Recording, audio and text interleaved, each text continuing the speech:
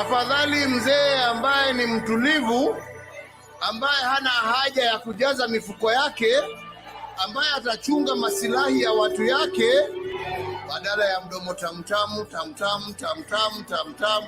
Lakini akiingia ni wale wa kufanya moja yako, nusu ya mwananchi, 2 yako na 5 yangu, na unawajua nyinyi.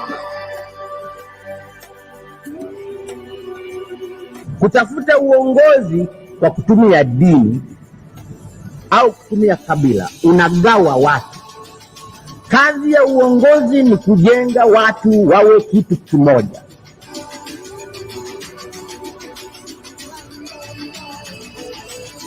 The 2.2 billion has been spent in the office of the president and State House between July and September. If you do that calculation, it means that we spend in that office 23 million per day and 1 million per hour. That cannot be sustainable.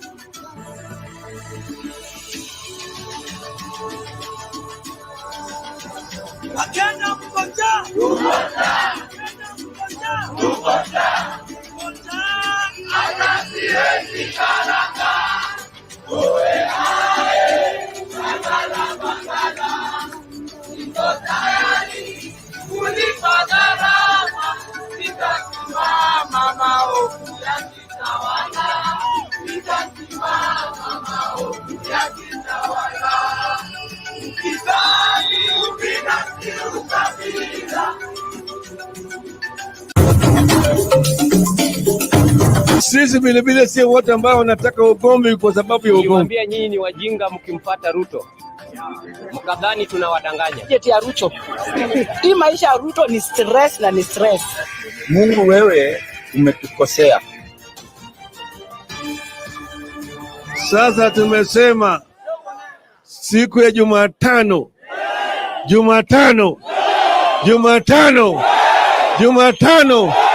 Mko tayari?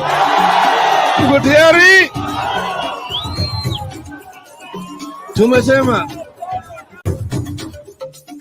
tunaingia vijijini, mijini na hata jijini kukuletea taarifa mchana kutwa. Usiku tunaketi kitako, tunadadavua tukichanganua taarifa na makala muhimu yanayokuhusu wewe na familia yako. Ungana na Bernard Ngozi kwenye Open Forum Political Show kuanzia saa 4 usiku hadi dakika zake kila siku ya wiki kwenye Sound Candy Talk. Tukutane Sound Candy Talk.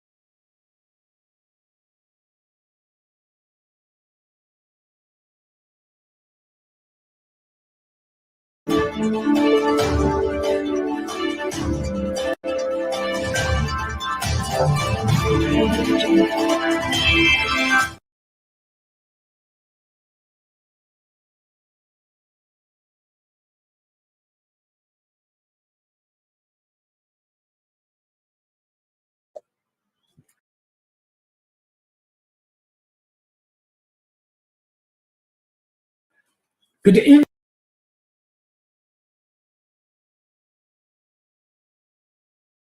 ladies and gentlemen. Thank you so much for making time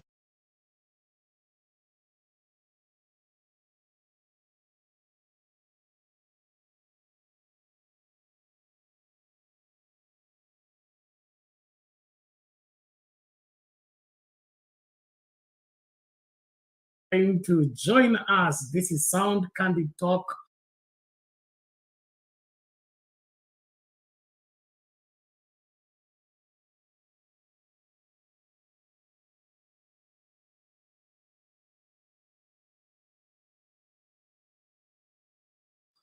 Open forum political discussion show, the show that gives you an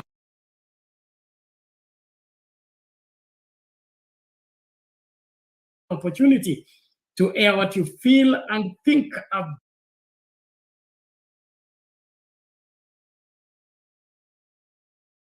about the latest development on our political front.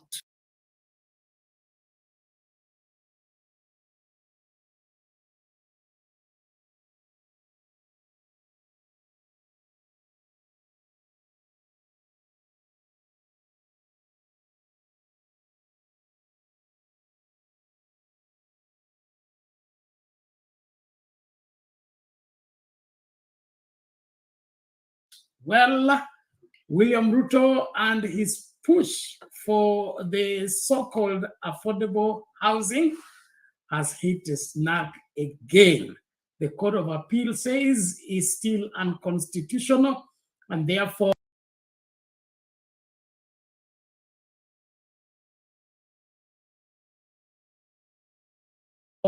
it should be stopped forthwith. No more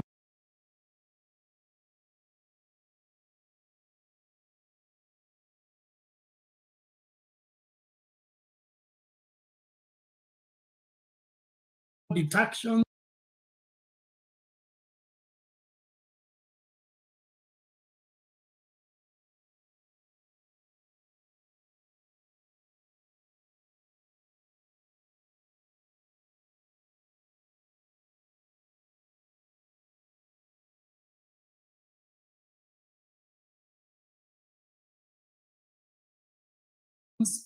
deductions from the workers as William Ruto had intended, planned, and of course drawn out.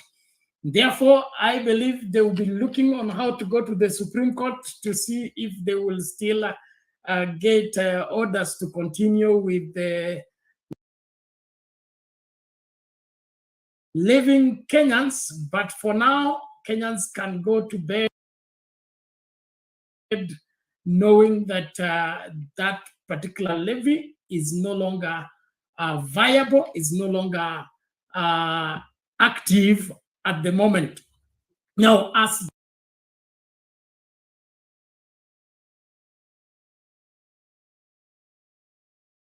that is happening, William Ruto, of course, is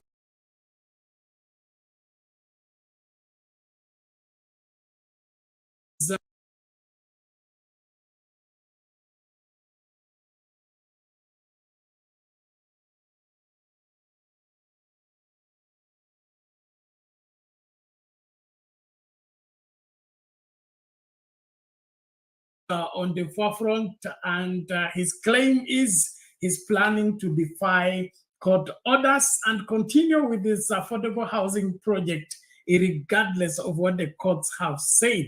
And then the workers' union, on the other hand, they say, let him try, but any employer who continues to deduct the housing levy, he is going to face mass action from the workers, because it is no longer business as usual. Nobody wants to be taken for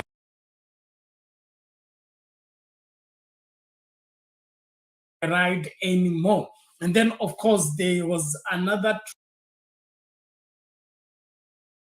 trouble for William Ruto and team from the court still.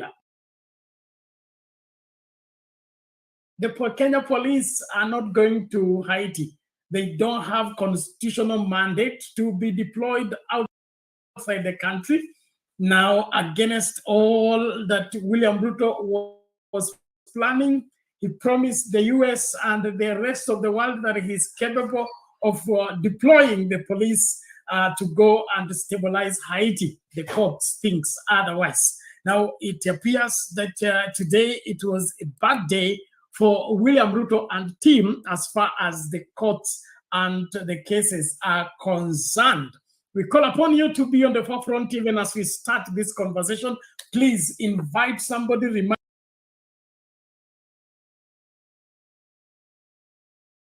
somebody, let us engage and make a difference tonight.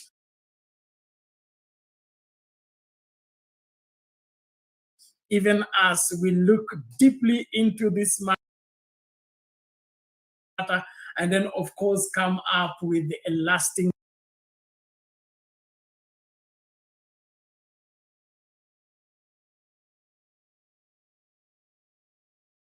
solution. So nobody's taking this line down anymore.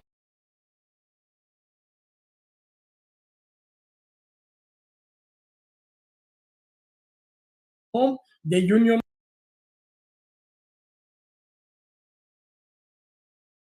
for workers, the nurses union, the teachers union,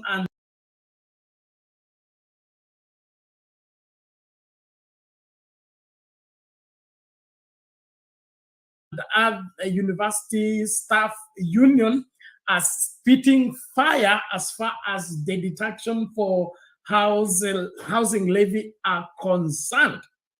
And that means let William Ruto try it. I believe this is one of the things that will cause that spike for the unprecedented mass action that William Ruto has been running away from all along. And then, of course, shares of trouble, the ground has shifted. The ground is becoming slippery for one William Ruto in his, of course, campaign mode that he is trying to tune the country into, and then, of course, try to divert the attention of Kenyans from asking right questions in order to demand right answers. I want to salute all of you that are joining us. We are live on Sound Candy Talk Live YouTube channel, Sound Candy Talk YouTube channel, and Ingoziem Bernard profile page on Facebook, as well as TikTok. Thank you for the TikTok family. Asante sana kwa kujoin. Tafadhali ukijoin karibisha mtu, endelea kutap screen, alafu tusonge mbele tunapomakinika kwa kuchambua siasa zetu na kujua mbivu na mbichi ya mambo haya yote. Kwa hivyo usikae mbali, wasaa ndio huu. Mambo lazima yaende kulingana na ratiba, na hiyo ratiba lazima iwe kwa faida ya Mkenya. Sababu ya siku wa hapa kila siku ni kuhakikisha kwamba Mkenya anafaidika na Mkenya ananuzurika kutokana na maafa yote ambayo serikali ya William Ruto inapanga na kupangua kinyume na Wakenya. Kwa hivyo usikae mbali, karibisha mtu, alafu like, anza tu na kulike video. And of course, there is the poll question that we want you to respond to. And the poll question is simple.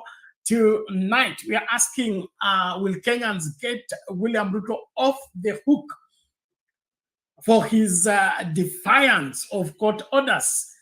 Will Kenyans tolerate the defiance of court orders, especially when those court orders are in the pretext of making life affordable for Kenyans and making life easy for Kenyans? So who is who? Are Kenyans going to rally behind Ruto against the courts, or Kenyans are going to rally behind the courts against Ruto?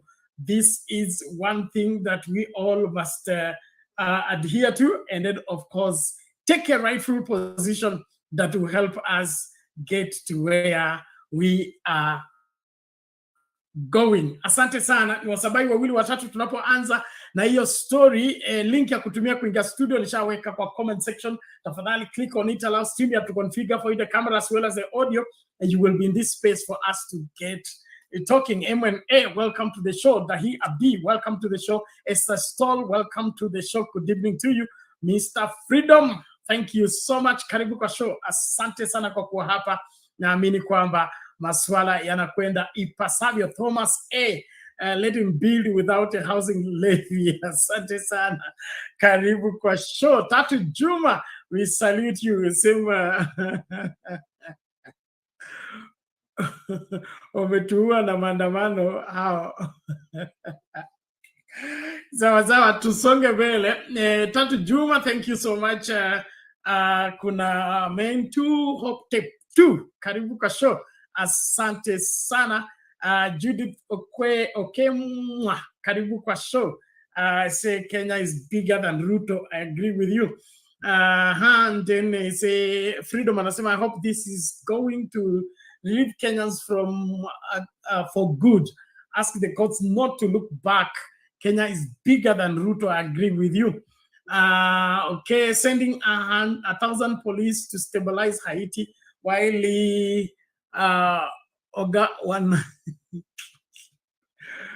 Oga wanachinja wasichana wetu ndani ya Airbnb kama kuku.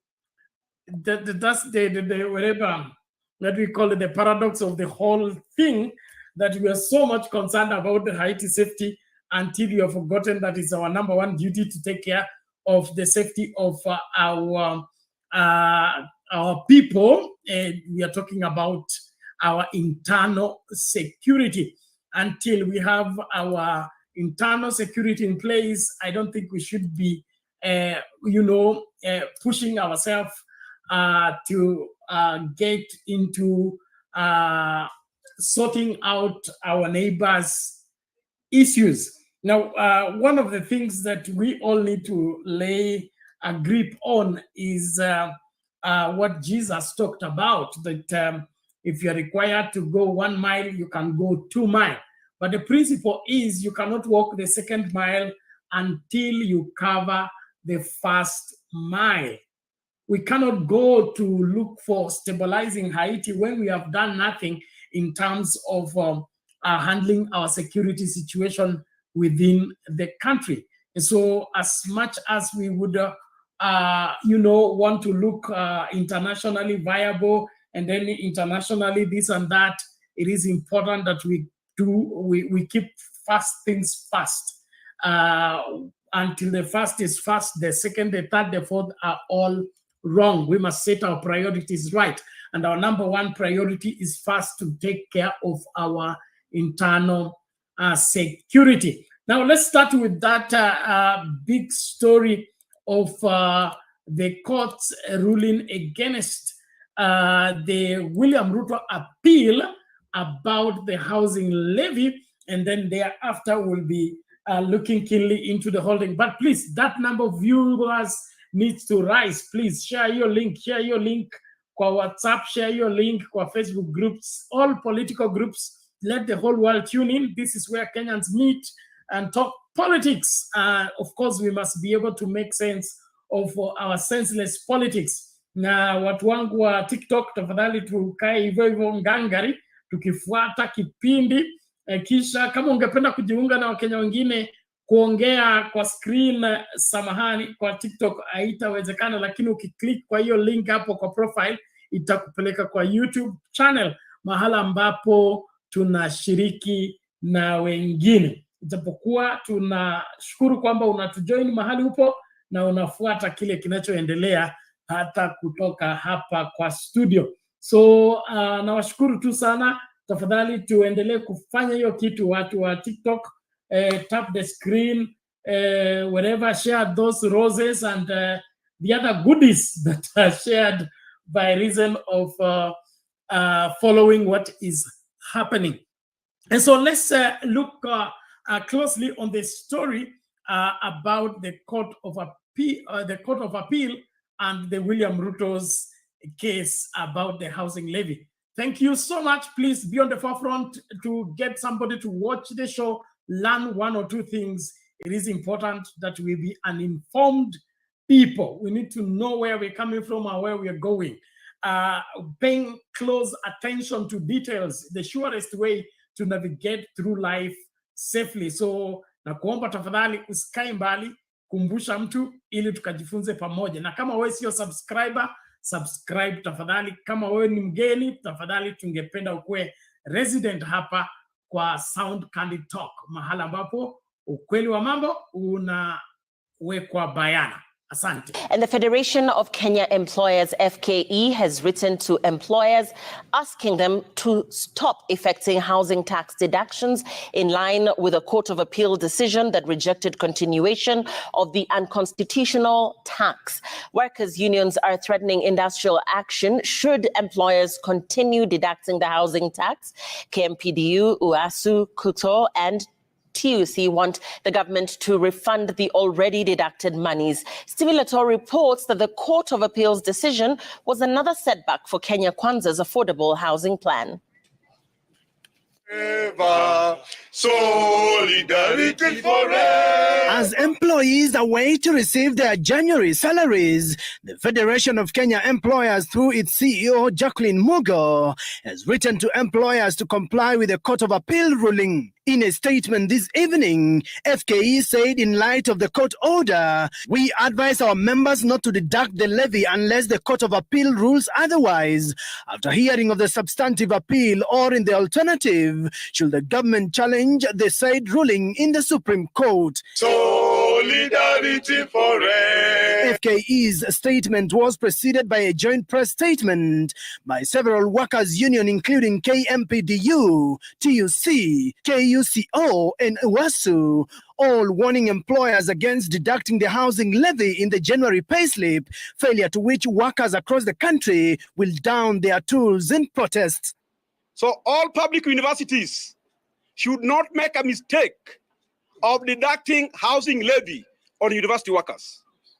If you try, that will be the beginning of the mother of all strikes. The workers' union also wants the government compelled to refund workers the monies that had already been deducted after the housing levy was declared unconstitutional. We demand all house levy deductions to be refunded with interest immediately. We demand the costs to be respected by the employers just like the employees do. Any employer, person, or entities who deduct this illegal tax from the worker's salary will bear individual responsibility. I want to put lecturers on the lookout. Check your pay slips. If you see this illegal deduction this month, go out and strike.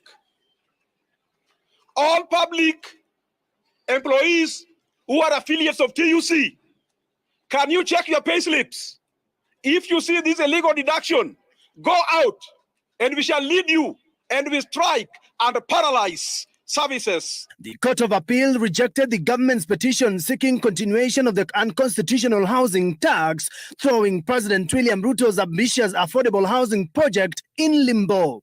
Court of Appeal judges Lydia Achode, John Mative, and Paul Gashoka noted that the High Court had found that the housing levy was introduced without a legal framework, and the levy was targeting a section of Kenyans. The Court of Appeal saying that should it uphold the High Court's decision, then some far-reaching decisions that will have been undertaken pursuant to the impunged laws may not be reversible. The ruling further noted that public interest in the judge's view tilts favor of in not granting the stay or the suspension sought. Public interest tilts in favor of awaiting the determination of the issues raised in the intended appeals. The judges refused to grant conservatory orders raised in all the 4 petitions, one by the National Assembly and the Speaker of the National Assembly, another by the Treasury and the Attorney General, one by Senator Okiya Omtata and others, and the last by Katiba Institute and for the 3 others. The court called for expeditious hearing of 4 appeals to resolve issues raised with finality. Stephen Leto, Citizen TV. Haya mambo ni kama hayo. Viongozi wa union za wafanyikazi wanasema hiyo levy wasifanye hivyo mwezi huu, wakijaribu basi wangoje maandamano ambayo yatakuwa maandamano yasiyokuwa ya kawaida. So inaonekana Wakenya wamefurahia sana ujumbe wa Court of Appeal kusimama kidete na kuhakikisha kwamba William Ruto na timu yake hawaendelei kuharibu katiba yetu. Now, this is one sure thing that we have reason to fight for, and that is the continued modulation of our constitution in favor of one person's interest. Our old constitution that we replaced in 2010 was destroyed by the same move, okay? That is how we ended up having an imperial president. That is how we ended up having clauses like whatever the president gives, it becomes, right. It was so bad that there was a law in the old constitution that nobody can own land around the beaches except the president has given it to you, things like that. So when we begin to mess up the constitution, adjust it to suit an individual, that is how we mess up our country. And so I will want to call on Kenyans, let's be vigilant on this matter. And even if the courts will rule otherwise, we need to have a stand that upholds the provision of the Constitution, and then be able to enforce the same regardless of the resistance. And so let's not play games, and ensure that the freedoms we enjoy are guarded. As it is said, we are only standing when we watch, while we are watching. And vigilance is the surest way to keep our freedoms, because we are always under threat by those who would want to enslave us and turn us into whatever they want us to be. So as Kenyans of goodwill, let us focus and ensure that we don't let William Ruto turn this country into a banana republic by introducing his village mentality, understanding of how to run the country, and fail to follow the provision of the Constitution. The 2010 Constitution turned things in this country, simplified leadership of this country to an extent whereby if we only had a good, what we call political will, the running of the affairs of this country was simplified with devolution.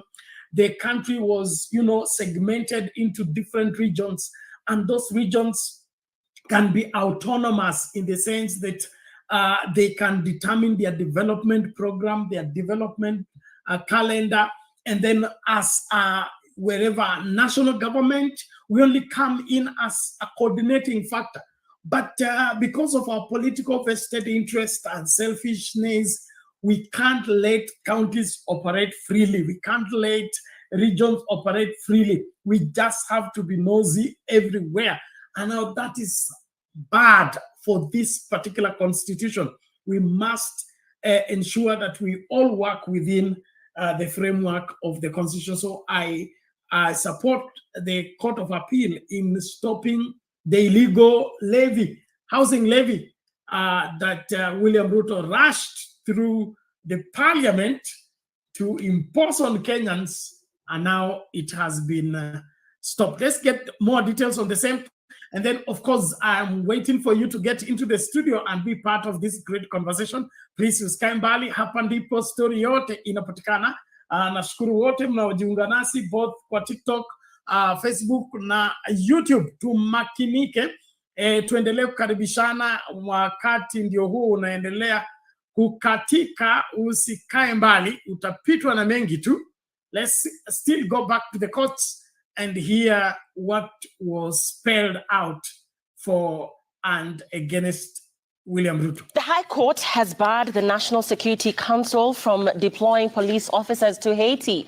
High Court Justice Chacha Mwita, who delivered the judgment on Friday, held that the deployment would be illegal, null and void, since NSC has no legal mandate to deploy police officers outside the country. According to Justice Mwita, NSC can only deploy armed forces for peacekeeping missions and not security services. Serafine Achieng Oma with details of this outcome that is yet another blow for the government, which has since vowed to challenge the court's verdict and defend its decision to support the troubled Caribbean country. The planned deployment of Kenyan police officers to the Caribbean nation of Haiti has hit a snag. The High Court has declared it unconstitutional, null and void. The act of deploying police officers to Haiti is unconstitutional, illegal and void, that police officers cannot be deployed outside Kenya, and sections 107, 108 and 109 of the National Police Service Act are constitutionally invalid, among other reliefs. In his judgment, Justice Chacha Mwita stated that NSC has no legal mandate to deploy police officers outside the country. They can't send police forces because it's against our constitution, it's against the law. They can only send the Kenya National Defense Forces, which is the Kenya Army, the Air Force, and the Navy. That's what they are mandated under our Kenyan constitution and under the law. The court has emphasized that if any deployment is to happen, then it has to respect Section 107, 108, and 109 of the National Police Service Act. Last year, on 24th of October, Justice Chacha Mwita had extended orders stopping the proposed deployment of the police officers to Haiti for a peacekeeping mission, pending the determination of a case filed by Third Way Alliance Party leader Ekuru Aukot. Dr. Aukot had argued that the decision to deploy the police officers to Haiti was ill-timed since the country was facing its own security challenges. What wisdom could possibly have driven President William Ruto to make that roadside declaration that Kenya police, who are very inadequate in our own country, could be deployed to another country? Before the order was issued last year, Parliament had okayed the request by the National Security Council to deploy 1,000 security personnel to help the war-torn country combat gang violence that had led to massive deaths, kidnappings, and extortion. The government has, in the meantime, indicated that it will challenge the High Court's verdict. In a statement to newsrooms, the government affirmed that Kenya has an outstanding track record of contributing to peacekeeping missions internationally in countries such as South Sudan, Namibia, Croatia, Liberia, Sierra Leone, among others. The statement further stated that the government reiterates its commitment to honoring its international obligations as a member of the community of nations. The choice of Kenya to provide this support was not by default. It wasn't through guesswork. Many countries identified us as a safe pair of hands, as a country with a rich history in peacekeeping, peacemaking, and peace operation. The High Court decision comes as a major blow for the government, which had defended its decision to support the violent hit country as part of its international obligation to usher in stability, development, democratic governance, and a return to normalcy for the people of Haiti. Serafine Achieng Oma, Citizen TV, Nairobi. Mambo ni kama hayo. Ndugu zetu wameokoka kutokana na kwenda kuchinjwa huko Haiti, kwa sababu hiyo jukumu wanasema aidha sheria inasema kama ni lazima waende nje, basi wakuwe part of the army and not the Kenya police.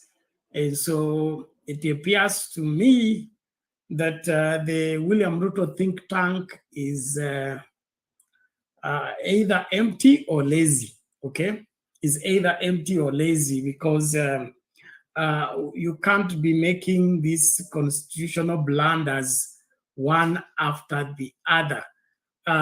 It's either there is somebody who is refusing to speak sense or listen to sense.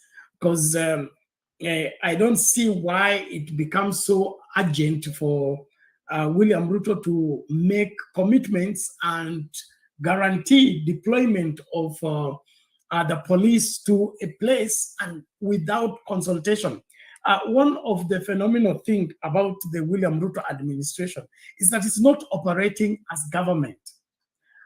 Government operates from the place of knowledge. That's what my understanding is. Government does not operate like an individual. The government operates from a place of knowledge. And as president, you only speak from the place of knowledge. You don't air out anything until it has been double-checked and it is safeguarded within the framework of the Constitution. That's what makes you a viable leader. That's what makes you a reliable leader, that you're speaking out of the wealth of knowledge and wisdom that you have, and then this wealth of knowledge and wisdom is not baseless. And so you don't just go out there and you hear they are looking for police to go to Haiti. Then you say, I'm here, I'm going to send 1,000 police to Haiti. We need to have a government, at least people that are thinking through, who understands how international relations work and how deployment of our forces work, not just this impromptu, a primitive way of doing things. We are suffering embarrassment as a country. Okay, we are suffering embarrassment as a country because what William Ruto is operating is worse than a merry-go-round. Okay, it's worse than the whatever we call them what, disco matanga or something like that. We can't work like this. And so you don't just wake up and say you're going to do this. Everything government does must be in the framework of the law. And for you to work within the framework of the law, that's why as president, you must have advisors, and advisors needs to be experienced people who know how operate works. This is what is called statecraft. You can't just be doing all this. And so look at the blunders now we are suffering. Now the police are no longer going. America had already paid you. They will demand refund. Hii is your kukula fare. Kama mlikula pesa wenyewe wanakujia. So mjiandae kulipa. Okay. And then of course kuna nini nyingine. Look at the blunder they made about the G2G agreement. It's called the gangster to gangster arrangement. That is one of the things that have contributed to the depreciation of the Kenya shilling. The G2G agreement. It made the dollars to fly out of the country because there was no more business for dollars. When Uhuru was in office and the purchase of petrol, or rather fuel, was taking place monthly, it demanded that dollars had to be in the country for the people who are importing the oil to import the oil. And so we had people who are doing no other business. They were not in oil business, they were in dollar business. And they knew that every end month, the dollars would be on high demand in Kenya. And so the dollars will come into the country and strike what? The balance of how the shilling, that's what, trades with the dollar. But William Ruto, without thinking through, comes up and say, now we are going to remove the pressure of having to get $500 million per month. We want to have it easy, have some breathing space. Now the dollar will be coming once in 6 months. Now look at what has happened. The dollar flew out of the country and the shilling got what? Into problems. Now, to fix that is going to take ages. And so that's why I'm very much not so happy with the way William Ruto is operating. I don't see how he has been in government this long and he doesn't understand how a government operates. There is no government that operates impromptu. There is no government that operates by accident. Every government that is a worthwhile to be called government only acts on information. And the schedule for the operation of government, especially the movement of the president and things like that, they are not an afterthought. They must be prearranged months ahead. And everything must be put in streamline so that there is no more accidental operation. So hii William Ruto anatufundisha sio serikali inafanya kazi, hii ni mchezo unachezwa. Mchezo unachezwa. Yaani hii inaitwa nini, wale wanaita kalongolongo, okay? Kalongolongo, chama maana chapa pacha serikali. That's what we are being treated to by William Ruto. Okay?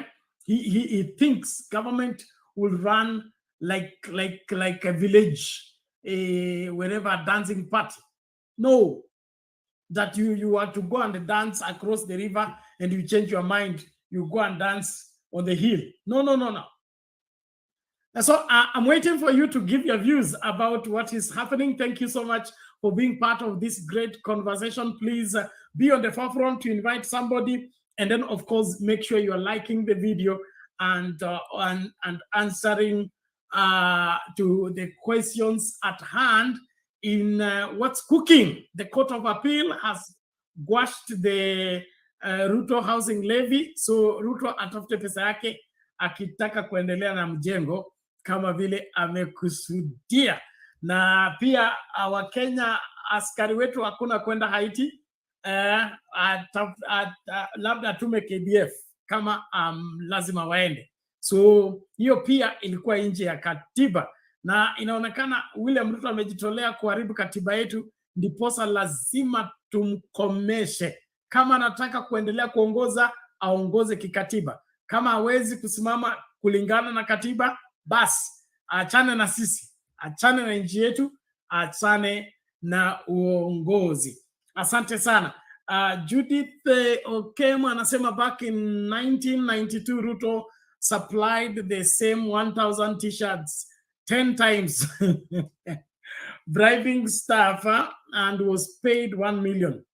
1 million for only 1,000 t-shirts, costing 120 bob per unit. This oh God, this now this is what is continuing. Now these shortcuts have to come to an end. The shortcuts have to come to an end. I'm happy Joseph is here. Just a moment, Joseph, we are coming back to you. Ladies and gentlemen, tafadhali tuwe mstari wa mbele. Hakikisha una like video, hakikisha unafanya nini, unakaribisha mtu, alafu after short video tunakwenda kwa Joseph. Tukitoka kwa Joseph, I'll be giving official communication. Asante sana. Many thanks for watching KTN News and KTN Home. My name is Dennis Aseto. Welcome to this edition of News Desk. We have stories back in the headlines. Today has been a packed day from the corridors of justice. We have a lot on that, but now let's go straight to the top story. These are now. The Kenya Kwanza government has been dealt a major blow after the Court of Appeal declined to suspend orders barring the state from deducting the controversial housing levy from salaried Kenyans. This means that the housing levy remains suspended as the High Court declared last year. The Attorney General, on behalf of the government, appealed the High Court decision, which declared the deductions unconstitutional. The housing levy was effected under the Finance Act 2023 in June last year. Still at the corridors of justice,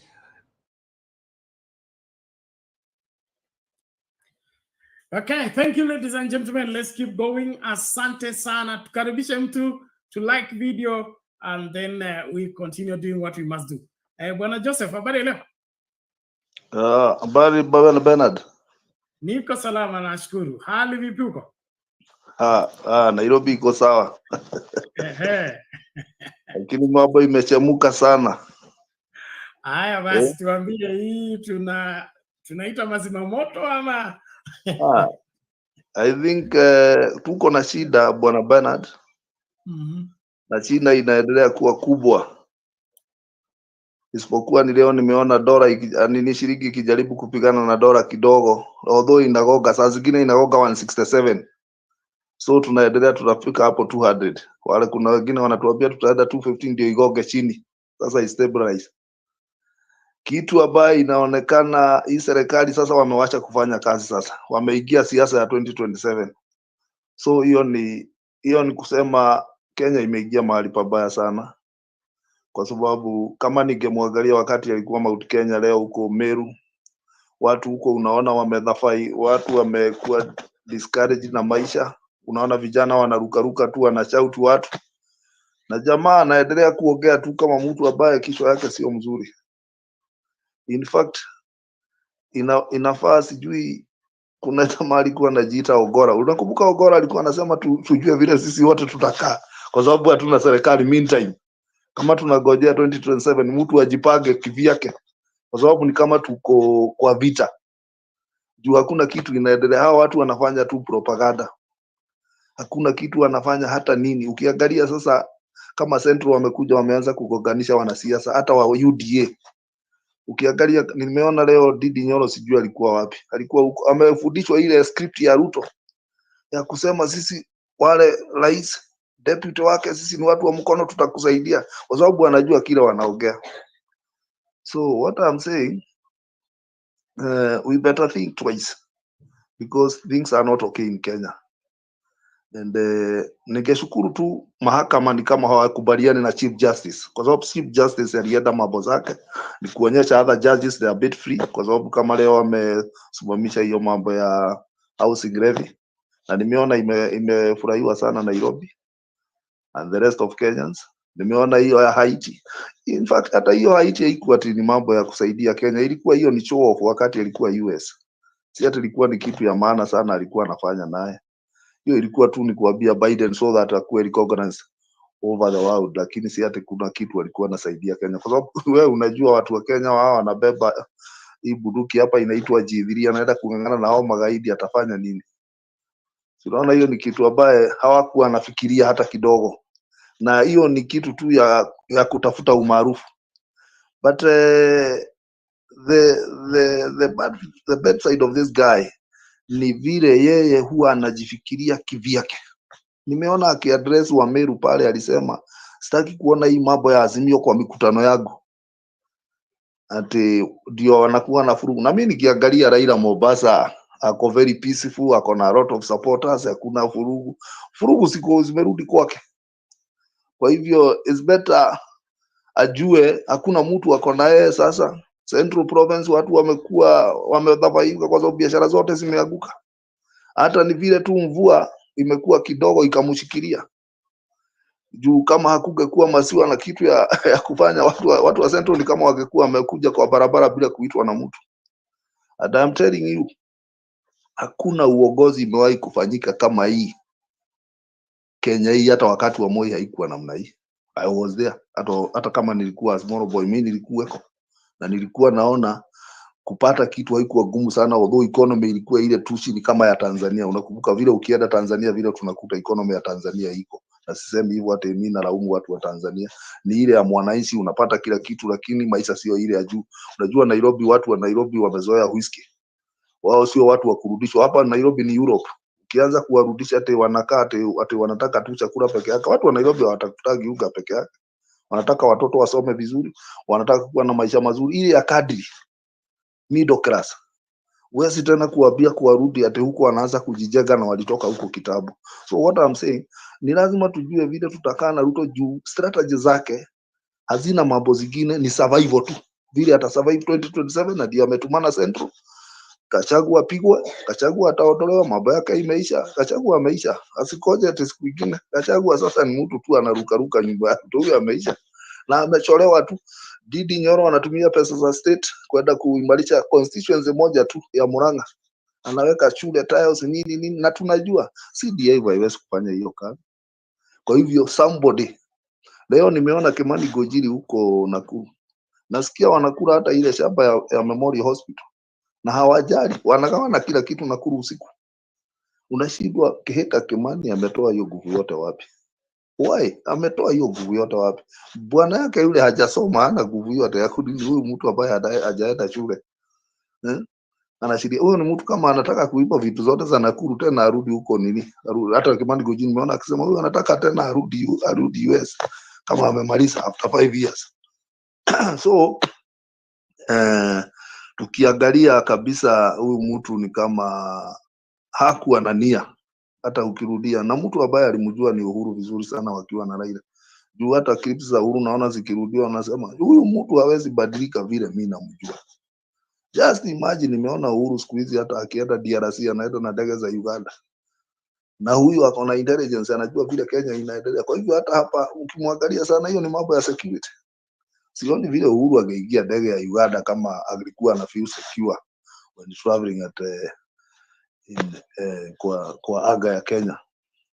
Alikuwa anaogopa anaenda Uganda, hujui kama alienda na gari ama alienda na helicopter yake Uganda ndio aweze kuconnect DRC. So there is a big problem in Kenya. Na tena nimeangalia sana, nimejaribu kuangalia, nimeona wakali wamenyamaza, hawaongei kwa sababu hao ndio wanakula hizo pesa. Hapa Wakikuyu, Wajaruo, Waluhya ni kuiba tu hivyo, hapa tunakorogwa tu. Na unajua Bernard, hao watu nilikuambia hawafanyagi biashara. Nimekaa nao kama miaka 30. Mtu akipata pesa anaenda nazika kwa chini. So hizi pesa hata hazikuji kwa bank. Go to any bank, uuliza wale watu wa bank wanafanya kazi kwa bank, watakwambia Kenya tu ndio kuna shida. The whole of East Africa, Kenya ndio kuna shida. Eastern Central, Kenya ndio hakuna pesa.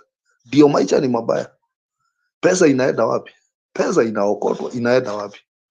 Unaweza lala ukiokota pesa day and night na asubuhi huna pesa. So there must be a hole somewhere inawekwa hizi pesa. Kuna mtu ako na project nyingine ambaye sio ya Wakenya. Somewhere, maybe outside Kenya. Because hii mambo ya manyumba, hakuna nyumba hata moja inajengwa. Nyumba zile kama za Ruto wamemaliza juzi, hizo ni za Uhuru. Na tulikuwa tunaziona tu hapa, hiyo jia yetu tunajua vile zilianza kujengwa. Zile Mukuru kwa jenga ilianzishwa na Uhuru. Ile ya Kitengela alifungua ni Uhuru. Hizi za hapa Pagani ilikuwa za Uhuru. Zake ni gani? Zinajengwa wapi? Hao vijana unasikia 120,000 wako wapi? Waulize. Chukua mkono mmoja hapa andike hapo anafanya huko. Hakuna. So I don't know, mimi sijui vile tutafanya, kwa sababu unajua sisi watu wa Kenya ni watu wa kuvumilia. Maandamano wakiitwa na Raila wanasema watauliwa.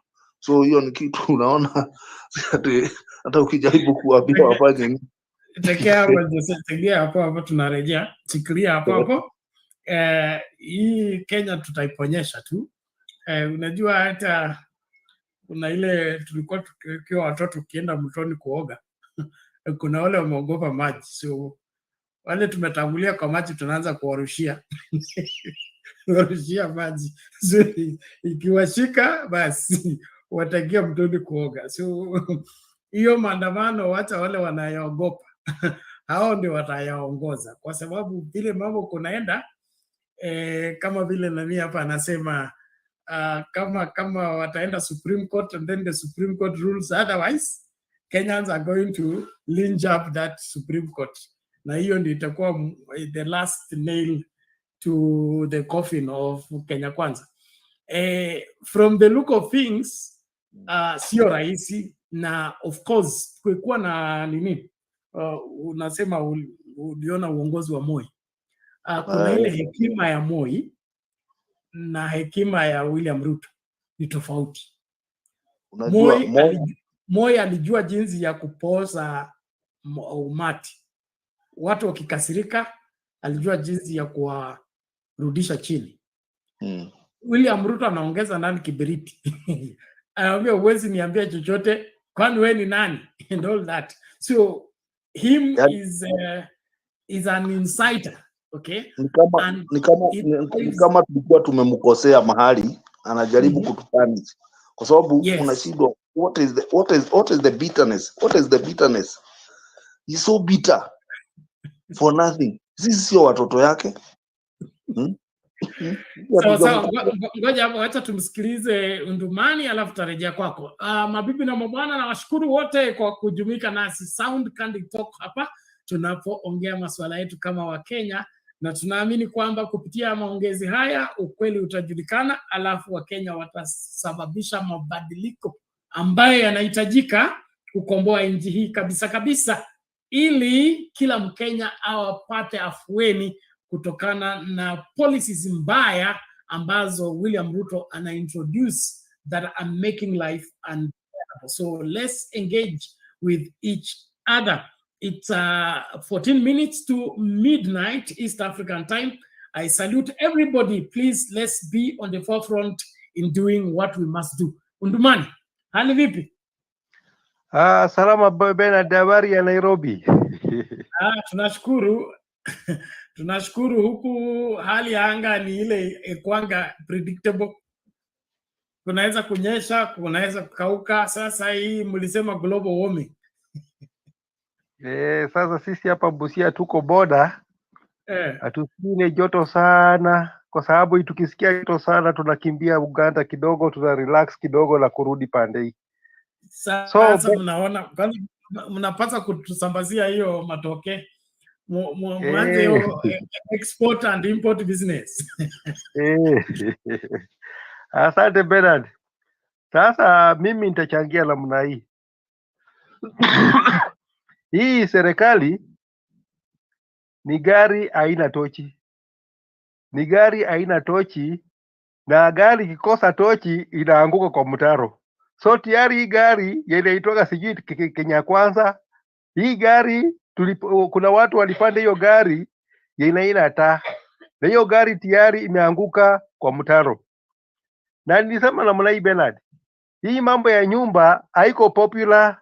Hakuna hata wakati alikuja hapa Busia, hakuna mbunge yoyote yule aliongea maneno ya nyumba. Hakuna.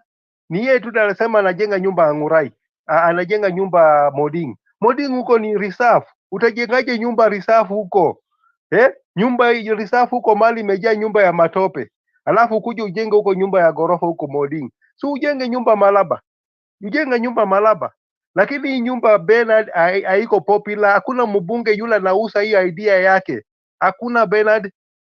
Ukiona hata huyo watu walimu mwenye anatetea yeye, hata auzi hajaongea kwa maneno ya nyumba. Kwa anajua hao watu ni wakora. Yeye aliingia tu kwa hiyo serikali kukinga hiyo kiti yake. Bure hiyo kiti yake ingekuwa imeenda ya Atuoli. Lakini sasa yeye aongei maneno ya nyumba. Huyo Atuoli aongei na maneno ya nyumba, na ndio wafanyakazi hao ndio wanakatwa pesa. Anatetea wafanyakazi namna gani? Sasa koti imeamua ya kwamba hii maneno ya nyumba itupiliwe mbali. Maneno ya nyumba itupiliwe mbali.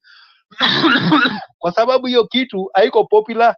Hata huyo anaitwa nani? Huyu Musalia Mudavadi. Akikuja Western pande aongei maneno ya nyumba. Nani huyu anaitwa nani? Huyu Wetangula. Spika. Aongei maneno ya nyumba. Ni yetu ndiye anapiga kelele, nyumba, watu watapata kazi. Sasa mimi nashindwa president msima. Badala ya kutafutia wananchi yake kazi nzuri, anawatafutia kazi ya maso, kazi ya kujenga manyumba. Hiyo manyumba ikiisha, hao vijana wataenda wapi? Atafutia vijana wa Kenya kazi iko long lasting. Ita waikazaji wajenge hapa factory hapa, wajenge Busia, wajenge wapi? Vijana wapewe kazi ile ya muda. Hapana president tu mzima anatafutia watu kazi ya kujenga nyumba. Ya kufanya namna gani? Ya kujenga nyumba Bernard.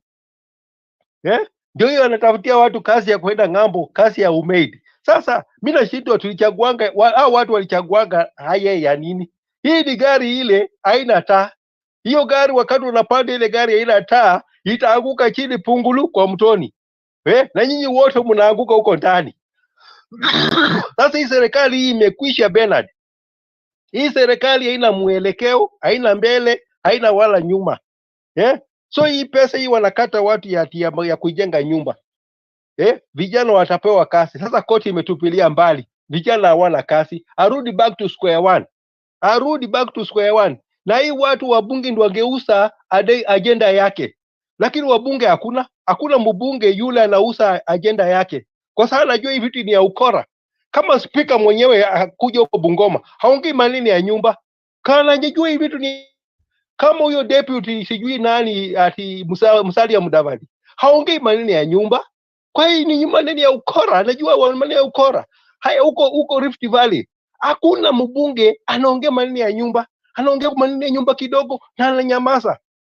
So hii kitu haiko popular, na mimi naona hii wakati koti imeamua, wanakuwa na hasira gani? Hasira, pressure warudishe chini. Koti imefanya kazi yao, wakubali mambo ya koti. Wakisha kubali mambo ya koti, pressure yao irudi chini. Mimi naona hii pressure hii ya nani anaitoka nani huyu anaitoka nani Kimani Ichung'wah, pressure arudishe chini, atakufa ugonjwa ya moyo bure. Pressure arudishe chini na afuate mambo ya koti. Vitu ya kusema anaenda kwa appeal vitu gani? Yeye hawana agenda ingine ya kutafutia Wakenya kazi mpaka ikuwa ya kujenga. Hawana agenda. Walisoma wapi? Walienda kusoma wapi? Ndio Bella nilikuwa nakwambia hii wasomi ni wapumbavu. Hawezi kutafutia watu yao kazi ile ya maana, Bella. So wakula pressure imepanda, wanasema wataappeal nini? Warudishe pressure chini, watafutie Wakenya kazi ile iko ya maana. Si mpaka watu waende kujenga, si mpaka watu wataki manyumba. Watu walikaa na manyumba. Kwani wakati walichukua uongozi ya serikali hii, wakati waliingia kwa uongozi, walipata watu wanalala kwa mtaro? Watu walikuwa wanalala kwa mtaro, walikuwa wanalala kwa nyumba. So nyumba zilikuwa sasa, sijui hizo nyumba gani hizo wanataka kujenga. Hizo nyumba gani hizo wanataka kujenga kama hii si porojo? Hii ni porojo ya kunyang'anya Wakenya pesa yao kwa mfuko. So hao watengeneze pesa ya Kenya irudi, dola ikuwe sawa. Dola ikisha kuwa sawa, watafute wawekezaji. Wakishapata wawekezaji, weke factory Busia, weke factory Bungoma, weke factory wapi, alafu hivi vijana wetu waingie katika hizo factory wafanye kazi. Hiyo ndio kazi ya rais yule tulimchagua. Lakini pala kazi ya rais yule anatafutia watu kazi ya umaid. Maid gani unatafutia watu ati ngambo, kazi ngambo.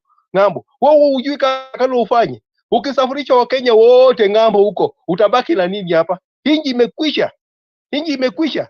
So ukisafirisha Wakenya tuende ngambo kufanya kazi, wewe utabaki na nini? Hakuna. So hii serikali ya Kenya kwisha haina mpango, iko mpango less. Hii haona mpango yoyote. Kazi yao ni kupigia watu kelele kwa barabara, nyumba. Ndio hiyo hakuna. Haya, wakataka vijana wetu waende Haiti huko. Waende Haiti kufanya nini? Kufanya nini kama amani imekosa kuweka tu hapo kwa mpaka ya Baringo hapa Pokot watu wanakufa pale. Na huwezi kuenda kuangalia ile vita iko Pokot wa Kenya wanauawa. Halafu watenda kufanyaje amani huko Haiti? Na kwao kwenyewe kumewashinda. Huko Baringo wanalia sana. Watoto wanauawa, hata wengine waendi shule, wametoroka. Waendi shule kwa sababu ya vita. So hiyo vita wameshindwa kurarua vita ya kwao huko nyumbani, wanaenda ile ya mbali. Ile ya mbali watoe Sabelad. Mimi nashukuru koti kwa kutupilia hii vita yao mbali. Ni vita ya ujinga. Hiyo ni vita ya ujinga. Watafute agenda ingine inaweza kuwasaidia Wakenya. Wako kwa madaraka kwa mwaka mmoja na miezi 6. Wanaanza kutapatapa, nyumba Haiti, nyumba Haiti, wapi. Wapatie Wakenya mipangilio ile iko imara. Ndio nasema hawa hawana mipango, ni kelele tu ndio wako nayo, kupigia watu kelele kwa street, kupigia watu kelele kwa street. Hata wananchi wamewakataa. Wajui waone dalili ya wananchi wamewakataa. Kama mwananchi anakataa kiongozi yako, si amekukataa hata wewe. Ni vile nataka kukuambia direct. Kwanza aone kwa viongozi hao. Viongozi tumewakataa. Tunangoja tu hii serikali tuipeleke nyumbani, kama ni leo, kama ni kesho, tuipeleke nyumbani, kwa sababu hawana agenda ile ya kuambia Wakenya, bali wamefanya maisha ya Wakenya imekuwa ngumu. Hawana mamlaka ya kuendelea kutawala nchi hii. Hii nchi imewashinda kwa sababu ni wakora. Unajua hakuna kitu bena tutapata kwa mtu mkora. Mkora tu ni maneno kwa mdomo. Sasa hii ni hasira. Ile pesa walikuwa wanataka kupora ya nyumba, koti imewakataza. So vile koti imewakataza, wamekuwa na hasira. So hii hasira, hii pressure warudishe chini, warudi kwa drawing board, waone Wakenya wanataka nini. Warudi kwa drawing board. Bernard, ni hayo tu Bernard, Mungu akubariki. Amina. Asante sana Undumani kwa mchango wako mzuri huo na wasia wako kwa Wakenya. Na lazima kila mtu akae ngangari. Nchi ni yetu sote na lazima tuwajibike. Na katika ile hali ya kuemphasize tu, unajua wanasema mbaazi akikosa kuzaa uzingizia jua. We are dealing with an administration that is full of excuses. Is either this or that, this or that. Lakini nimeambiwa katika zile duru za kutoaminika kwamba the beef between Kashagwa and Ndidi Nyoro is stage managed by UDA to confuse Kenyans. So kama wanataka kuchinjana wachinjane hao kwa hao. Sisi kama Wakenya tuendelee kuangalia mbele kule ambako tunapaswa kwenda, sio kuwa distracted na michezo ambayo inachezwa na watu wazima. Kama wewe ni kiongozi lazima uwajibike katika kuongoza. Usikue kiongozi ambaye unatumika kuhadaa Wakenya na kuwadanganya kwa mambo ambayo yako wazi. Kwa mambo ambayo yako wazi. Uwezi kupumbaza nchi nzima. Sasa saa hii vilio ni kwamba hawa ni wako na nyumba, hawataki wewe ukue na nyumba. Wewe Wakenya tuko 55 million. Okay? Plus. Wewe unasema unataka kujenga 10,000 houses. How many 10,000 houses can go to 55 million people? Na yani unasimama tu kwa gari kuconvince watu ati 10,000 houses sitasaidia watu 55 million. Yani wewe unaona tu kwa akili yako Wakenya ni wajinga, watakufuata tu kwa sababu 10,000 houses. William Ruto na timu yake. Ngoja kidogo Joseph, tunarudi kwako. Kuna hii video lazima nicheze na ningependa kuwakumbusha just a moment. Ningependa kuwakumbusha kwamba tuko katika ile season ya kulipa bills. Tafadhali stakabadhi ni hizi kwa screen. How to support Sound Country Talk to pay their bills via M-Pesa. You use M-Pesa till number 516575 Sound Country Talk, ama unatumia ile M-Pesa number +254 718 454585. Screenshot that so that you have the details accurately. Usichanganye ili tusifike mahala ambapo tutaweza kuendelea. Na ningependa kuhimiza kila mmoja ahusike kwa njia moja au nyingine. So take those details and please respond. Unajua kipindi chetu ni cha kuongea na kuweka mikakati jinsi ya kukomboa nchi hii na jinsi ya kuelimisha Wakenya wakuwe katika hali ya kujua. So kuchangia, kusaidia channel, that is just one of the things we do, but the main thing here is to facilitate the conversation between Kenyans on how to make Kenyan life better. So we really want everybody to be on the forefront in helping us to be able to keep running this channel. And like you are aware, everything has gone up, and so even our cost of running this place has gone up. Our power bill has tripled, and so tunahitaji kila mtu tu atume mchango wake ili tusiingie katika arrears kwa kuendeleza masuala yetu from this particular studio. Now there are so many videos, so nitaomba tafadhali na wale watu mko kwa screen tuchanganye, okay? Nacheza video alafu tunazungumzia, and then tutapata nafasi nzuri tu ya kuelewana. Nijaribu tu nianze na hii video ambayo nimeombwa sasa na watu kama wawili watatu. Inamaanisha ina moto kweli. Basi tutasikiza tu in bits, kwa sababu ni mrefu, 16 minutes. We can only give it like 3 minutes or 4 minutes, and then the other part we'll do later. But huyu ni Kimani Ngunjiri, I think is a former legislator from Nakuru County. Anasema UDA dead. Kura hapa tuseme tunaomba kura za UDA. Tutaomba kura hapa. If that is the behavior we are doing, people who voted for us, Only 1 year we are misbehaving. Tumechukua kila kitu yote. I don't think there is somebody who vote for UDA hapa. Na watu wakuja hapa kusema mambo ya UDA watachomwa. If that is the behavior UDA is doing, si UDA ni Susan na bwana yake, they are the owners of the party. Shame on you people. Shame on you governor. Ile mambo yakuja utufanyia hapa.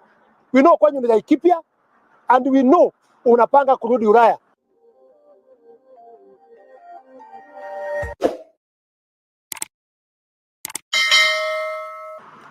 Well, ningependa kuangazia na kutoa maono yangu mimi mwenyewe kama Kimani Ngonjiri, kwa sababu ya mambo ambaye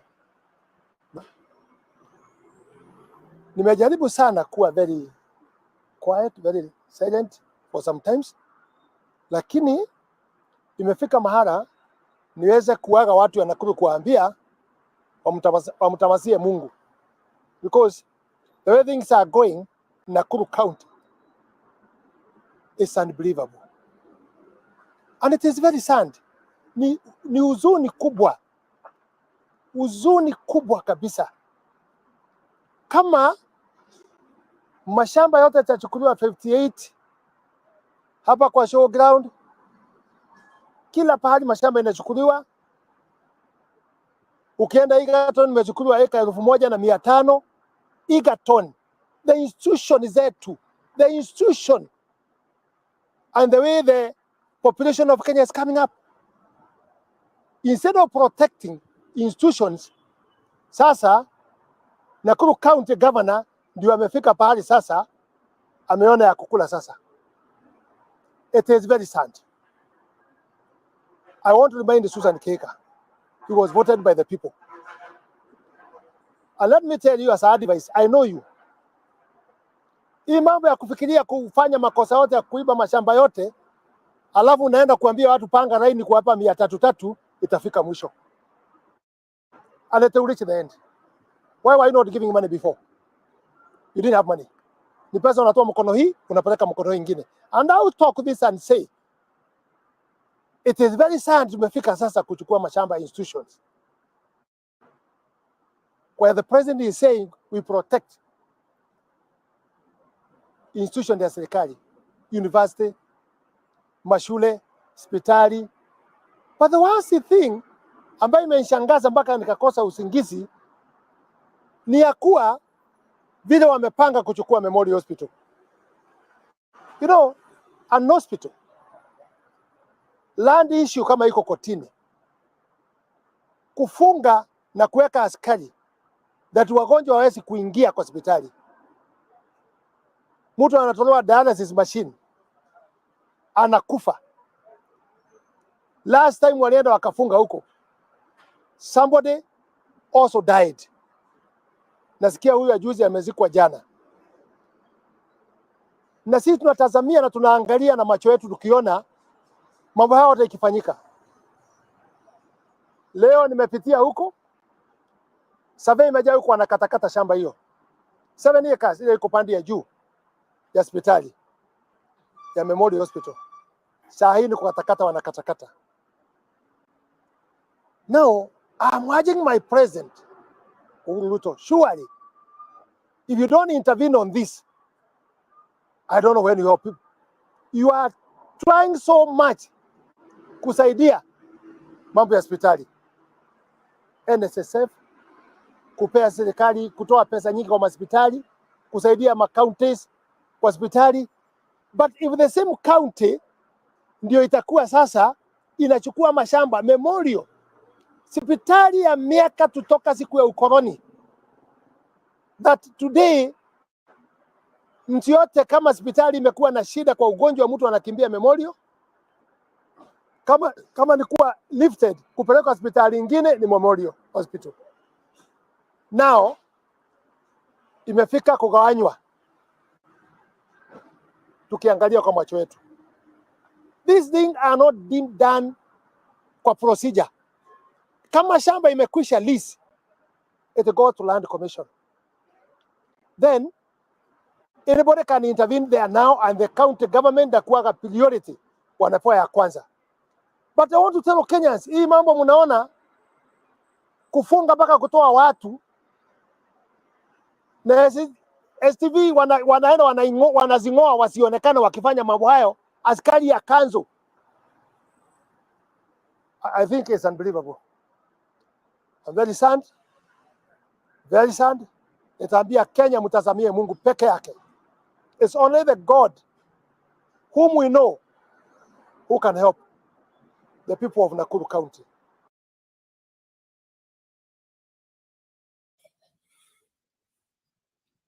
Okay, that is happening in your free Kenya. Very interesting. Joseph, I'll give you 1 minute, then we can bring in Kenyan Mandaman. Yes, Bernard. I will just mention 2 things. Nita mention hiyo ya Kimani Gojiri. Niliona that's an UDA diehard. Ukiona UDA kumewaka moto. That's one thing. Na ni vizuri akumbuke some few days ago wakati governor wa Sinigishu koti moja alikuwa anaongea, alisema wajaribu kulinda Eldoret kwa sababu Nakuru walinyang'anywa. Keka Kimani, the woman is being used by other forces. Hiyo ni kitu moja. Other things, ile kitu kingine ningesema Bernard ni huwezi kurun economy through propaganda. That is impossible because exchange rates itakuonyesha, itakuweka wazi hata hakuna kitu unafanya. Huwezi kusuguka ati propaganda una run economy. That will not work. The other thing, mambo ya Haiti, hiyo alikuwa anaenda kujiweka tu juu kwa sababu we have constitution in Kenya. Hatuna hiyo clause ya kuweka ya kuchukua our security officers kupeleka nje. Security officers they are within our borders, sio outside. Ukitaka kupeleka wanajeshi, they are armed. That is what they are called, armed forces. Kwa sababu hii mambo ingine alikuwa anatuletea tu ni propaganda, anaenda kudanganya Joe Biden tu wapewe pesa kidogo juu is a conman chip. Na ni vizuri kama Kimani Gojiri, ni my friend, namjua kitambo sana, ni mtu wa Moi, na ni vizuri ameshaelewa kwa sababu yeye alikuwa anafanya kampeni kubwa huko Nakuru tuweke hiyo UD. Ni wamefika mahali ya kuelewa. Sasa amesema ni Mungu tu amejua, hata his boss alikuwa one of the CAS ambayo walisimamishwa na court, alikuwa ameshaguliwa. Sasa amejua ni Mungu atatusaidia. Hakuwa anajua ati Mungu ndiye anaweza kutusaidia. Walikuwa naona kama Ruto ni Mungu. So Bernard, mimi wacha niwachie hapo watu wengine wa contribute, lakini tukae tukijua hakuna country tuna run sahi. Nothing anywhere, nothing, hakuna. Kwa sababu kidanganywa na mtu hakuna, nothing in the school, there is nothing. Watoto wanaomba pesa shule hata za kukula, nothing in the school. Hata shule za serikali wameanza kubuy books, so hakuna kitu. Thank you. So thank you, Mr. Joseph. It's great and sad that 60 years of independence, we cannot tell of one system that is working. Education, not working. Healthcare, not working. Food security, not working. Security, internal security itself, not working. What is it that has bewitched this country that we cannot be proud of at least one thing that is working? And it's like everywhere Ruto goes, things fall apart. Something must happen. So Kenyans, please, let's ensure that we are vigilant and we are not giving room to the mediocrity that William Ruto want to baptize us into. Naomba tushikilie hapo. Mute your mic, please. Bernard, don't forget that corruption is working. Oh, Joseph, corruption is the only system that is working. May God help us. Asante lakini. Kenyan Maandamano kamili, naomba tafadhali, karibu.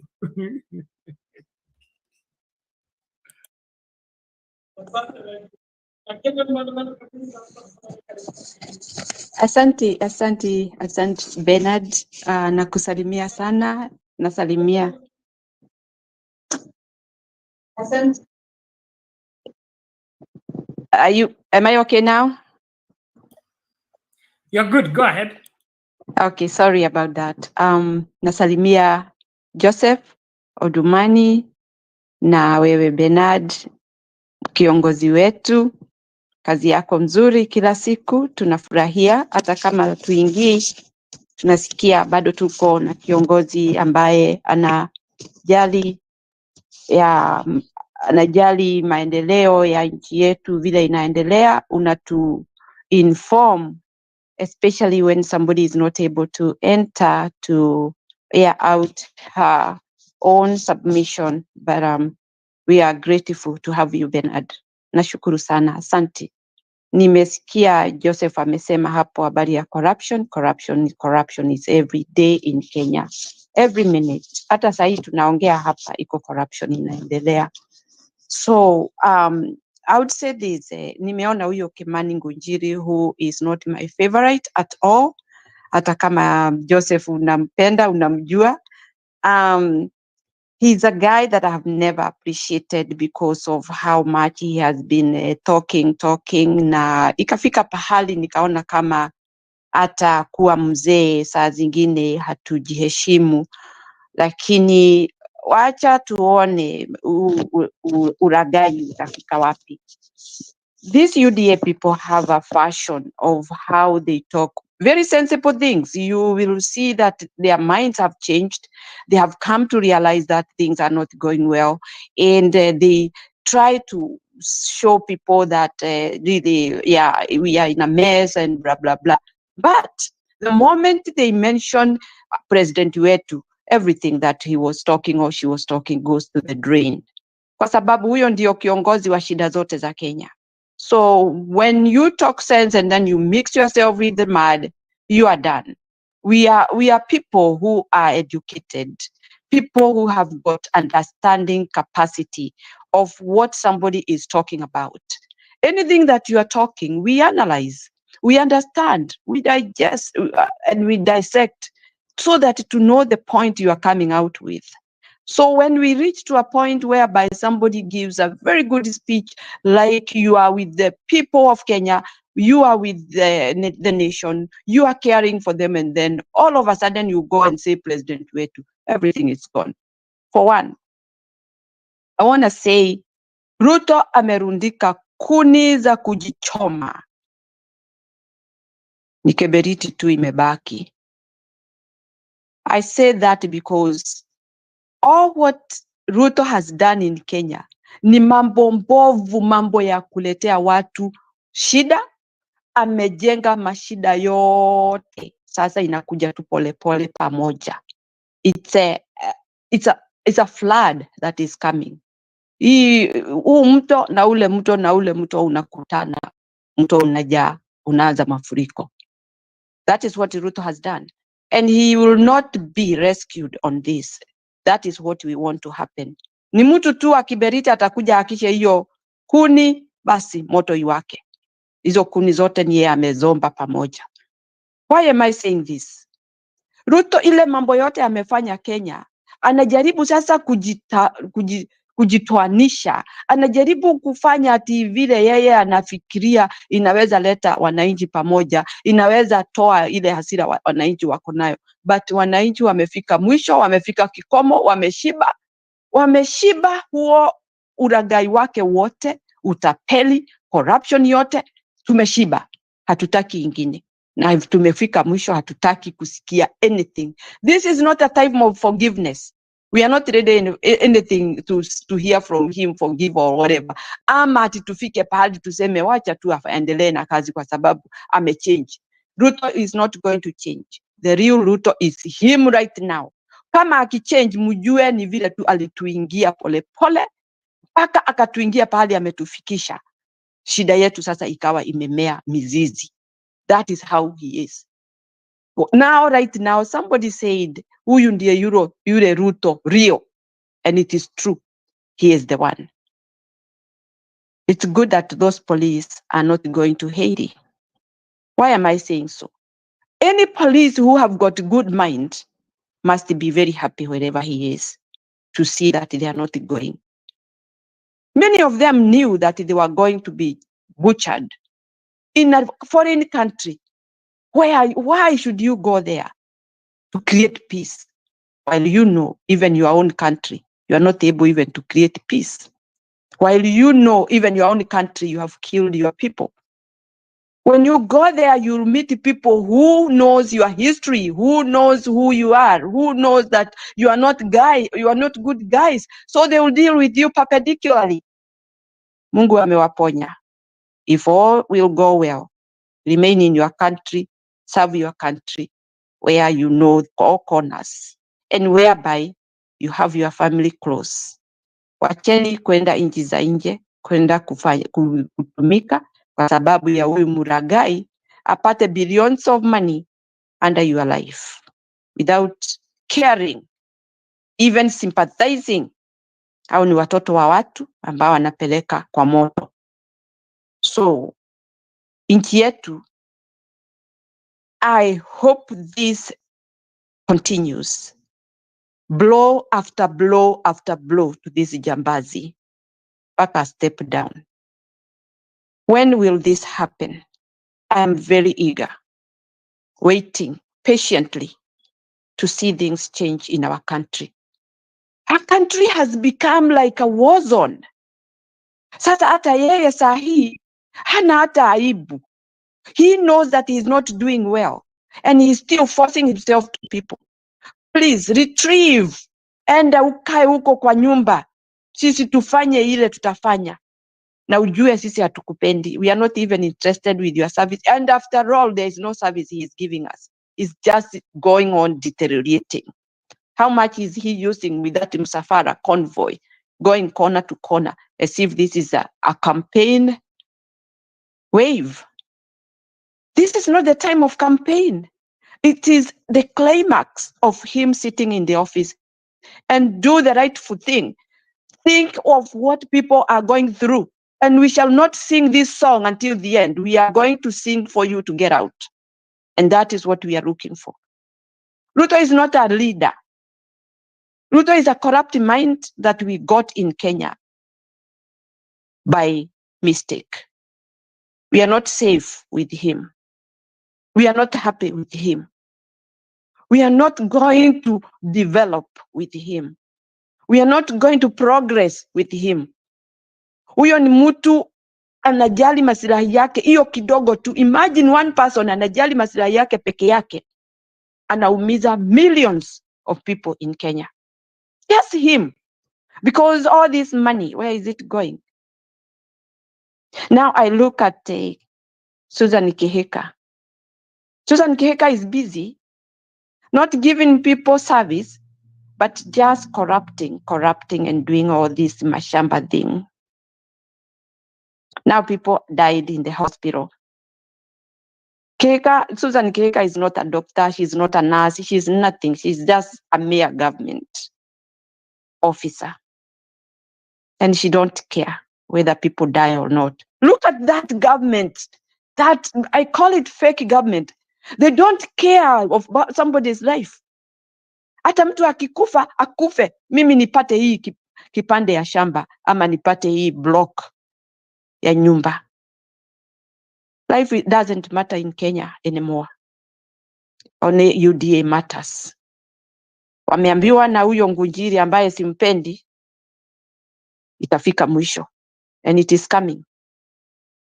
The moment we will get our country in our hands, we'll deal with them in a merciless way.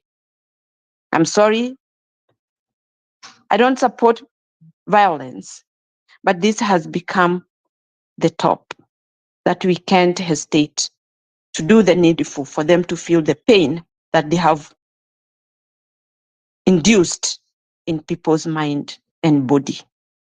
Many people have suffered because of these people who are just chest thumping and doing wrong every day, every time, every minute. Ameenda kila mahali akichongoa na wao watu ambao wamekasirika, ambao wanaumia. He feels like he can even jump out of that car and start fighting with them because he is a jambazi. He's not a good, peaceful man. He's an angry man, and he will continue being angry because people will continue rejecting him completely. And he will come to a corner that he will not be able to resist. We will get him out of that office, slowly by slowly. and time is coming. I don't take heed that he should be given time to continue doing the bad thing he's doing to our country. We can't wait to get him out. Nashukuru Bernard, asante sana. Those are the few comments I wanted to make, because mtu akisha vunja kuni arundike pamoja, mimi nitakuwa nitakita hiyo moto. Asanteni sana. Thank you. Okay, thank you mama wetu huyo. Maoni hayo, naomba tafadhali tumakinike kwa mstari wa mbele. Quickly, let me give you the verdict of our poll question, even as we continue engaging. On Sound Candid Talk Live, 19 votes have been cast. 9 people have liked the video. We have encouraged you, please, before you cast your vote, make sure you like the video. Will Kenyans let Ruto off the hook with his vow to defy court orders? Will Kenyans let Ruto off the hook with his vow to defy court orders? 16% say yes, 84% say no. Let's check on this other channel where the voting is high gear. 65 people have liked the video and 140 people have cast their vote. So the majority of the people have not liked the video, but they have cast their vote. Will Kenyans let Ruto off the hook if with his vow to defy court orders? The average percentage is almost the same. 14% say yes, 86% say no. So it appears that the majority of Kenyans are not planning to let Ruto off the hook any soon. And so if he thinks that he's going to defy court orders and continue taxing Kenyans against what the law has said, then he should be prepared for a rude shock, because Kenyans, I think they are growing bolder and bolder with every passing day. And before he knows it, ataanza kula yale ambayo hakuyatarajia. Nashukuru tu sana, naomba tegea papo hapo. We take a short commercial break. We'll come back to continue with the conversation. Endelea hapo kwa comment section, endelea kulike video, kusubscribe na kufollow. Asante sana. We'll be back shortly. Thank you. Tuko na njaa. Oi Gachagua. Oi Samoei na Ruto, tuko na njaa. Nikizani marafiki yanyu. Tuliwachagua usiku wa manane. Nipigia ni kutoka Romuruti. Romuruti kwa njaa. Hakuna kitu iliyo kwa hapa Romuruti. Gachagua, Ruto, Gachagua, Ruto. Nikizani sisi. Hii ni uko nimebeba. Amelala njaa siku 3. Mimi nimelala njaa. Hakuna kitu ya kupeubwa. Hakuna kitu ninakula. Gachagua, nisikizani kwa huruma. Gachagua, Ruto yetu, sikizani huruma yetu. Gachagua, Ruto, Ruto, Ruto.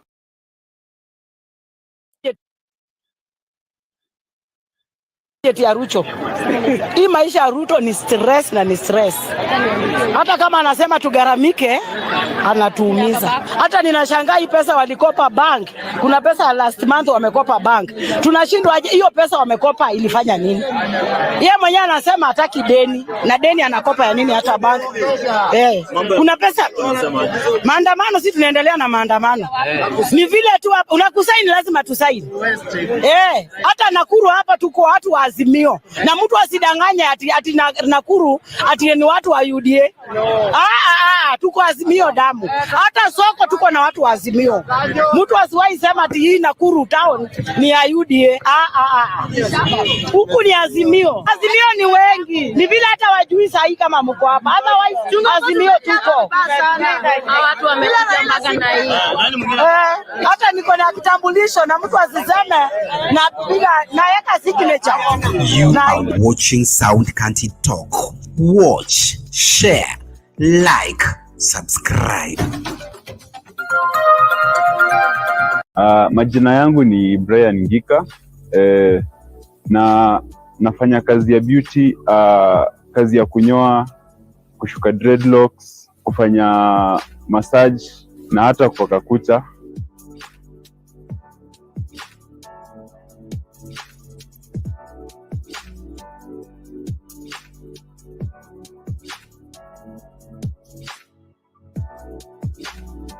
na mtaa ni mtaa wa Airways hapo Zebra Utawala. Yeah, na unatazama Sound Candid Talk. Watch, share, like, subscribe. And opposition leaders want the government to stop effecting the housing tax in accordance with the Court of Appeal decision against it. During the ODM party membership recruitment drive in Taita Taveta County, the opposition criticized the government for burdening Kenyans with more taxes and going against the promises it made during campaigns. Azimio politicians led by Raila Odinga lauded the appellate court's ruling, which refused to extend the unconstitutionality of the housing tax under the Finance Act 2023 targeting salaried Kenyans, excluding those in the informal sector. The leaders calling on the trade unions to ensure no employee has the housing tax deducted for the month of January. Court ruling ya leo, kulingana na uamuzi wa mahakama ya siku ya leo, nataka niseme hivi. Sasa ni jukumu la Central Organization of Trade Unions, KOTU, ya Bwana Atwoli. Bwana Atwoli aache kulala na serikali. Sasa atoe amri wafanyikazi wasitolewe hiyo pesa ya housing kuanzia mwezi huu. Vile vile, Federation ya Kenya Employers lazima itoe amri kwa members wake ili mshahara ya mwezi huu hakuna mfanyikazi wa Kenya, awe mwalimu, awe askari, awe mtu yeyote ambaye atalipishwa hiyo kodi ya housing. Katika bunge la kitaifa tuliwaambia kwamba hiyo housing levy ni kinyume cha katiba. Katika bunge la Senate tukawaambia ni kinyume cha katiba. Wakapitisha na kifua eti kwa sababu wana nambari. Leo hii kama mlipa ushuru, kama mtu ambaye alikuwa amenyang'anywa pesa ya housing levy, kwa niaba ya wafanyikazi wote wa Kenya, tunaambia Ruto ikifika leo jioni, uturudishie pesa yetu ambayo ulikuwa umechukua kiharamu. Namba yangu ya M-Pesa uko nayo, unaijua. Nitumie pesa yangu leo. The opposition stated that the taxes have made life more difficult for Kenyans, lashing out at Kenya Kwanza for failing to live up to the promise it made of lowering the cost of living. Wale watu walipoingia pale, kwanza walitoa ahadi mingi zaidi. Walisema wao ni mahaslas, sisi ni dynasty, wao ni mahaslas. Wakiingia kule watasaidia mahaslas, bottom up, toka chini juu, sio? Kasema mahaslas, mama mboga, jua kali, boda boda, hao wote watasaidiwa. Je, hao wote wamesaidika? Wamesaidika? Nilisema wakati ile ya kwamba yale ilikuwa ni maneno matupu. Wananchi siku hizi wakiona Ruto wanamfokea tu, wanampigia kelele kwa sababu wanamdai ahadi alizotoa kwa kinywa chake mwenyewe. Odinga, who also visited the victims of the Msambweni demolitions, told of the government over the demolitions, terming them inhumane. Ben Kirui, Citizen TV, Nairobi.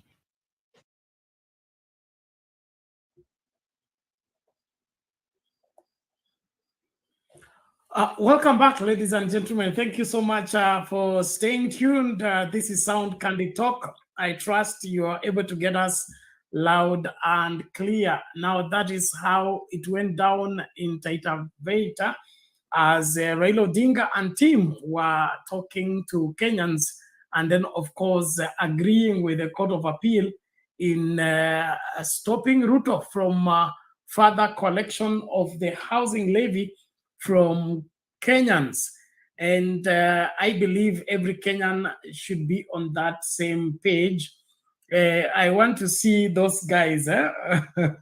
If you can remember, you remember that team that was on Mombasa Road demonstrating the demos that was stage managed by Kenya Kwanza. Wakisema they want housing, they want houses, they are tired of living in the slum. I want to see them tomorrow demonstrating, okay, that the Court of Appeal has made a mistake in not giving the letting them have a house. And of course, I've talked about housing and how to get the house to work, or rather the slum upgrading program to work. The cheapest and easiest way to get a slum upgrading program to work, and of course, make those houses wherever good for human habitation, is to let the landlords do the building according to the standard set by either the county government or the national government. The people living in slum areas don't live for free. Hakuna mtu anaendanga Mathare anajijengea nyumba, anaingia ndani, anaanza kuishi. Hizo nyumba ziko na wenyewe, na kuna wale ambao wanachukua rent ya kila mwezi. Hao ndio wanapaswa kufanya nini? Kupewa maagizo.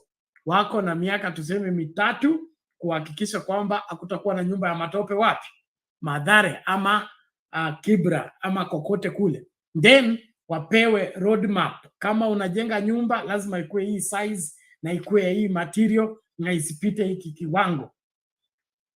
That now will warrant those landlords to go to the bank, get the loan, come and upgrade their housing, because they have tenants who should occupy.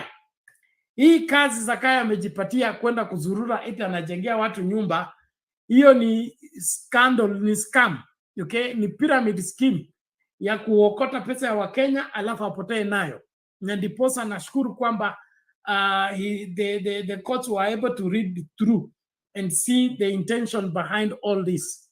Kenyans cannot be taken for a ride for this long. Something has to happen. And so William Ruto is free to build houses, but let him invest in real estate the way he has built houses along Jogoo Road and elsewhere that are occupied, and is a landlord. Watu wanamlipa kuishi kwa nyumba yake, lakini asiende kutoza Wakenya hela eti anawajengea nyumba kisha awauzie. No, can you imagine that somebody deducts your salary, he invests into real estate, that is building houses, and then later on he turns around and says the houses that he built using the money that he levied from your salary, he now wants to sell it to you. How is that? Si ndio ile ilikuwa ukoloni ile kabisa ile the provincial administration ile kwenda nyumba kwa nyumba ikinyang'anya watu kuku, ikinyang'anya watu karai na bila kila kitu, wetu wanakusanya pesa ya harambee. This is the same style that you want to force people to contribute to a scheme that he himself has hatched. If he is interested in that business, let him use his own capital, not to punish Kenyans because he has come up with a dream to build housing. Kibaki build houses. Hapo inaitwa nini, civil servant Ngara. Very powerful, good houses there. 3-bedroom, spacious houses. It was under affordable housing. And civil servants contributed to that voluntarily and later on owned those houses. Uhuru Kenyatta did the same on the other side, the side of Park Road, still in Ngara, affordable housing where people contributed voluntarily and then they were given an opportunity of owning those houses. No Kenyan was put under pressure because of affordable housing. Why is William Ruto making it a do or die issue that every Kenyan has to suffer because he has hatched up a scheme to build affordable housing everywhere? And now he's grabbing land, dispossessing people, displacing people, demolishing people's houses because he wants to build affordable housing. Things don't work like that. And so Kenyans, let's get angry, do what we must do to stop the evil that is intended against this great country. And one thing I know about this country is that it can work only if we have a leadership that knows how to work it out. Right now, Kenya Kwanza have no idea on how this country functions and how this country can move forward. The only place they can take us is backward. They are busy fighting to take us back in the 80s. We shouldn't accept to do that. Asante sana. So naomba tafadhali tumakinike. Wale watu mnaingia studio, link ndio hii. And then of course I'm still expecting those of you who are sending in your contribution. Nataka kuona your contribution tafadhali. Tusingoje mpaka dakika ya mwisho. You know Kenyans are very good in waiting for the 11th hour. Let's not wait for the 11th hour. Let's send in our contribution in good time so that we are able to settle our bills in good time and we are able to function seamlessly. So link ndio hiyo, tumia your link, ingia studio ukaseme ya kwako. In the meantime, nafikiria nimalizie hii Mave, kama uko ready unaweza sema kitu kabla tuendeleze hii video ya Ngunjiri tumalizane nayo tuizike.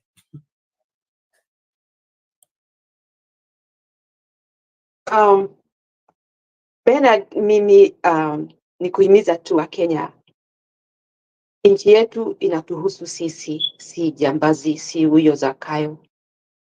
Na actually you can see these people, they are on spree of grabbing land because they are aware that they are not going to be there for long. And so they are taking chances of grabbing what you find before they collapse.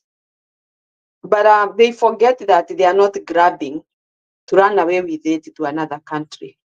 It will be still here on our land that we will get it back through legal way that they have done it. The only thing that really makes me sad is loss of life. People losing life, we cannot be able to bring it back. And those who are causing it, will judge them accordingly and charge them. Because why should somebody lose life where you have gone to be catered for? You are going to the hospital to be cared for, and you die there because of somebody's carelessness, because it didn't mean that dialysis was supposed to be outside that building. It was supposed to be in that building. And then you come and interfere with the work that you cannot even deal with.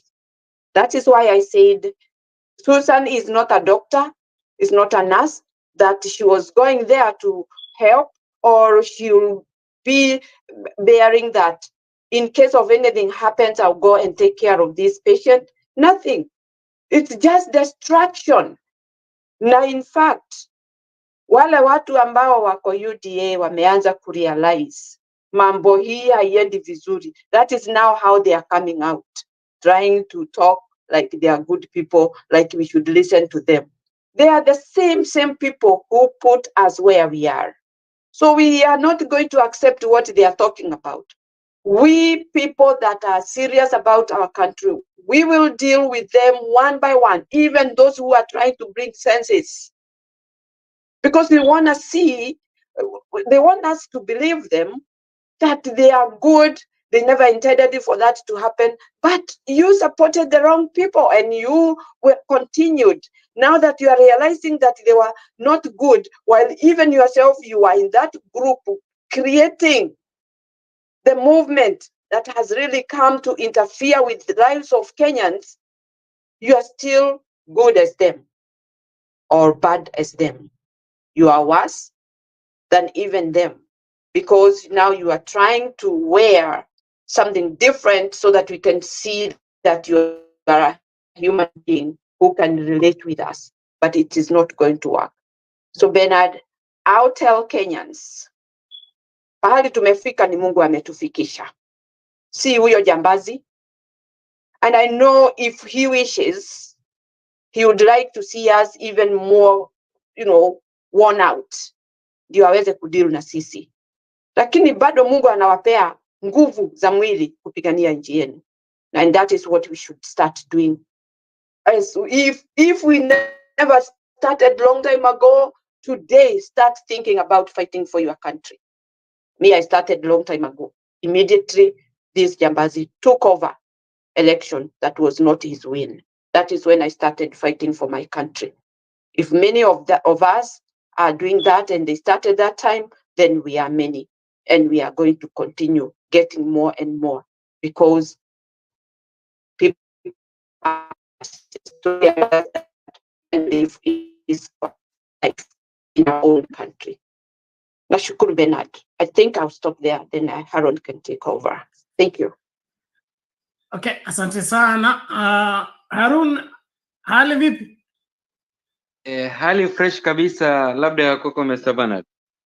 Tunashukuru, karibu. Yes, kama ninapatikana loud and clear, wacha nichukue usukani baba. Endelea tafadhali. Sawa, asante sana kwa nafasi. Pokea salamu Kenya, maandamano kamili mama. Nawe nimekusalimia ndugu zangu na dada zangu ambao mko comment section, nanyi pokea salamu zangu. Basi nitadive in kwa haraka.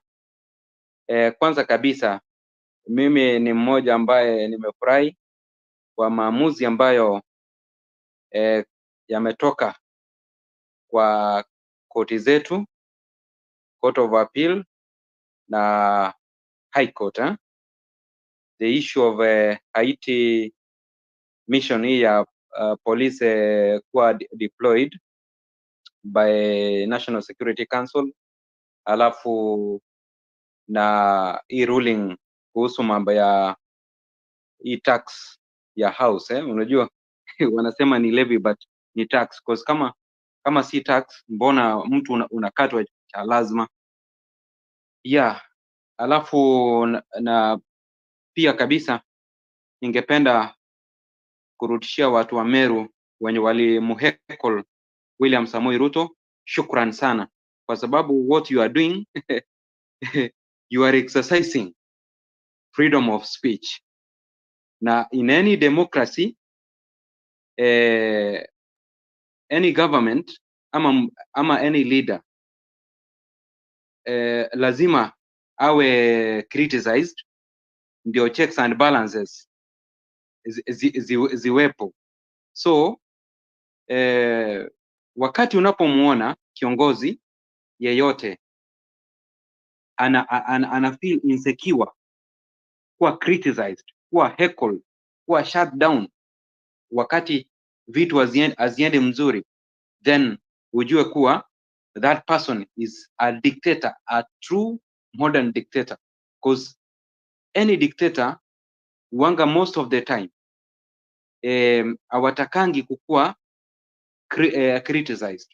Unajua it is good Mr. Bernard watu kudisagree to agree.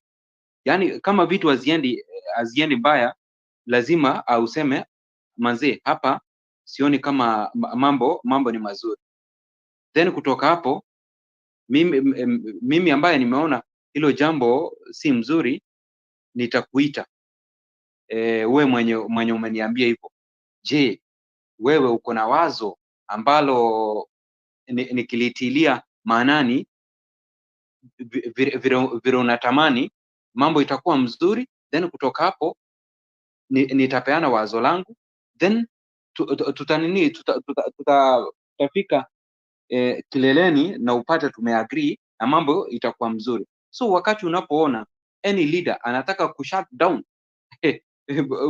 watu wake, wakati wanapo muheckle, ujue kuwa that is a dictator. Basi nikiachana nayo, wacha nikuje mambo ya Haiti mission. Mr. Bernard, huyu Justice Chacha Mwita in fact ametenda jambo mzuri sana kwa kusema kuwa National Security Council hawana powers ya kutuma mapolisi kupambana na watu ambao wanataka kujitoa, watu wetu, the black Haitian people ambao wanataka kujitoa katika minyororo yenye wamewekwa na these modern mabeberus. Because look, mbona these people, the Haitian people, why are they complaining? Walifinywa na Wafaransa, Wafaransa wakachukua their gold, wakachukua rasilimali zao. Hao jamaa wamekuwa wakilipa loans ambazo hawajui, wamekuwa oppressed. US nao wakaingia wakawakanyagilia, alafu kutoka hapo hata mnaona kuwa wale leaders ambao yule leader mwenye ako sasa hivi pale, in fact amewekwa tu cha kinguvu. Haitian people wanataka waende elections, wachague kiongozi wao. Hawataki wachaguliwe kiongozi na either Marekani ama any European country. Alafu Ruto anatoka from nowhere, anataka kukimbisha ushenzi wake Haiti. That one must stop. So Chachamwita mimi nampatia kongole. Na sasa lile jambo ambalo ningependa kuambia Muamerika, unajua huyu William Samoei Ruto ni mikora. Nyinyi mlifikiria kuwa this person is a leader mwenye mta trust kuchampion mambo yenu hapa Afrika. No, mkapeana your 14 billion eti jamaa achukue mapolisi. Sasa ndio koti imekataa. What will you do? Nyinyi kama wa Amerika, are you going to kill William Samoei Ruto kwa kula pesa zenyu? It is up to you. It is up.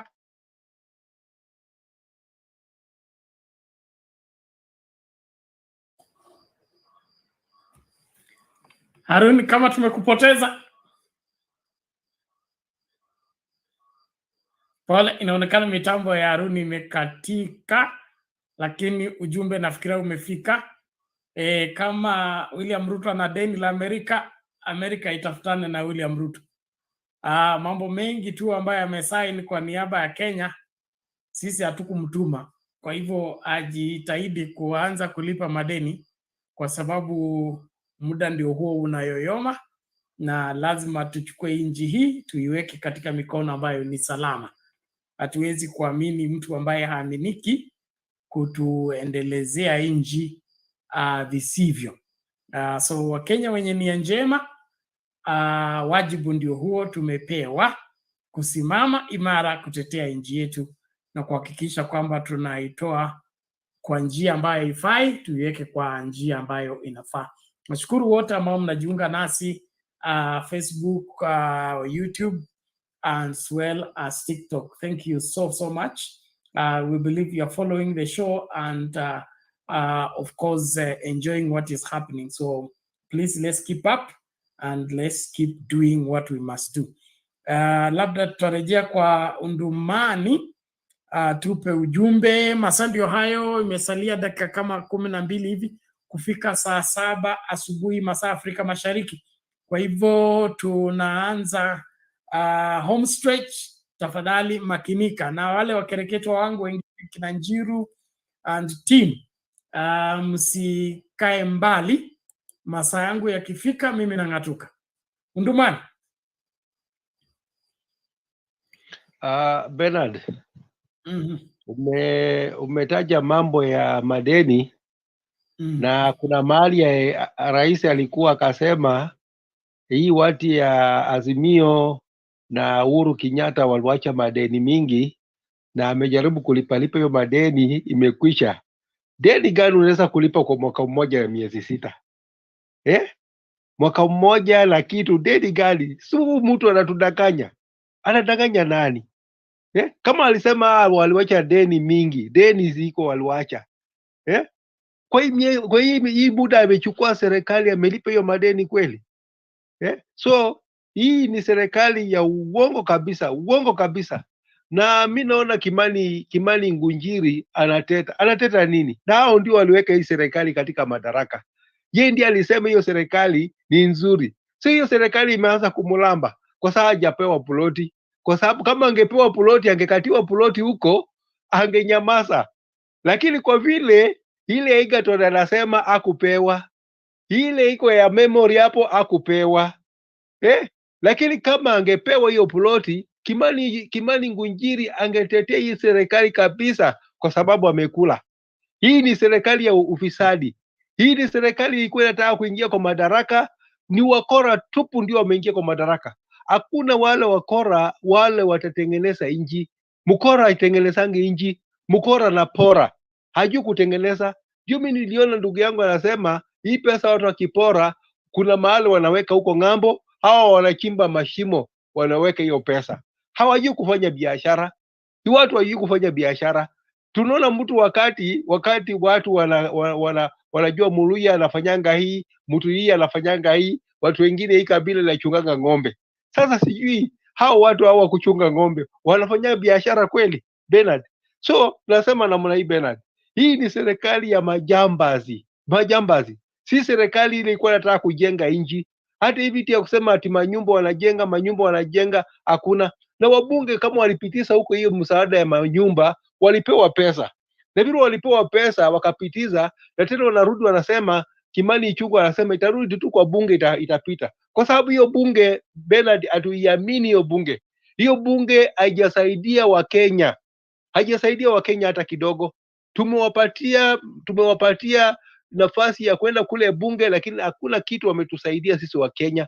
Bado wamefanya maisha ya Wakenya imekuwa ngumu sana na hiyo bunge hiyo. Hiyo bunge hata saa hii ni ile bunge yani Mungu haipanishi hiyo bunge kabisa. Haipanishi hiyo bunge kabisa. Na tunaona kama wakati rais alikuwa kule upande ya Meru, sijui wapi Meru, anasema hiyo kelele ni kelele za ODM, ni kelele za Azimio. Kelele gani? Na hiyo ni area yake ile alipewa kura. Hii ikuwa area ya Azimio.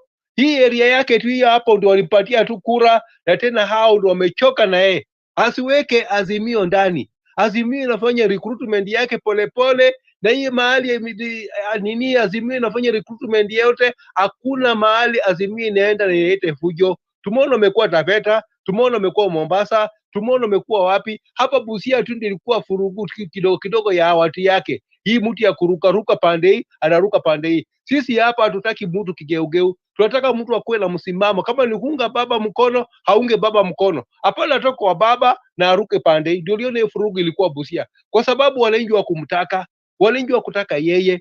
Umeona? So ndio furugu peke yake ilikuwa Busia. Lakini sehemu yote Azimio wametembea, hakuna furugu ile imetokea katika Azimio. Yeye akisema ya kwamba hiyo kelele ni Azimio, hii furugu ni Azimio, hapana. Hii si furugu ya Azimio, hii ni furugu yake, hii kikulacho kinguoni mwake. Hiyo vita yao hao huko wamalize wenyewe, wasiweke Azimio ndani. Azimio ni chama iko na amani, na Azimio ni chama ile inafuata sheria. Hata kama vile sheria ya manyumba, kama ingekuwa Azimio katika utawala, ingekuwa imewachana manyumba, maneno ya manyumba. Lakini hii ni serikali ile haijali sheria, haichungi sheria. Sasa hata mimi nashindwa, wakati alikuwa anaapishwa anasema atalinda katiba. Katiba gani ile wewe unalinda na unavunja hii katiba usiku na mchana Bernard? So hii ni serikali ile tunaitanga ya majambasi, na hao watu wakuwa wa mwisho kuongea mambo ya Kenya. Kwa sababu hata huyo Kimani Ngunjiri alikuwa ni mtu yao kabisa huko Nakuru. Alikuwa points mali yao huko Nakuru. Lakini kwa vile wanakula lakini ya akuli wamemnyima. Ukiona mtu ya Kenya Kwanza analalamika hajapewa Bernard. Lakini kama angekuwa amepewa hata kipande moja au ploti moja huko Momero, angenyamaza. Angepewa ploti au shamba kule Egerton, angenyamaza. Lakini ni kelele ya yeye hajashiba. Lakini kama angekuwa ameshiba angeongea Bernard. Sisi tunajua watu ya Kinyakwisha vile wana behave. So wanang'ang'ania mfupa. Kila mtu anapata hiyo mfupa achukue hiyo mfupa. So si serikali inaweza kupeleka inji mbele. Hakuna vile hii serikali inaweza peleka inji mbele. Hii serikali ni ile tunaitaka ya majambasi. Hii ni serikali ile yenye gari yake haina tochi. Hii ni gari ile gari ya ina tochi, inatembea kwa barabara, itaanguka kwa mtaro. Na sasa hii imeanguka kwa mtaro. Na sasa hii Wakenya waamini hii serikali. That's why unaona mahali wanaenda Bernard wanapigiwa kelele. Kama kiongozi yako anapigiwa kelele, na wewe je? Si hao wananchi wanapiga kelele kwa niaba ya huyo kiongozi yako.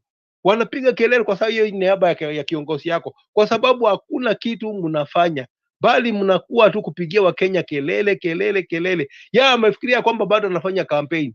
Hii ni kampeni mudila, na nafikiria ile wakati ya Uhuru Kenyatta anafanya kampeni, bali ya kukaa chini kufanya kazi, kufanyia Wakenya kazi. Kazi yake ni kuzunguka tu, hata kujali ya kwamba hii dola ya Kenya imeanguka atengeneze, hakuna. Sasa tunataka kuona mtu ametoka Atuoli atetee wafanyakazi wasikatwe pesa ya nyumba, asiingie huko kwa serikali na hiyo nini yake na hiyo pupa yake hiyo, anarudi upande ya serikali, arudi saa hii kwa upande ya wafanyakazi, arudi wakati kwa upande ya wafanyakazi. Kama hawezi kutetea wafanyakazi, sisi tutarudi kwake, tutamtoa kwa hiyo ofisi hiyo, tutamng'oa kwa hiyo ofisi hiyo, haende nyumbani, kwa sababu yeye hawezi kutetea wafanyakazi. Hii ni wakati tunataka Atuoli aamuke, atoke kwa usingizi na kulala na serikali, aamuke. Akisha amuka, basi atetee wafanyakazi. Na mimi nashukuru Atuoli ajaongea maneno ya manyumba, ati anakuja huku Western anaongea maneno ya manyumba. Hakuna siku ameongea maneno ya manyumba, na kama iko siku ameongea kwa maneno ya manyumba, so koti imeamua ya kwamba hakuna Mkenya yoyote mfanyakazi atakatwa maneno ya nyumba, na kama atakatwa maneno ya nyumba, Atuoli akuwa wa kwanza kuongoza wafanyakazi katika maandamano, asikae kwa hiyo ofisi yake. Wakati tutatoka kufanya maandamano, tutamng'oa kwa hiyo ofisi yake, akuwe mstari ya mbele, atakuwa na hiyo mstari ya mbele na hiyo tumbo yake, atakuwa mstari ya mbele kwenda kufanya maandamano. Ni hayo tu Bernard, ubarikiwe.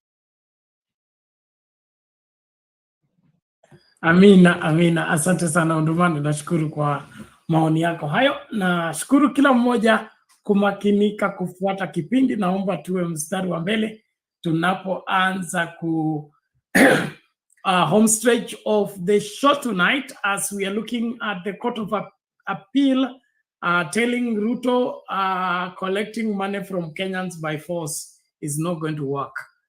Using unconstitutional means to govern this country is not going to work.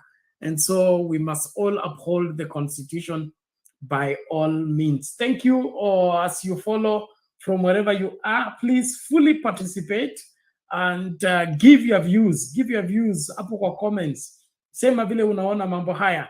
Is Ruto all right in demanding that he will continue with the housing project with or without the court order? Haruni, na kuomba tafadhali kama upo tamatisha ujumbe uliokuwa umeanza ukakatiwa hewa. By the way, hizi network ni balaa. Chochote chenye kimeumbwa na mwanadamu kinakuanga hivyo. So nilikuwa nasema namna hii, nilikuwa naambia Biden, huyu president wa Amerika, kuwa yeye alipeana pesa kwa William Samoei Ruto. Zilikuwa zinakuja kitu kama 14 billion. It was over 10 billion. Sasa koti za Kenya zimefanya nini? Zimekataa. Sasa it is up to him aone vile ataambia William Samoei Ruto a refund those money. Kama amekula amtilie ma sanctions. Yes, as simple as that. Hawezi kula nini? Hawezi kula over 10 billion. Ni pesa mingi sana. Ni pesa mingi sana. So by the way, hata ndio hizo mahasira manzee zenye umeona huyu jamaa amekuwa nayo. Na mimi unajua sasa William Samoei Ruto yeye anafikiria kuwa ni mjanja. Sisi tunamuoneanga nje 18. Wakati muliona anaita alikuwa anapiga kelele. Our intelligence, unajua intelligence yetu in Africa, I think we are number 1. Ilimwambia vile kuko hii mambo ya housing, koti itafanya nini? Koti itatupilia nje. Lakini yeye vile akona kichwa ngumu akafikiria ni mchezo. So ndio unaona nimeandika writing on the wall. Wakati alikuwa anajienjoy pale Meru, wakati alikuwa anasema kuwa sijui hizi nyumba zenye nawajengea ni nyinyi, sijui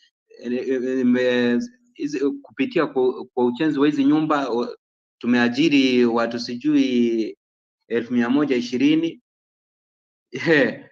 Ripoti ilikuja tu ghafla pinfu kutoka Court of Appeal. Manze ebu ni kunoma. Sijui kama alishuka kwa gari akatoka juu ya gari akaingia akapewa hiyo habari, ndio jamaa akakuja akiwa amefume. Sijui hiyo habari alipata namna gani. Then kutoka hapo ndio mliona jamaa amekasirika.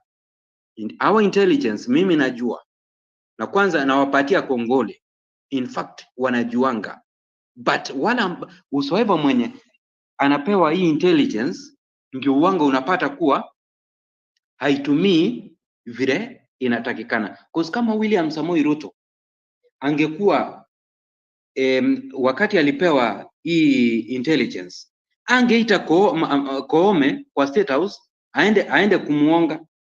Cause unajua si machaji wote utahonga. Kuna wengine watasema kuwa for us ile Biblia tuliinua hivi, ile kiapo tulikula ya kutetea watu wetu, tutawatetea mpaka kwa kaburi. Lakini hot air mama akakimbia pale, akafikiria kuwa ata rescue William Samoei Ruto. Hawezi, hakumrescue kwa sababu maandishi yalikuwa kwa ukuta kuwa lazima mkato wa huu mwezi jamaa atafanya nini? Hata kata wale ambao wameajiriwa do. So huu ni mwanzo. Ukoko Mr. Bernard unaalika maua.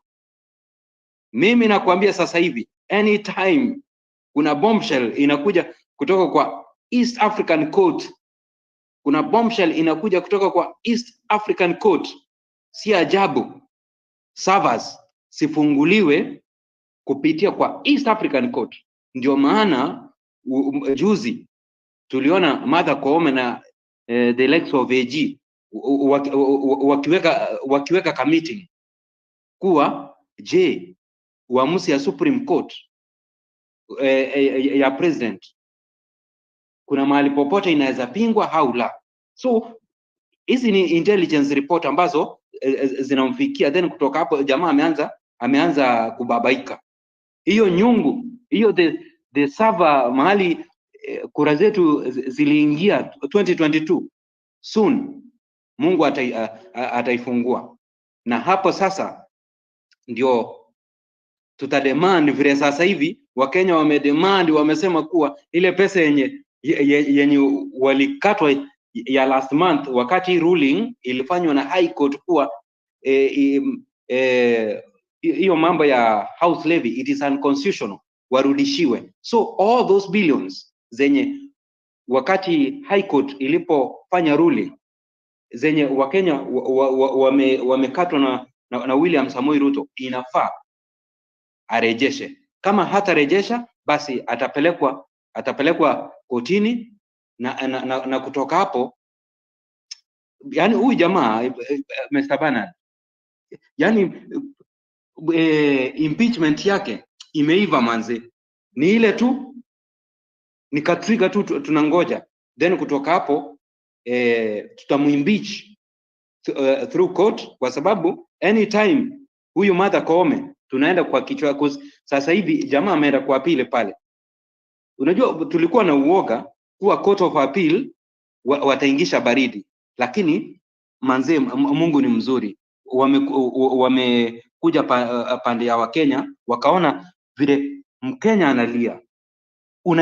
Mnanyang'anywa shamba, mnanyang'anywa mishahara yenu, mnajengewa nyumba, alafu mnaambiwa mlipie. Instead hiyo nyumba mpewe free, kwa sababu William Samoei Ruto hakuna peni moja ambaye ametumia.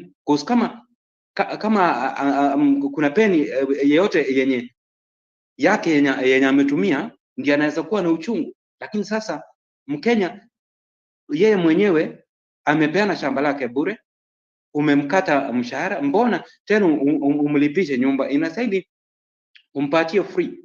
So Martha Koome, this is the right time. Wakenya wanakuja kwako. Thank you so much Mr. Bernard, unapomleta ndugu SG. Okay, asante sana Harun, tunashukuru kwa maoni yako hayo, na tunashukuru kwamba maonyo yamefika na kitu kitafanyika. Tuko katika ile time ya mene tekel. The handwriting is on the wall. Na hata wakijitahidi sioni wakienda mbali. Naomba tupate dakika 3 za kusikiliza huyu mbunge wa Kidunguri, alafu tumlete SG akiweka file zake pamoja, tusikilize huyu mama. And in Ruto town, I have to pay power. Kule Gishagi, I was using my candle and I was comfortable. I was using my lantern, I was comfortable. Then you bring me here in Ruto and you tell me I need to pay for garbage. I was not paying for garbage in the village. You want me to pay for you, a watchman, and I was the watchman of my own house. And then you tell me that is affordable.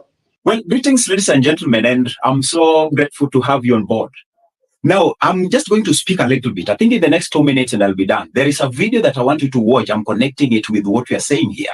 And then it's going to do the talking for this analysis. But I want to say something to you. Perhaps you know it, you might not have known it. If you want to identify one very iron lady who from day one distanced herself from this thing that William Ruto called, housing levy, and she immediately told people, reminded the people that these things that William Ruto is intending to do are very punitive and are unwarranted in our nation, then you'll be talking about the Githunguri MP that is none other than Gathoni Mushomba. And so I was trying to look at the way she handled the interview, an exclusive one that she had with the KTN, and she brought out the real thing behind the housing levy. She actually delved deeper and even gave us the scientific explanation of what this housing levy is. And I now agree with her totally that when she told the people from day one that whatever William Ruto is planning to do in the name or in the context of bringing house levy, within the finance bill and everything, she was very right. And over time, she has been proved to be a woman of independence.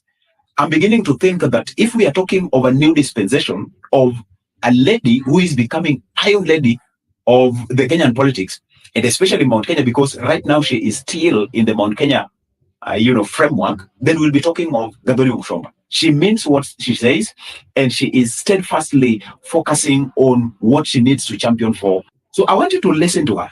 And if you are waiting for the best explanation or the best gist of this housing levy, then take a moment and watch this video and tell me what you think. Just in the comment section, if she really hit it the correct way, if she is very frank on her stand, and if she is really exposing the truth, you can actually, try to tell me so that we alert Kenyans and maybe we catch up later and have a great time. Affordable housing program by the executive, by the president. Why so? Why? Because the president is always telling us, why the ones who are opposing, they don't want us to help them. Because the thinking behind the housing is not, to me, according to me, is not geared to solving the problem of housing. The thinking behind the housing is a means of collection of money that we desperately need to pay loans. But somebody wittingly crafted it as a housing so that people can accept it, because lack of decent housing is one of our pressing needs. To be very honest, I want any auditor who can prove me wrong to come to this show and prove me wrong. And prove to me that every single shilling that is being collected as house levy, every single shilling that is being collected as house tax is going towards housing. Because that is not true.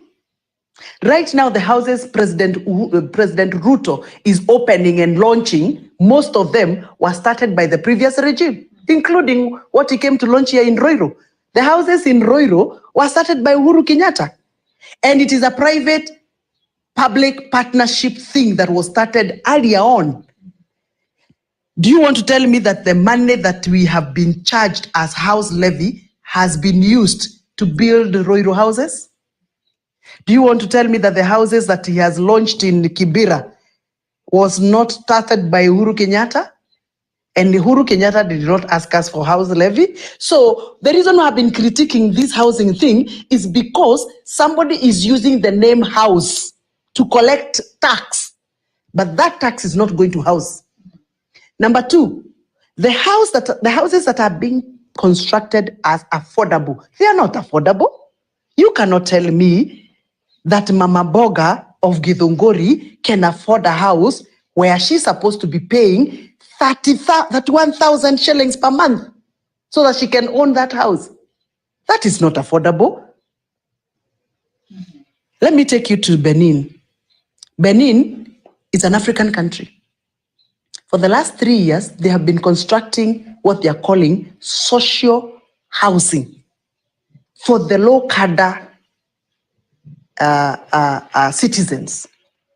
And for you to be able to get that house, all you need to do is to prove that you can be able to afford rentals of that house.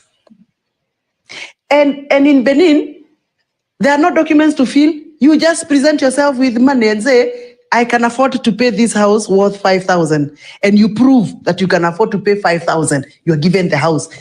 You pay for that house. So are you saying ours is a scam? I said it in Parliament. I said it's scandalous, didn't I? To me, this is, I have said it and I will repeat. To me, if really you want to make people affordable house, affordable means use whatever is available in your neighborhood, put it together and make an affordable house. So go to the coastal region. Do they have coconut leaves? Yes. Do they have bamboo? Yes. Help them to use what they have, what they can afford, to come up with a house they can afford. Go to Turkana, for example. What do they use to fence their house, to roof their house? Nyasi. Go and enable them to get what they can afford and build them the houses they afford, and they will live without pressure. But don't give me an affordable house, yet every month you want me to give you 10,000. Nitoe wapi? You know, if you want to make a mass. SG. Habari bwana Bernard. Yuko poa. Huyo sasa ndiye kwa Kikuyu tunasemanga usio no oralia. Yaani yeye ndio mileage yake inaanza kupanda. Katika Mount Kenya unajua wengine wamekuwa zuzu.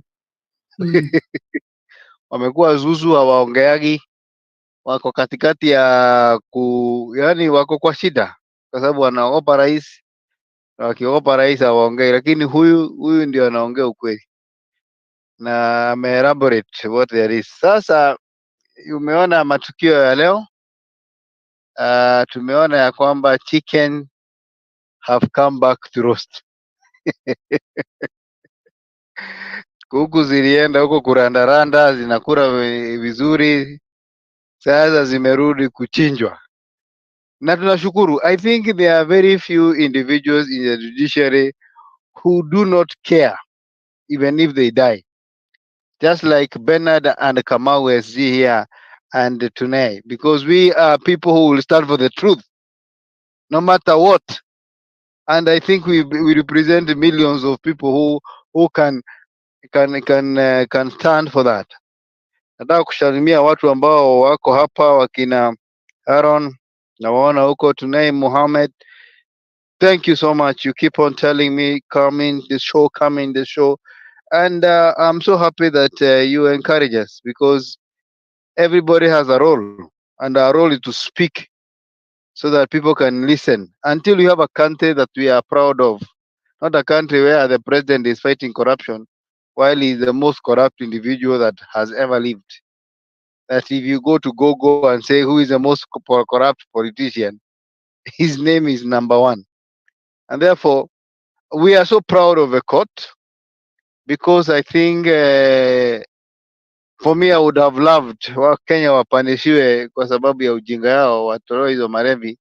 But on the other hand, I also feel like it is important for somebody somewhere, the voice from the wilderness, to speak how the country should be governed. Hatuwezi peleka polisi Haiti na hapa tuko na Haiti yetu huko Northeastern Lamu, ambao tumeshindwa kulinda watu wetu. We cannot. And therefore we are encouraging the judges. I know they listen to us.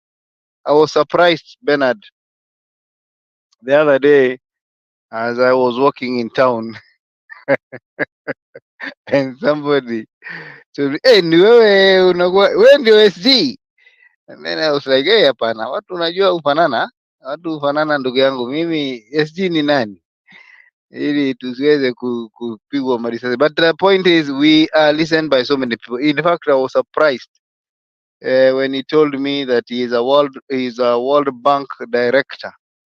And this is what he told me, and I want to share to the people of Kenya so that you understand where we are at and where we are going. And I'm not telling you stories of Jabba. I'm not an economist. I'm not a lawyer. I'm a theologian and a philosopher and a psychologist. Those are the things that I did in my school: theology, psychology, and I also did those leadership things. So when I talk about economics, is what I've had. So you are the people to judge and tell me whether it's true or lie. But what he told me, that we are at the precipitate of inaitangwa na kizungu pale kona. Unajua mimi nimesoma kizungu mingi, so inanisumbua. We are the edge of a collapse of the economy, and now it is even better now that the court have not helped this person to correct money, because what was giving this country shock absorber economically was that levy, because every month there were billions of shillings corrected, and nobody was accountable for. So the government had a lot of shock absorber in terms of money to visit churches and lie, to buy big belts and choppers, and to give their children big cars and land and so many things. So right now that shock absorber has been taken out.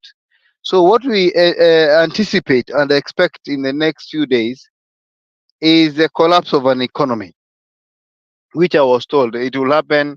It is not a matter of whether it will happen. It is a matter of when it will happen, because it is guaranteed that the economy of Kenya is about to collapse. And what he cautioned me, and I want to caution so many people, just like Ghana, and I found it is true, when Ghana, they were unable to service their debts, what happened, the government now took by force some savings of every Ghanaian that are saved in the bank or in anything electronic.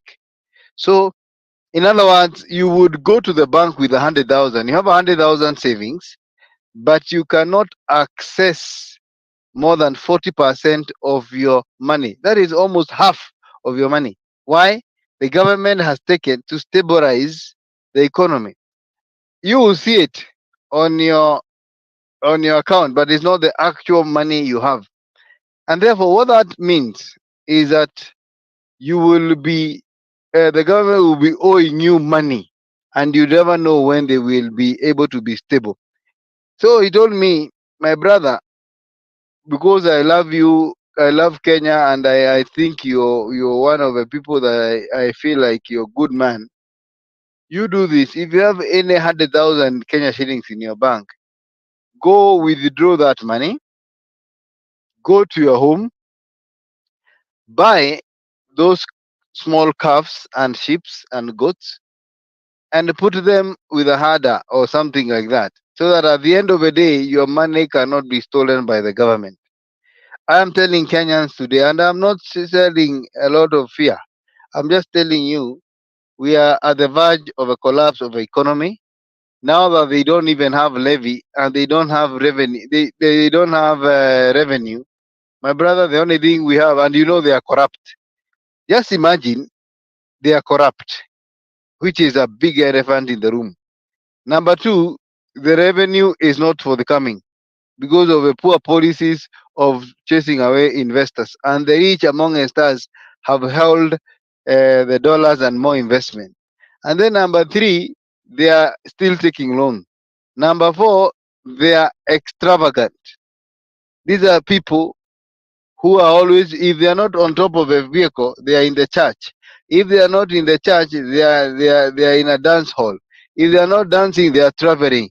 If they are not traveling, they are stealing people's wife. I mean, everything is very expensive for this Kenya Kwanza. In fact, let me tell you, I have never admired a drunkard in my life like the way now I admire our former president. Drunkards are very honest people. I know this is not a gospel that you want to preach, but I can tell you, Mr. Bernard, Mr. Uhuru Kenyatta, weakness was just Tusker and a cake. But women, other people's women, fighting women, beating the wife, stealing coffers of the country, mismanaging the country, he was not there. But look at this guy who is on top of a vehicle telling people tumepenga, tunatanga. How do you keep on tangering, kutenga na kupanga while you are the president? So I'm right to say he's going to be one of the most useless president that has ever existed in any country, not Kenya, any country. Because when will he sit down and realize I have a country to control, I have the country to rule? The reason why the courts are coming, and we thank God for the constitution. This constitution is very strong than even we think. Because I'm imagining if we didn't have the constitution, whereby the president is the one who appoints judges and dismisses them, just like the days of Moi.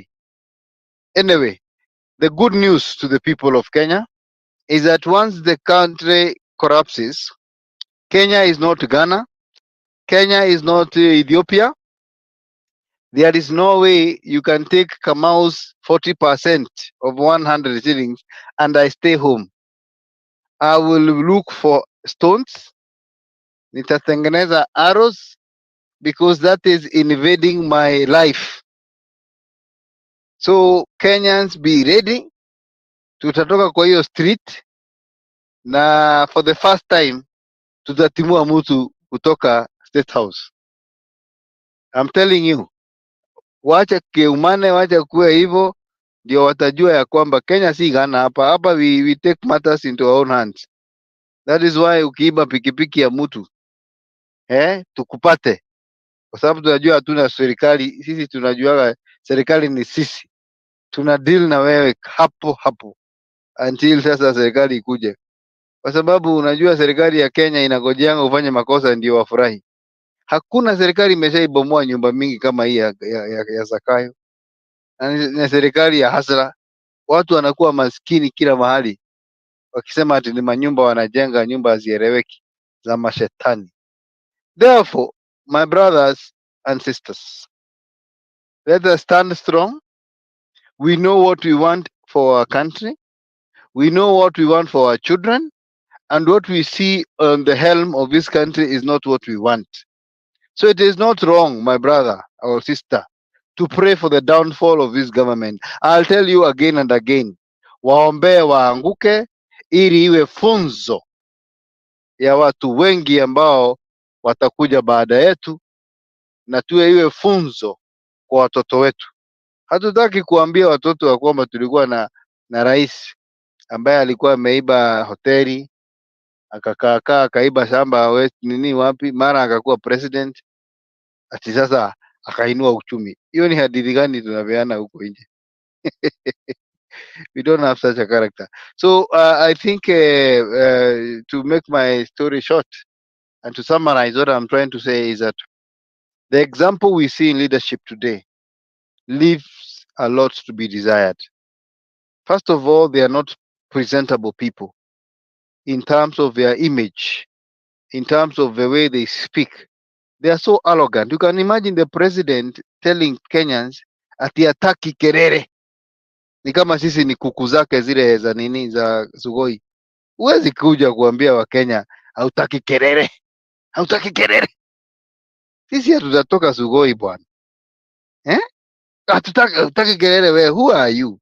You're the president, but we have a right to kupiga kelele, na hiyo kelele tunaomba Kenya iendelee.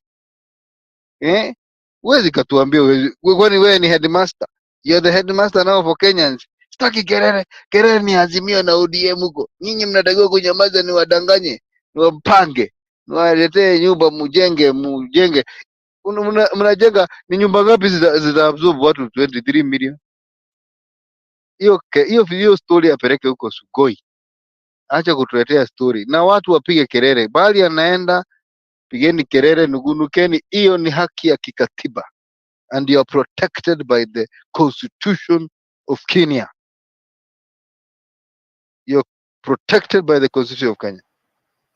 So Bernard, wacha tuendelee. Wacha nipunge hewa kidogo, nikunywe maji. Niko na file nyingine hapo, Dozia. Sawa, sisi tuko hapa tuwasubiri. Wewe weka file pamoja, rejea tukasonge mbele. Ni ukweli kabisa. Labda kabla uende nikuonyeshe hii kidogo tu. Reverend Lala, hold on there. Nilitumiwa hii nikuonyeshe, ndio hiyo. Apparently the reason why Zakayo does not drink alcohol is because alcohol can make a person to speak the truth. Very true. In fact, let me tell you something. And this one you can ask any woman. Women prefer, I'm sorry to say this because you're a pastor, but they prefer the alcohol people, alcohol men, because they know huyu hata akienda rojing atamwambia ukweli, ataacha risiti kwa koti. Yani hakuna mahali hakuna kujificha. Women will always know the kind of a man you are once you are drunk, because you make mistakes, and those mistakes that you make, they know, okay, this guy is an immoral man, hata sitailala na wacha kage tu kwa picha tu hapa. That is the truth.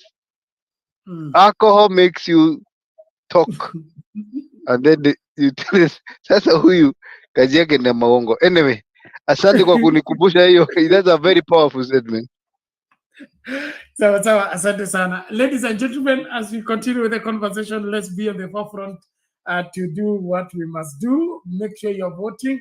Make sure you are liking the video, and of course, subscribing if you're not yet a subscriber to Sound Candid Talk. This is where Kenyans meet to discuss Kenyan affairs as far as securing the future is concerned, and of course, dealing with bad leadership and fixing it right. Just want to remind you that we are in that season of paying our bills, and we are reaching out to you to be a contributor towards the same. The details are right there on the screen. You use M-Pesa till number 516575, Sound Candid Talk, or you use the M-Pesa line +254 718 454585. Bernard is the name. And of course, make sure that you don't switch the numbers, especially those of you who are contributing from the diaspora. The till number, I'm told, doesn't work across borders, so don't switch the numbers. If you're using the till number, is for the locals, you're within here or within East Africa, you can send via a Safaricom till number, that's buy goods, 516575. But if you're sending via M-Pesa line, you use +254 718 454585. Bernard is the name. Please note those details and respond as fast as possible, even as we are crossing over into the new month. We should be able to sort out our bills maybe latest by the 3rd of the new month. Thank you so much for supporting us, and please, let's be on the forefront to get as more subscribers as possible, and we are really banking on you to help us keep going. Thank you very much. Namwona Reverend Lala ashafika na amefika na ujumbe ingine hapa. Hebu tucheze kwanza, ndio inaonekana kuna mtu ambaye is losing their cool. Sasa nimpatie gavana wetu, Gavana Kaera Mwangaza, awasalimie. Ngoja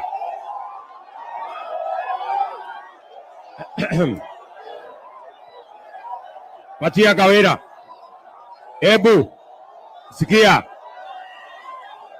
Endelea.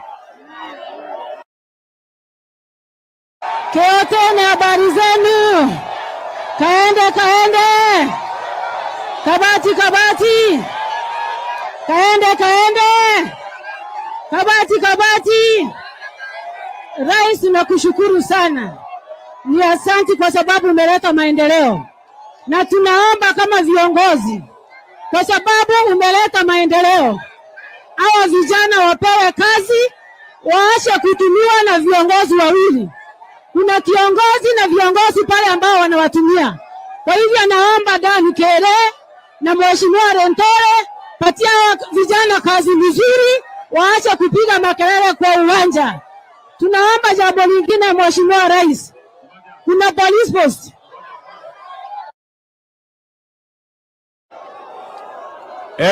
Ebu tusikizane.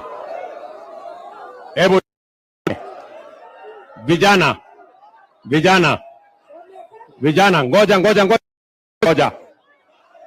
Ngoja. Mimi nataka tuelewane hivi. Ngoja. Aya, tumesikia ile mmesema. Asante sana. Aya, hebu tuelewane. Mimi nataka tuelewane.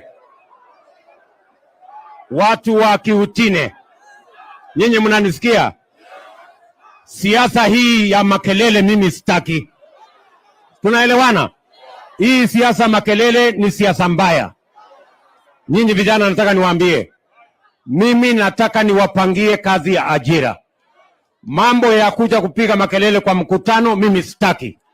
Musikie vizuri. Sijui kama tunaelewana. Sisi tumekuja hapa kupanga mambo ya maendeleo ya Meru. Mambo ya barabara ni ya muhimu, ni kweli ama si kweli? Mambo ya kilimo ni ya muhimu, ni kweli ama si kweli? Mambo ya stima ni muhimu, ni kweli ama si kweli? Kusomesha watoto wetu ni muhimu, ni kweli ama si kweli? Tabia kama hii mimi sitaki tena.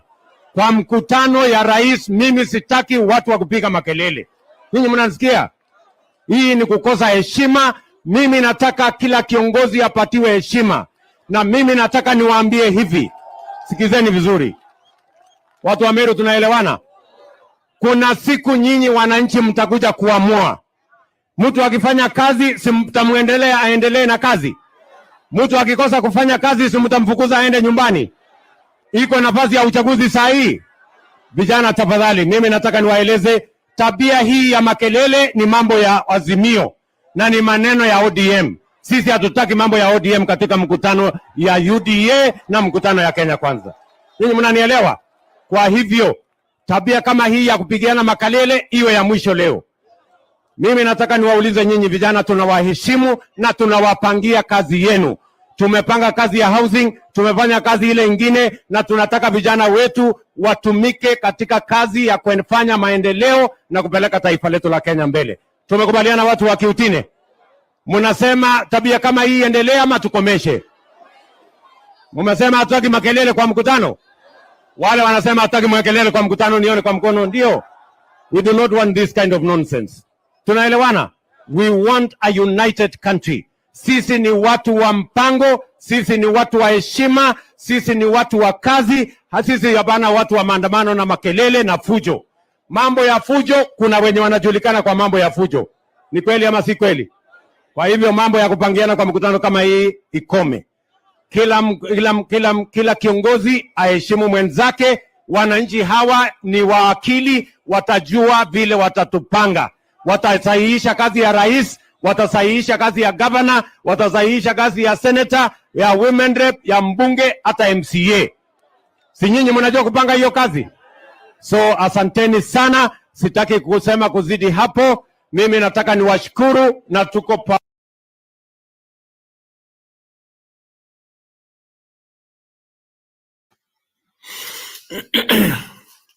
mambo ni kama hayo. Umewaka moto na ataki makelele. Shaima anauliza kazi ya ajira ndio ipi? Kazi ya ajira ndio ipi? Utamsaidia. Joseph, just hold on. It will stand for Lala. After Lala, you can come in. Yes, Reverend. Joseph wanted something. He raised his hand. Let him go ahead. Okay. No, it's okay, Lala. Just go ahead. No, go ahead. Go ahead. Wait. You want to say something? Well, I just wanted to make a brief observation about what's going on over there in Kenya again. I'm just surprised. Who are these people who clap for this man when he talks? Are they paid people, or are they regular Kenyans, or are they drunkards been drugged with some alcohol or some money somewhere? The second thing, I was surprised when this woman from Meru declared herself a Mrs. Zakayo or Zakayo woman or Zakayo lady, and people are clapping. Are you Kenyans over there happy with the level of taxation without service delivery? Because I am surprised. As much as we show outrage here, there are some people who are very interested. There are some people who clap, some people cheer them up. And it seems from what I'm seeing on the ground over there is, I think we have started the campaign already for 2027. Because this man is always on the rooftop of his car or out of the country. Does he ever go to Arambe House where the president's office is and anybody sees even how his desk looks like? Does he work? Or is just campaign 24 hours or out of the country? And it's very, very frustrating to see Kenyans clapping and cheering and, encouraging that kind of behavior. I know there's a lot of idleness, but I think we need to do some civic education for people just start to refuse to go to this roof, top of the car meetings and the addresses, because there's nothing new he tells people. He's talking about this housing. Okay. I come from a place called Okwala in Ugenya. I have my house there. If I were working in Kenya, would I leave my house or my home and go and live in the city in Siaya for the house that is building there just because he's been deducting my money? I saw a brief clip there from, is she called Mamuchomba, women rep from Kiambu. She was explaining what affordable housing means. Affordable housing should go in those lines whereby you make people afford a house at where they live. All these high rises, we can leave them for city dwellers. But in the countryside, I don't know why he's going around launching these things in every county. He should have used this money to give people affordable loans to build houses in their own areas where they live, instead of making everybody go to live in government. Here in America, we call them government projects. Most disgraced way you can live in America is to live in a government house, other than owning yours. So I don't know why he thinks it's big achievement for government to build people houses. He needs to learn how to empower people so that people can build their own houses and let people live in their areas where they are comfortable, instead of making everybody move into the city in a high rise where you can't even have a kitchen garden and grow some healthy food. The second thing I wanted to, maybe the second and probably the last for now, Kenya's even trying to find out how many people are contributing this money and how much have been collected so far, or do we just let him be the collector and the accountant and everything, and then he will never tell us how much was collected and how much was spent in every region or every development or every housing project that he has? Is there any mechanism of knowing who is contributing and how many are contributing and how much is being contributed per month and how much is going to go to these houses and how much have been spent, how much is anticipated? If the court probably, I have a feeling that eventually the court is going to get him a leeway to get this thing going on. But I just don't know where the Kenyans are and what they really want, because sharing somebody saying that we are the biggest tax collector in all the counties, we are collecting the highest amount of taxes. You cannot grow an economy by collecting taxes. Here in the States, if they want to grow the economy, they believe you have to leave the money in the pockets of people. During COVID, when the economy was slowing down, the government came up with a mechanism of giving people money so that people can have money in their pockets. And the people who spend most are the poor and the lower middle class. High people don't spend that much money because they have everything. What do they send? But small people are the ones who spend money every day. So those are the people who fuel the economy. And you can only fuel the economy if you keep money in people's pockets and you give them chance to spend that money and generate more and pay somebody and pay this and get this. But if you just tax, government do not grow an economy. The role of the government is to give an enabling environment for the economy to grow, but not government growing the economy. Economy is normally grown by individuals who spend their own money and who save their own money. But the way things are, I was looking at Send Wavio and Tap, the means that we use for sending money overseas. I am seeing the Kenya shilling is hitting $163, $164 for a dollar. That is not really a good sign.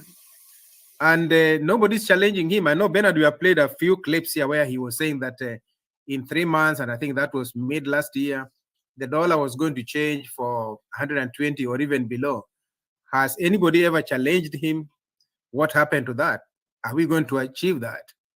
And finally, I'm just asking here if anybody knows, do you guys think he normally checks his social media, or is he in a bubble whereby he's shielded from everything that is going on? Because apparently in Meru, when he saw people shouting at him, he thought those were ODM supporters. Apparently he doesn't know that the ground have shifted and nobody's supporting him. Do you guys think he knows what is going on, or he's being just told that you are still the same Ruto that lied and people like your lies and we are going to continue? I'm going to stop there for now. Maybe somebody else can chime in and give me a different perspective from what I'm thinking. Thank you, Joseph. An interesting question. Maybe I would just say this. He has a whole battalion of online team led by Tumbi, who lie for him and lie to him. I would say that they lie for him. And so of 36 bloggers who are paid, and their main business is to twist stories and spin things around to confuse Kenyans. And then, of course, he has, how many, as you're saying? So he has media guys. So I don't think that he's not aware of what is happening. He's just, of course, obsessed with himself to an extent that he thinks Kenyans think through him. And so any person who is thinking what he's not thinking or supporting what he's not thinking, he makes them his enemies, because he feels that his thoughts and his plans are superior and everybody must buy into it. That's one of the deception that is really messing him up and making him feel like he's on top of the world. Akienda mahali aimbiwe, I think alimeza hiyo kasumba ya Moi kabisa, na angependa sana kuwa Moi mpaka, yani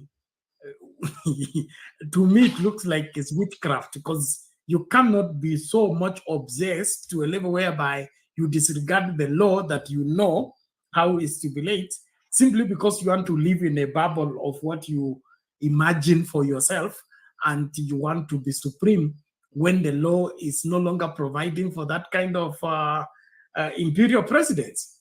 So William Ruto, and of course his head for ODM, if you could you remember when he went to Tanzania, and then Watanzania wasema tunaazimia kwamba tutafanya hiki na kile na hili, and then when he took on the stage he said he doesn't like that word azimio, because huko Kenya kuna chama inaitwa Azimio inawasumbua. So he want to turn even the dictionary meaning of kuazimia to mean just a political party. How that works, only God understands. For now, let's hear from Reverend Lala, please. And time is really going. Naomba tumakinike, tukue mstari wa mbele. tumalize hii mambo kwa pamoja. Reverend, welcome. Oh, yes. Hi, Bernard. Hi, Aaron, Joseph, and all of Wanazimio and friends and all Kenyans. I'm Jambo. I watched that video clip from Meru, and something actually happened to my spirit. I think maybe let all those from Meru, I think you've said something that will take over this nation.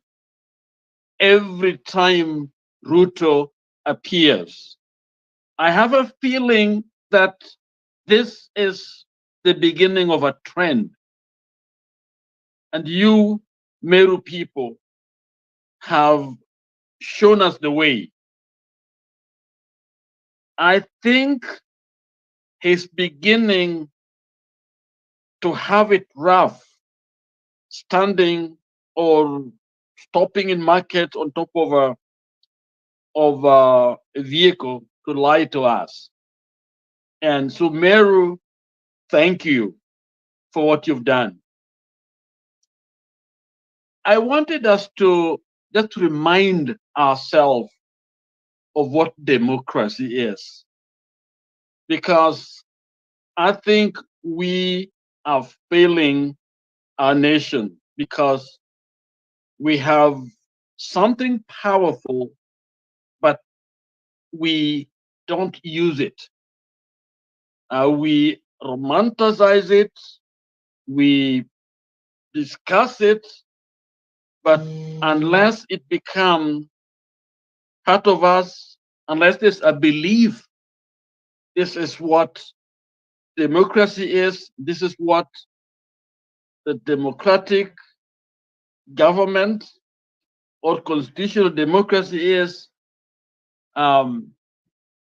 we will still not be able to achieve what we want. If we want our constitution to have any meaning, then we must go back and understand what democracy really is. Democracy is the participation of citizens, okay, and knowing that we are the one to elect leaders, okay, and give them the power and the mandate, and we are the one to supervise. We are the end. In other words, you and me are the most powerful people in Kenya, not the president, but we are only powerful when we are together, when we act together, because one person can't do it.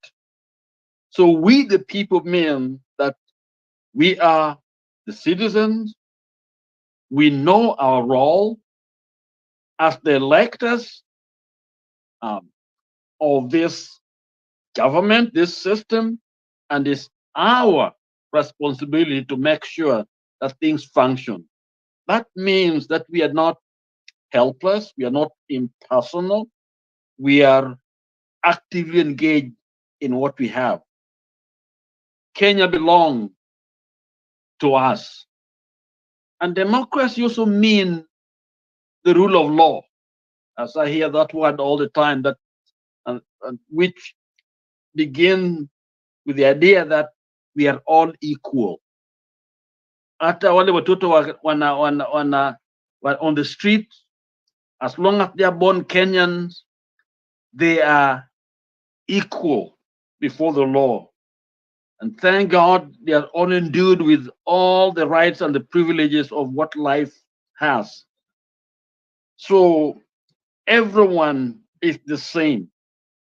we are all equal. I saw, I think, a governor talking of only giving jobs to people that voted for him. And of course, that bad manners is coming from Ruto. Look at the skilled jobs, the way he dishes them out as a private thing. And you know what? We think of ourselves as the most powerful. We let him go on abusing us. Therefore, it is important for you and me to step forward and take a role seriously as Kenyan. And of course, democracy means tolerance. When you see that man called Ruto, the nature of the job, people will protest. Bernard will tell you, when you're a pastor of everybody. There's some people who call you names and talk evil of you, but when you approach somewhere, they may be quiet, but your role is to be their leader. It's your role to bury them, to visit them, to accept their call in the middle of the night when they actually have been abusing you. But when you see someone with such a temperance, it's like you're so annoyed. These young people are singing, is so annoyed. So it's such a thin skin, is so insecure. It's got no emotional intelligence to lead the people. I mean, watching that video says a lot about the man himself. He's not qualified to lead people. He's a dictator looking for people who will be quiet, listen to what he's saying, have no opinion. In other words, there's only one brain in Kenya. That brain is called Ruto's brain. Okay? And you could see it in that video. I think that can be a teachable video to anybody. Even any college will use it. I'm telling you, they'll pick it. Even Harvard, they'll take it and show what a leader, kind of person a leader should not be. Because expect people to boo you. Even the US, you see them even in Congress, wherever they're everywhere. Okay? True leaders, that is, democratically elected leaders, expect not everybody to agree with you. But look at the man. It is so sad. Democracy means a government that respects her people, her citizens. Okay.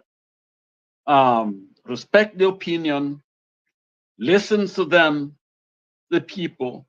They may disagree, okay, on issues, but at the end of the day, we are all Kenyans. We are all Kenyans. I've lived in an army barrack, okay? I lived in Japan in the US military in a barrack, okay? And there we were, white, blacks, I'm Kenya with my accent and all that stuff, okay? But in that unit, we are all Americans, okay? We take care of each other. I was involved in an accident in Japan, on the street of Japan. The Japanese police came, and of course, they couldn't even take information from me till the military police comes and called me sir, respected and given that honor, because I was one with them, even though I speak a different language, even though I'm identify with other people more than typical Americans, because I'm still DNA Kenyan, okay? And so democracy is that which unite all of us against evil, against wrong, against dictators, against people like Ruto. So as Kenyans, if we don't embrace democracy, then how can we protect our constitution? It will be impossible. All we're going to be doing is waiting for another Ruto to come in. And then we start lamenting after they have caused a lot of havoc because they are not accountable. Who is Ruto accountable to? He's not. Look at the way he's talking, the way he's behaving. He dismantling everything before us. And here we, the people, we are watching and blaming him. And sometimes what we do here is just lamenting on this man, instead of doing something. And there's a lot we can do. You know what? I saw those Meru young men, the way they were doing it, they're fighting. They are fighting. And if we can do it every part of the nation, okay?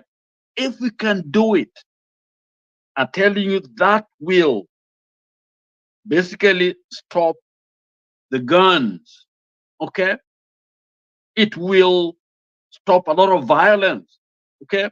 Because every Kenyan will be using the power that we have to say no to evil, whatever it is. No. If we know it is common Nimbaya, why would, I think it's Joseph who was saying, people are there clapping. Well, you see, people are desperate, and desperation can lead people to do things that they would never do naturally. Your children are hungry, and there's a man there who can give me a little money, to go give my kids. Some are there to try to see if they can get something out of that man. Okay, some are organized for all kinds of reasons. We don't know behind the story, but our hope is that Kenyans can just hold on a little bit. You may suffer a little bit, but if you stand together and address the problem face on, I believe it will take a very short time before we get, for us to get rid of this man very, very quickly, because the economy, the foundation is not very strong. It depends on these daily taxes that we can say no to, okay? Offices, we can say we are not going in there for days or two. There are a lot we can do. At least we can, when it comes out of the State House, we can do what those Meru guys do. And you know what? It's like wildfire. People become militant because we are fighting for truth, fighting for peace, fighting for good governance, fighting for our children, fighting for hope for our nation, fighting so that we can get back to where we used to be. Number one, in the region, we have slipped. I think I read the other day, yesterday, I think Kenyan shilling is the second last performing money. It means we are falling, we are going down, okay? Not going up at all. So when it comes out, things get worse. Kenyans must know that. Thank you, Merus. Thank you, thank you. Let more of Kenyans go and do the same thing. Don't be afraid. Go in there and shout. Speak your mind. That's part of being a citizen, because you're siding with the truth. You are not there to makelele. You are there to say something is wrong with this democracy. This is not what we envisioned. We wanted a country that's doing better. Companies hire CEOs, okay? CEOs are very special people. Very special people, they call them. There are very few of them, and they select them. And the idea of hiring a CEO is to build. Reverend, please mind One time, second. mind I'll time. be done, We I'll be are done. in It's a bit of time. business. I'm ending, bit of business. Okay. So if Ruto is our CEO and all our stocks are falling, and you are there clapping for him, I think it should be told out. Go home, go home, go home. That should be a cry. There are things you can do. Your voice is powerful. Let's do it and save our nation. Thank you. Okay, thank you, Reverend Lala. We appreciate it. Kenyans, we need to wake up and appreciate that we have a responsibility. And then, of course, William Ruto thrives in deceiving us. How long are we going to succumb to his deception? Because right now he's now whipping up the emotions of Kenyans and trying to revive that dynasty versus hustlers narrative, where he says hawa watu wako na nyumba, nyinyi hamna nyumba, hawataki nyinyi mjengewe nyumba, ndiposa wanazuia, wanaenda kotini, wana bribe. I was asking myself a question that if Okio Mtata can afford to bribe a judge so that he rules the case in his favor, Ruto can afford better. Ruto has better money. So if that is the system, then he should just apply it. Let's see how far he goes. But Bernard, stand. Bernard. Yes, sir. Where are the affordable houses? From what I see, it's those not affordable. They cannot be affordable. Who is? Can somebody interrogated that to find out where those affordable houses are affordable? Those are unaffordable. That's why we are saying William Ruto wants to rewrite the dictionary. He wants to rewrite the dictionary to suit his explanation. So everybody to buy into his explanation. What he calls affordable should be affordable regardless of what you think, because he has called it affordable. And that's why we're saying he's acting on deception. Yani, deceiving others and deceiving themselves. That is where he is right now. This is not even deception, because it's just not affordable. It takes our land, it takes everything else, and the way they're being sold is nothing else. There's no affordability there at all, because it's robbing us. That word affordable should not be there at all, at all. Somebody explain to me what's affordable about those houses. Exactly, he's robbing us. Because if whatever he's offering Kenyans is more expensive than the real estate people who bought the land, built the house, they completed. There is somebody who was talking about the houses on Gong Road, which are finished, and they are going for 3 million or so, and they are finished. You know, the person bought the plot, build the house, and now it's offering them for sale, and they're available at 3 million. William Ruto is building on free land, okay? The land he has taken from the government, using levy money that is contributed by Kenyans, and still his house is not less than 4 million. So it means his scheme is a scheme really to rob Kenyans. It's no longer an issue of affordable. And that's why what Wamshomba says makes sense. This thing is just a collection program. It's not housing issue, and it's not affordable issue. It's a camouflage, a smoke screen to hide what is doing behind the desk. That's all. Because at the end of the day, nobody can claim this money, nobody can claim this house, and nobody can trace where the money has gone after it has been collected.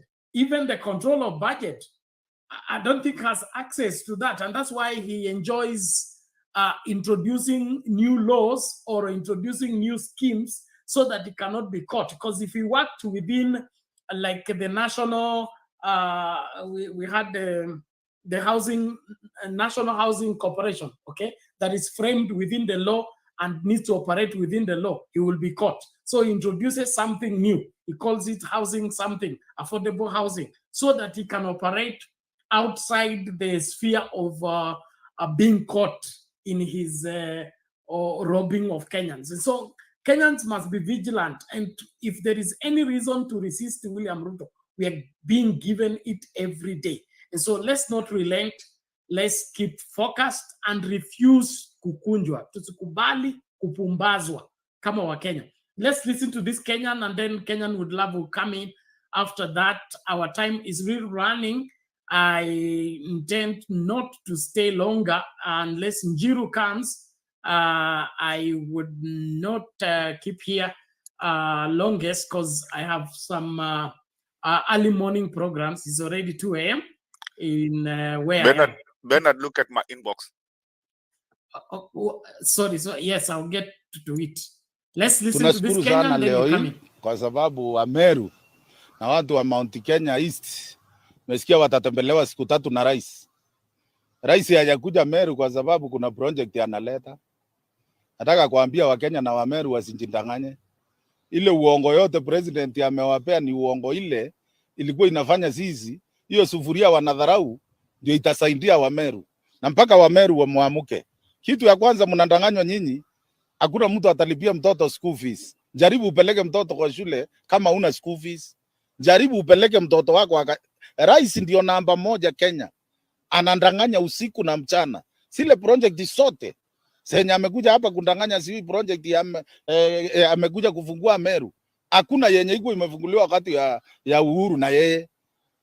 Hizi ni project zilikuwa kwa budget na ni project zilikuwa zinaendelea wakasimamisha. Kwa hivyo hii ni kukuja kutundanganya tu kama watoto. Kitu kingine ile nataka kukosoa rais. Na Wakenya wanielewe, wale wanataka kuelewa na wale hawataki waendelee tu kukaa kwa giza. Kenya Kwanza ni waongo. Wanakuja wanachukua kama ni land pale Meru. Wamechukua land ni ya Wameru. Hawajalipa hata shilingi moja. Alafu kwa ile land hawatumii shilingi yao hata moja. Wanachukua pesa ya watoto wetu wale wako kwa serikali. Mtoto kwa pesa livu unapata hata hana shilingi moja. Yeye ndiye anakatwa pesa, inakuja inajenga kwa land yenye wamechukua bure, wanaijenga hizo manyumba. Hakuna Mkenya hata mmoja ataweza kununua hizo nyumba. Sasa kuna zile project zenye zilimaliziwa na Uhuru. Nataka watu watoke Meru, watoke Mount Kenya, wakuje waone. Hapa ni Wasundani. Hapa ni watu wale wanaishi ng'ambo ndio wananunua hizo nyumba. Kwa hivyo hii serikali inatukon mchana, usiku na mchana. Na president anasimama anataja jina ya Mungu, anasema ameajiri vijana. Utaajiri kijana aje kubeba mchanga? Mtoto ako na degree, mtoto ako na PhD, amesomezwa. Alafu unamwambia ende akang'ang'ane na mijengo. Hiyo ndio kazi ile tu uliona wakati wa Kibaki alisema ataleta bonda bonda, akaleta hizi Probox. Kibaki alichange mara moja na watu wakasikia impact. Impact yako wewe bandala itusaidie, inatuingia kwa uongo, inaingia kwa mfuko. Sasa hii hata wale wanakufuata hakuna mtu hata mmoja ana kitu. Sasa hii Meru tunalia kwa sababu ya sniper. Tulikuwa tunataka kujua who is the financier. Haujaongea kuhusu hiyo kifo ya huyo mtoto. Na wewe mwenyewe ulisema Kenya hii hakuna mtu ambaye ataua mwingine tena.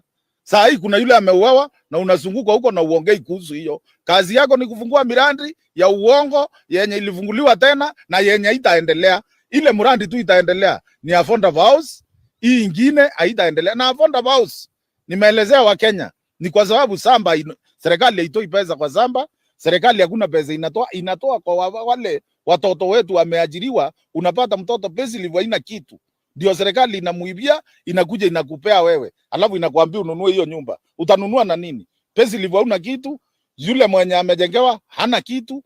Sasa hii ni mambo tu ya kunyang'anya, na ndio unaona president ana insist, hataki kusikia jina koti, kwa sababu anajua ile vitu yote anafanya ni kinyume. Lakini niwaambie kuna Mungu, na mkitaka tu survive, turundini kupigia Mungu magoti, ndiye atatutoa kwa hii serikali. Hii serikali ya Kenya Kwanza ni waongo, na waletea Raila next week akuja wahesabie ile pesa yote hao wameomba kutoka nje. Wanadanganya wao hawakupata pesa, lakini ile maloni wamechukua ndapo. Wakenya tunaenda kuisha. Asanteni Wakenya, tutaendelea kuongea ukweli na sufuria tutaweka kwa kichwa mpaka kwa matako mpaka kwa kivua mpaka haki ya Wakenya ipatikane. Hakuna mahali sufuria itakuwa. Hatutaiogopa kwa sababu hiyo sufuria kama ndio inawauma, ndio muongee ukweli, ndio tutavaa. Koti mmechukua, bunge mmechukua, senate ndio hiyo, lakini nashukuru wale senator. Kuna senator wenye nashukuru hapa Kikuyu wenye wamesimama kukosoa Gachagua. Na namwambia Ndindi Nyoro, usiogope deputy president. Kama we ni mwanaume unataka kuokoa Kenya, simama kama mwanaume. Na hata Kindiki, Mount Kenya East, hata Kindiki akikataa, sisi wenyewe ndio raia. Ndio tuliweka Kindiki pale kama mtoto, ndio amewekwa na watu wetu. Tukishikana tutakuambia kwa nguvu, utaingia vile sisi tunataka. Wewe kaa kwa serikali, lakini sisi Kindiki ndio tunataka utusimamie Mount Kenya East kwa nguvu, kwa vyovyote vile, na hatuogopi, na tutaongea. Hale kanazaliwa azaliwe. Asanteni.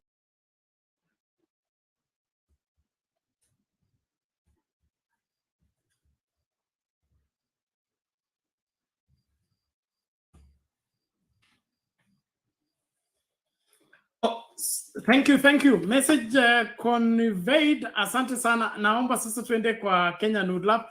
Joseph, I confirm, yes, I've received the contribution. Thank you.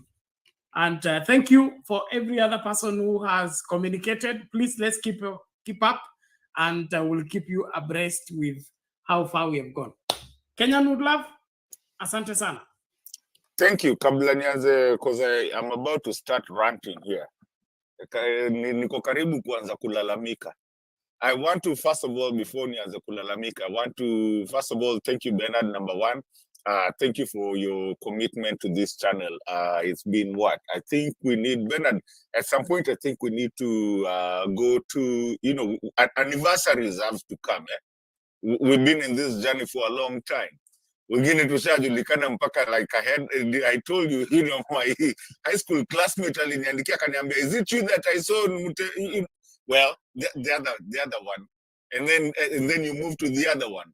You know, we've been known because of your hard work and everything that you're doing. And Bernard, we are moving well. I believe everything that we've said. Kama kuna mtu, you can go back and look in your the past videos and everything, even when we were very tukiwa chini.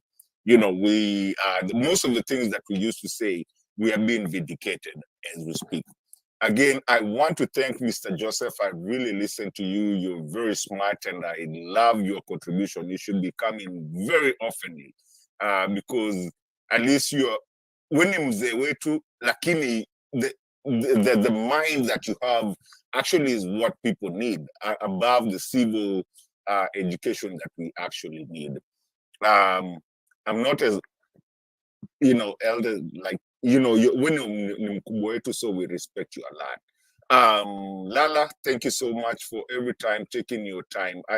Lala, I don't even think you've ever missed, you know, even one day, even if you have to come in just kusema tu kidogo tu, you never even miss, you know. And I do appreciate you, because this channel has grown because of that. Harun, I want to appreciate you so much, because I remember the first time I spoke to you, you told me you are not ready to to show your face, and you just wanted to be, you could want to be a part of this conversation, and we agreed for you to be there.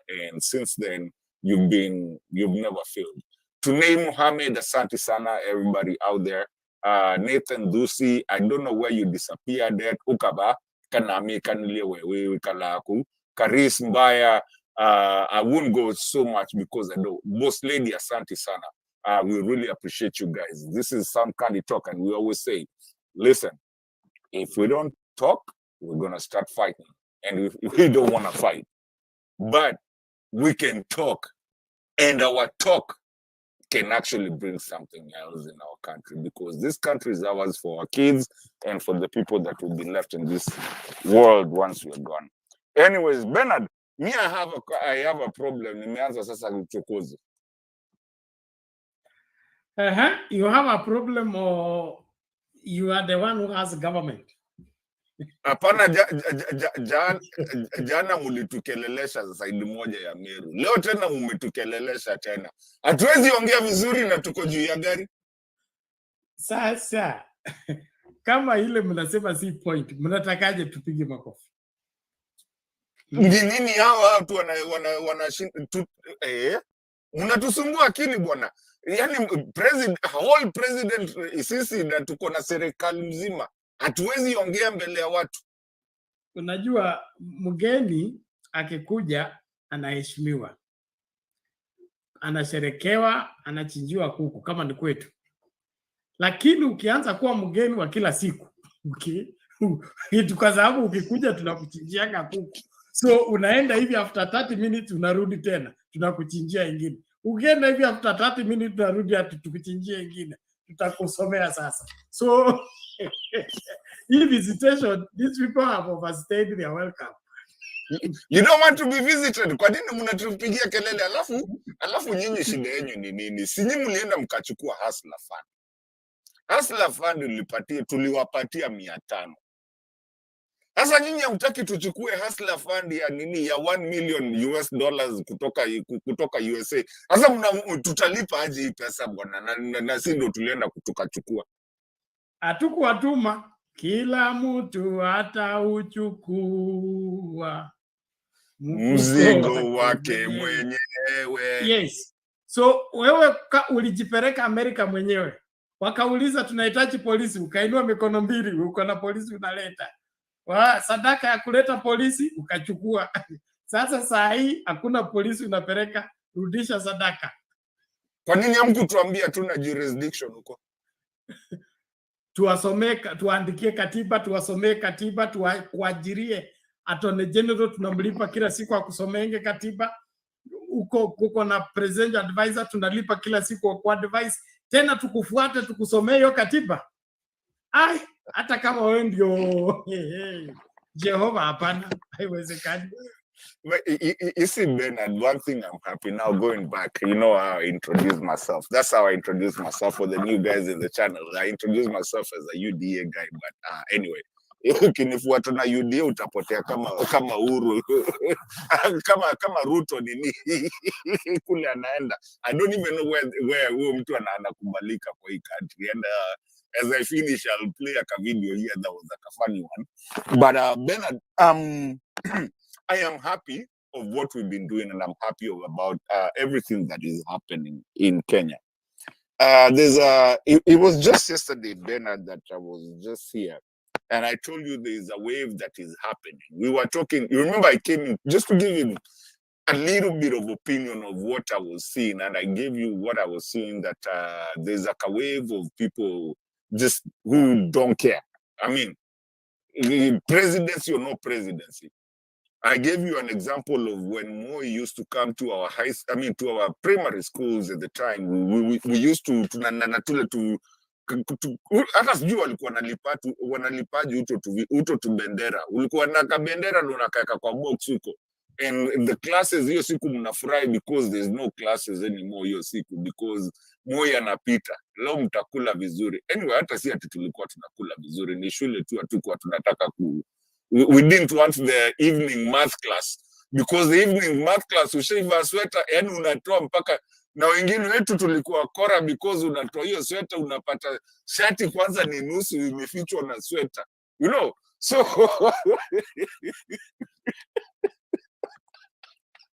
ukioshaga unaosha collar, especially the people that went to boarding school like us. So that time the presidency was something, but today you can see the people actually not really respecting the presidency, because what are you respecting? Mtu amesimama pale kwa nini anakuambia we nyamaza kijana, mimi sitaki kusikia vitu. Hutaki kusikia nini? Siuende suguenda kwa kuongelesha bibi yako. Wachana na mimi mwakuja kunisumbulia nini Nyeri, Meru kama hutaki kusikia. I wish I was the one, mimi ningeuliwa. Anambia wewe toka hapa bwana, nitamwambia kama ule jamaa alimwambia malize uende. You know? Because the thing is that Bernard, respect, just the way we come here, the way people respect you here, is because of your leadership. And your leadership here actually makes people respect you. But if the country cannot respect you, then it's about time you just reason wanze kufikiria tena. Why do you even need that job? I thought you had Western Hotel. I thought you had the Kuku, the billions and everything. Why not just say, okay, unajua nini? Hebu niacheni mimi kaka Isugoi, wachane na mimi. You go blame everything on Uhuru. You go blame anything on is hata leo nimesikia he was blaming what ODM ati wao ndio watu wa kupiga kelele. And when you look at ODM wherever they are, for them they are they're just minding their own business. Kwanza wanakubali mwingine amekuja ameomba msamaha ameona huku kwenye nilienda ni kubaya. They are chilled out. Hawajaongea hata story ya UDA. Why are you bringing sasa hiki tu? And you know the funny thing is that Bernard, we have to speak the truth. When he talks about tunajua ni watu wa Azimio ndio ufanye hivi, he's not talking about, and we know him as tribal as he is, he's not talking about Azimio. Because I know he's not talking about Kambas, he's not talking about Masai. The whole country is in Azimio. It's only hiyo yake sijui, I don't know, hiyo yake inakwanga tu hapa pale pale na Central imeanza kuleta noma. That's why he's actually going back to Central and camping out there instead of camping in Harambe House where his office is at. So you find there's a problem there. And I love Meru, guys. This is not even the first time. This is almost the third time. And Bernard, I told you, Haiti will not go. Kenyans will not go to Haiti. They have no jurisdiction. Here we go. There's nothing in the constitution that allows us to go to, police. What law? Do you know the police goes to the constitution of the country and it's internal? So what policy are you going to enforce in Haiti? And you remember we've had this conversation. Tumeongea kitu sana hapa hivi. And I told you kabisa haitafanyika. Mimi nimechanganikiwa lakini I don't know how serious these guys are, the court, because I think kuna nini, but I'm happy that some judges are starting to actually stand up for what is right for Kenya. And Bernard, if we get more judges like that, what was it? Odunga, mwenye alichapwa sana na Uhuru, but he made the right judges, the judgments, because the judgment is not what you think. It's actually what the Constitution says. And that's why I've been nimekuwa nikisema constitution here. And officially, Bernard, I'm going to say something. Jeremiah comes, he will tell you, we are going to put a petition for them to go. Because Kenyans need to follow the constitution. Chapter 1 of our constitution inatuambia kitu.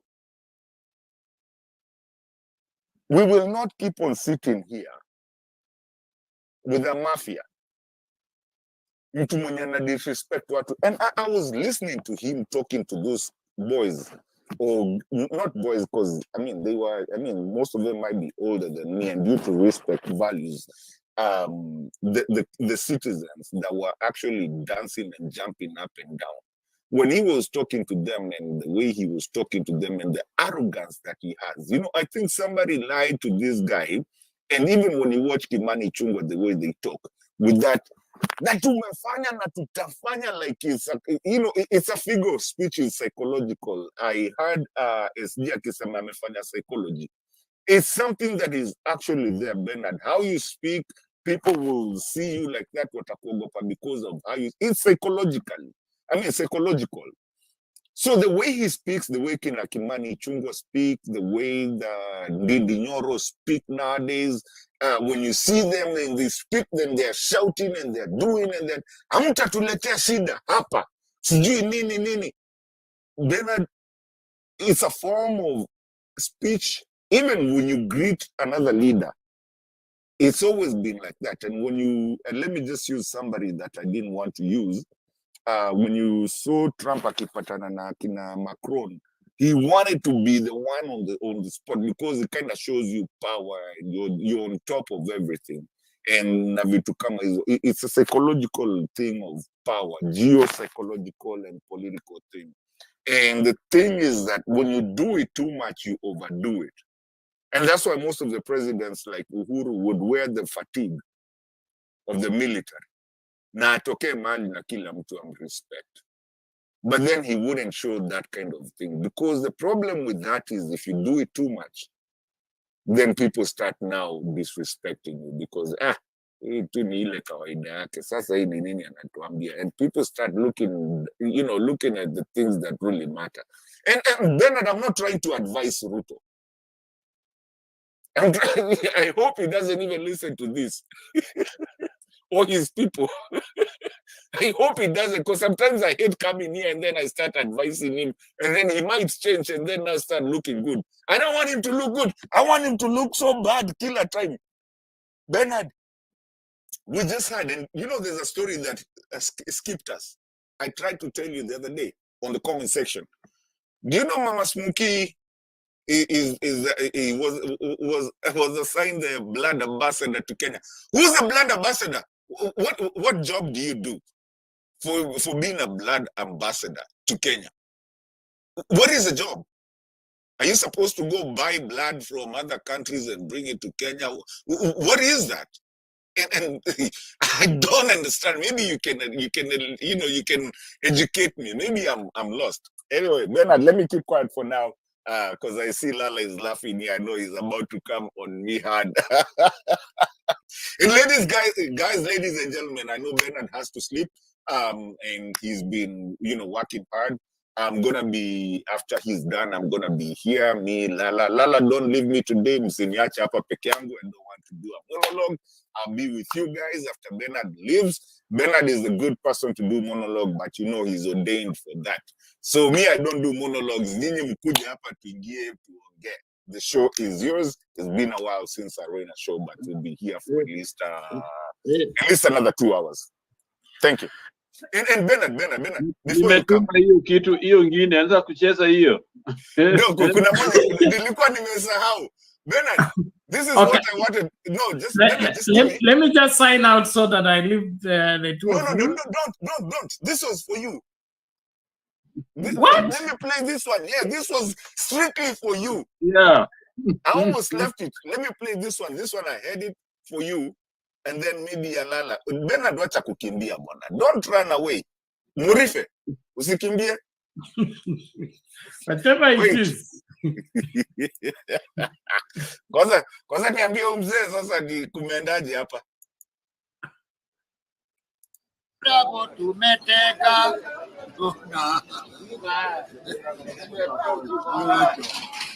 Ogi munene okoragwo gikoyo-ine ne watumire magikie Kenya irima mekiragia Ruto ni muraika mainyererio meragwo tumetenga.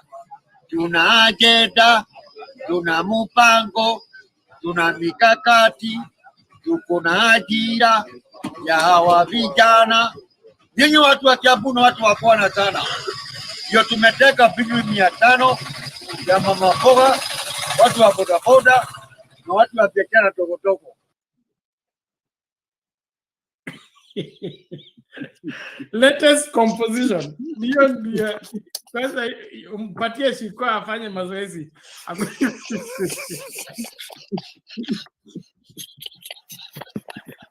Tutoe hiyo album. I'll volunteer to do video shooting. Hey.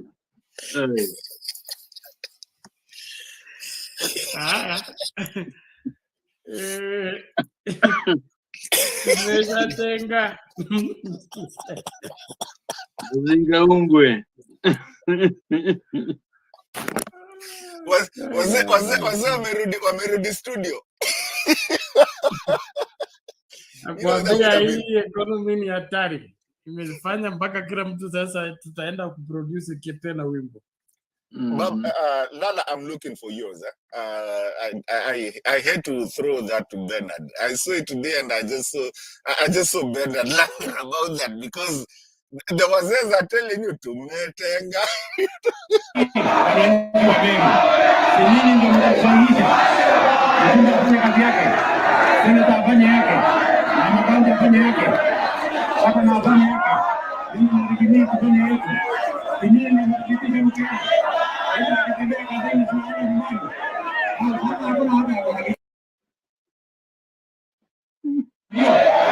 Nyinyi wananchi wa Meru, si nyinyi ndio mnachagisha Mjumbe afanye kazi yake, seneta afanye yake, na makaunti afanye yake. Haya.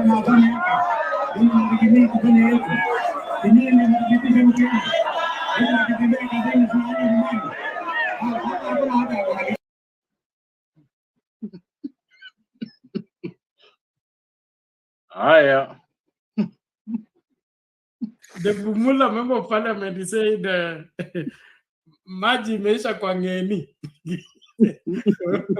What that means is that the fish, the water has evaporated and the fish is left on the dry. So, maji imeisha kwa ngeni. That is where things are as now. And let me predict, this is the beginning of such. You'll see that tomorrow, the day after tomorrow, Ruto may as well stay in the house, because nobody, this is what is waiting for him on the street. And the funny thing is not going to end. You see, the thing is that what we used to say with Bernard a long time here, and even you, Lala, and a lot of people that were here, we say this, just give it time. You see, when you want to see something that is awkward, even in your life, wait for it. Give it time. You know, patience. Now it's coming. You see, there was this, that's how like, tumetenga.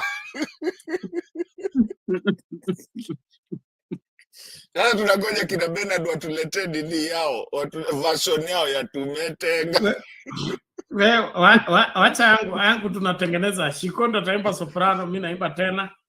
Tutafuta mtu wa bass. Lakini chungana na Shiko, unajua huwa narukaga bwana. Huwa anaweza ngoma yote. She's so truthful. Tutaimba soprano na alto. Tena aimbe in a translated language so that the locals don't miss the message. Ataweza sema ukweli, na unajua nani SG ametuambia hapa wa Levy ndio wanafaa kusema ukweli. Sasa yeye Shiko anapenda kuongea ukweli. Sasa ataweza ongea ukweli na Zakayo apendi ukweli. Zakayo si eti apendi ukweli, hawezi kusema ukweli. Si eti apendi. He's allergic. Ni kama shetani, hawezi kusema ukweli hata mkimlazimisha. You have to lie. All the same, guys, thank you so much. Tuonane masaa ingine. Mato, over to you. Chunga masaa.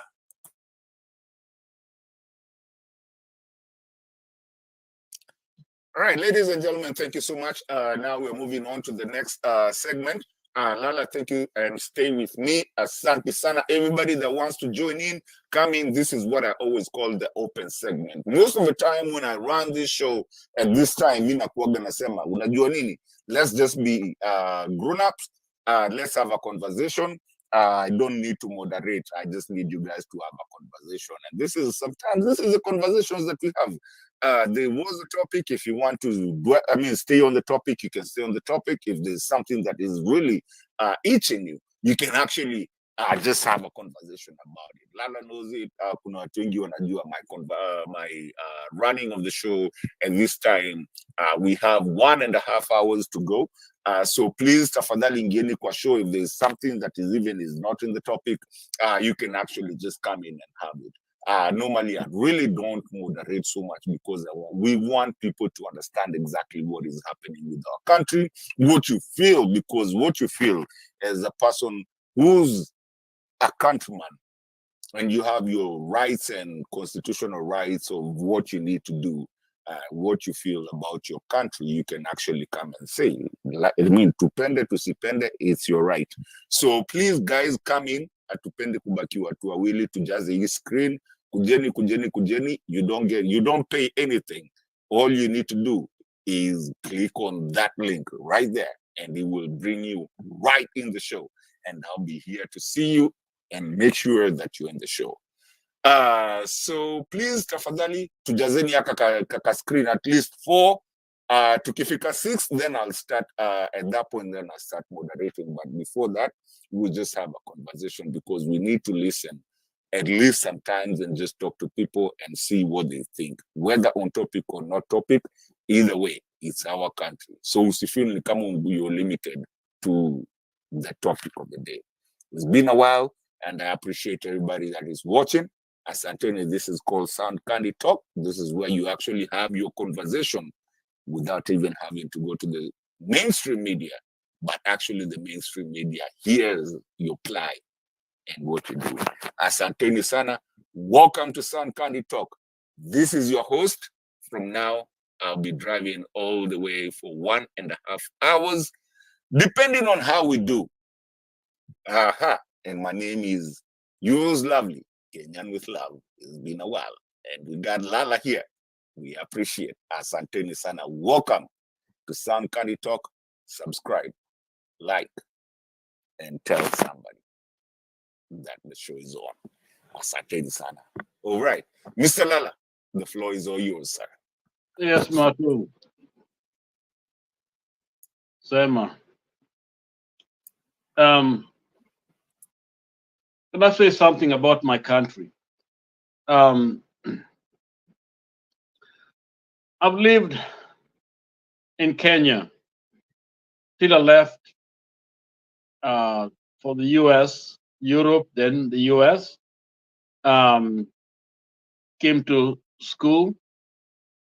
But you see, when you come from a country like Kenya, you know, the landscape, the people, the beauty, the home,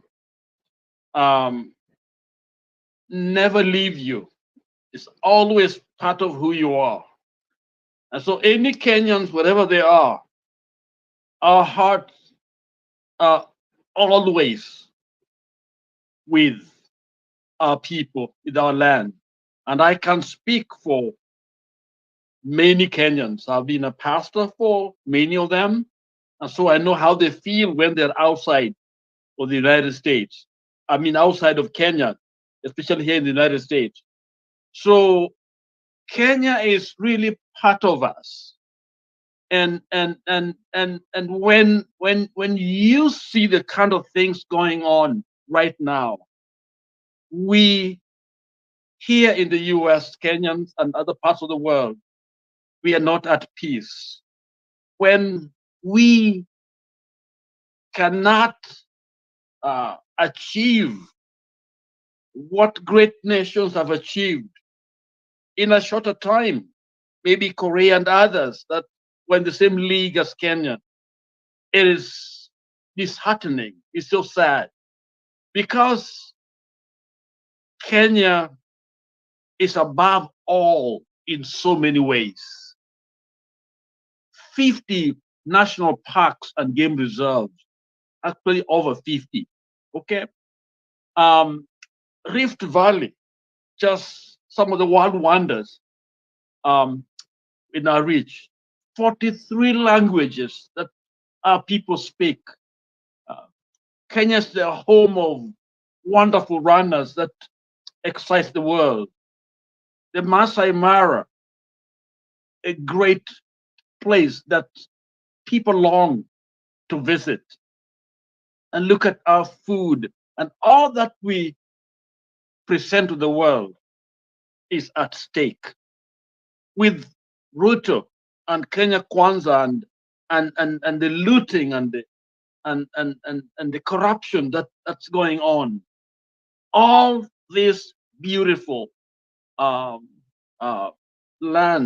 that God has given us will not stay that way for long if we don't change. God in his wisdom gives humanity ideas.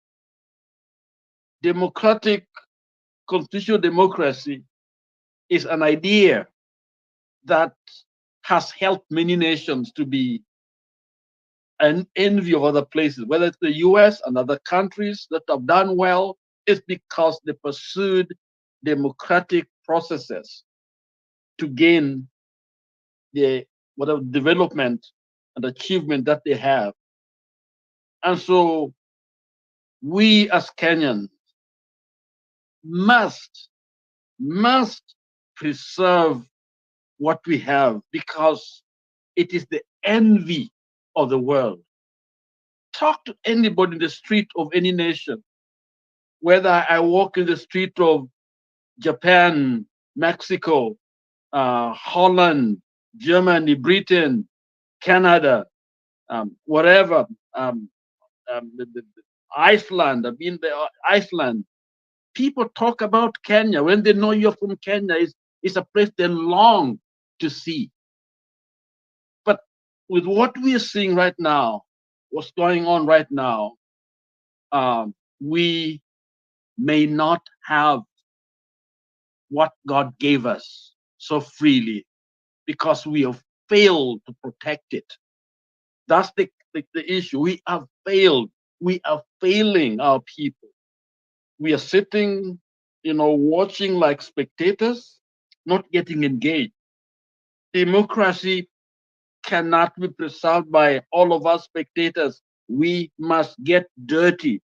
We must protect it. We must sacrifice.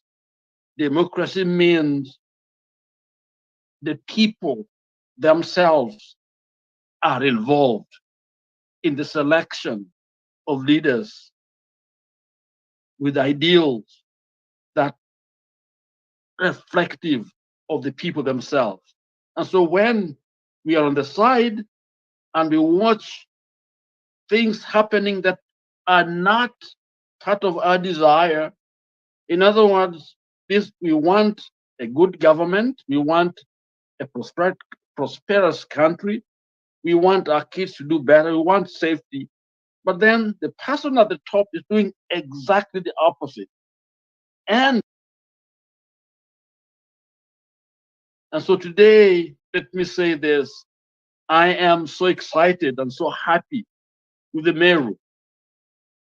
I had a lot of questions about Meru. But you know what? Sometimes when you don't expect much from people, you see things happening. And Meru, I am so happy what you did today. And let other Kenyans step forward, those who have not been part of Mandamano, part of persistent, but things are wrong, but you're there because either you're benefiting directly or indirectly, so you think things are okay. Look at what's happening. Look, open your eyes, open your ears. Children can't go to school. I had that guy from Mary talking about how difficult it is even now for parents to take their kids to school. You can't afford what a year ago you could afford. Right now you cannot. Money is not the same. If you had 1,000 Kenya shillings, that 1,000 is only about 600 now. That's what it can do. And how do I know that? You've heard of something called a dollar and Kenya currency that Kenya has lost. Now the exchange rate is higher. That's what it means that your money in the bank, if you had 1,000, your money is equivalent to 600. If you want to take it out, bring it to the US, you only get about 600 only worth of American money. That's what it is. You may not see it. You think I still have 1,000, I have 100,000, but it's not the same. In other words, if you're going to buy that radio, you have to pay more because your money is worthless. Because we have a government that is not functioning, it's not working. People are running away from Kenya and things are getting worse. And so, Meru, I'm clapping for you. And I pray that all of us will do exactly what the Merus have done every single day when this man comes out. And not just Ruto, but anyone called Kenya Kwanza or Uda talking to you, lying to you. Don't accept those lies. Tell them, Tawe in Luya. Tell them no. In a thinking Luo.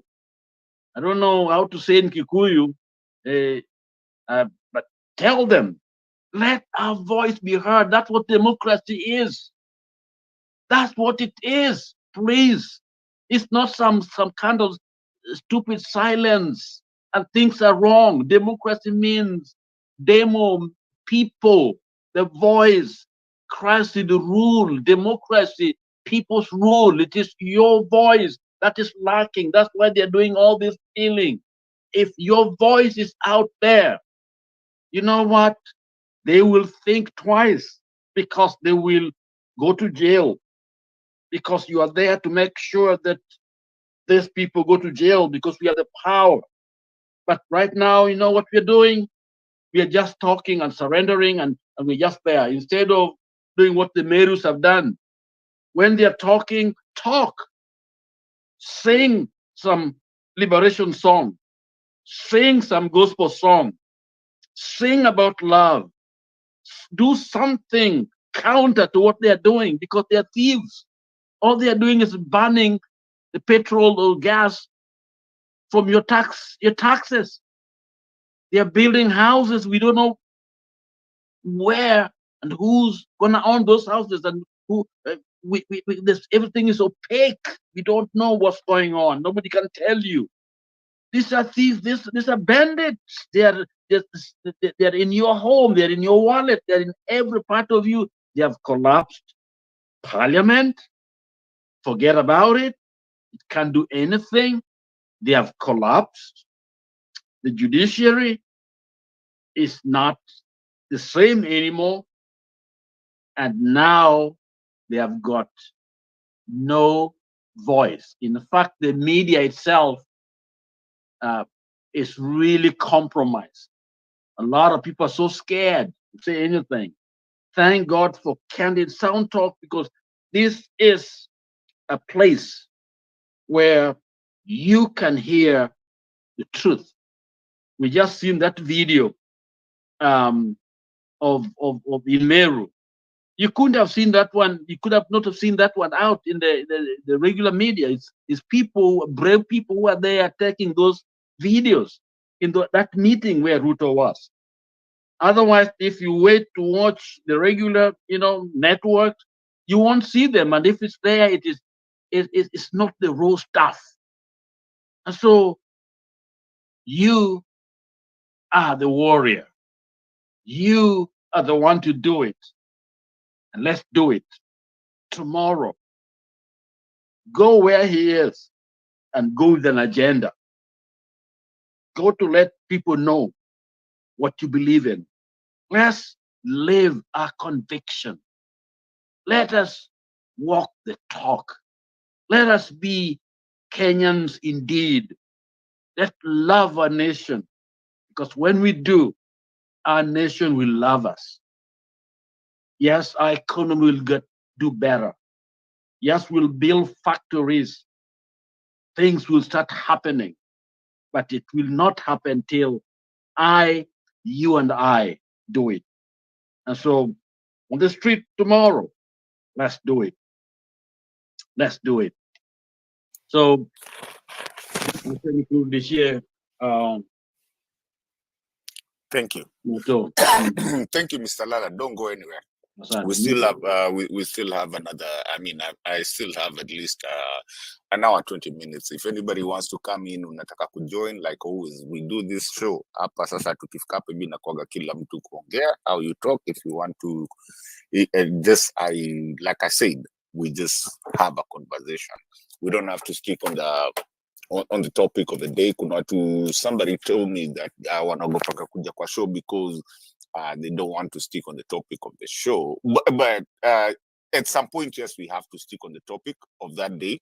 And then later on, if we have this other segment, then there's like a segment here that we do. Normally, I like to do it and I go against the rules kidogo to just let people talk. Because I believe when people talk, actually what is in them is actually, it opens up a lot.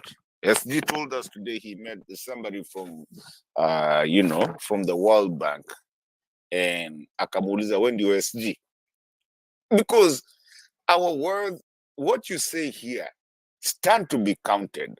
This channel si kidogo, tunasikika. But anyways, without further ado, normally I don't talk too much when I'm sitting on this seat because hii kiti ni kubwa sana. So let me do this. Let me go to Mami and then we'll fall down to Harun and whoever else wants to come in kama kuna kitu inakusumbua ama unaweza kuwa pia utuelimishe kitu or something that an experience that you've seen as something that you're thinking that you're holding on to yourself. Listen, this you don't have to pay to get in here. To get into the show, all you have to do when I put that HTTPS link, you just click on it, allow StreamYard to, to configure your thing, and you will be here, and you will come and talk, and you'll talk to people. So I really, really, really do appreciate everybody that is, out there. Kina George Mugambi. George Mugambi, you need to come to the show today. Ama tutachapana. Rose, hata wewe, you guys need to come in today. Tuko na only 1 hour. Mary, okay, wacha nitoke huko. Today, as Secretary General wetu, I really appreciate you guys. Ladies and gentlemen, I do appreciate everybody. So at this point, Mom, and you know I'm not in control because on this one, anybody can do whatever. We're only 4 of us. So if anybody anataka hata Arun wewe ushajua rules za venye inakuaga. So I think tucheze kwa Mom huko juu alafu tushuke hapa hivi. And Mom, you're looking good. We really appreciate you. Asante sana. You're starting to look younger as you're growing. Why are you looking younger? I should. I'm not carrying burdens. Welcome, Mami. The floor is all yours. We love you. Thank you. Nasalimia Lala na Harun na hata wewe kiongozi wa mashtaka. Sasa mimi nataka kusema hivi. Kenyans wanafanya mambo mazuri sana. Honestly, I was happy with that Meru thing. Na niliangalia nikaona hata wale hawapigi makelele. It's just they are quiet. They are not saying, they are not praising Ruto. They are just listening to those lies and they know that they are not taking it easy for him. Tuko group nyingi sana in human being. Kuna wale active, kuna wale wengine wamenyamaza, kuna wengine wana mama, kuna wengine.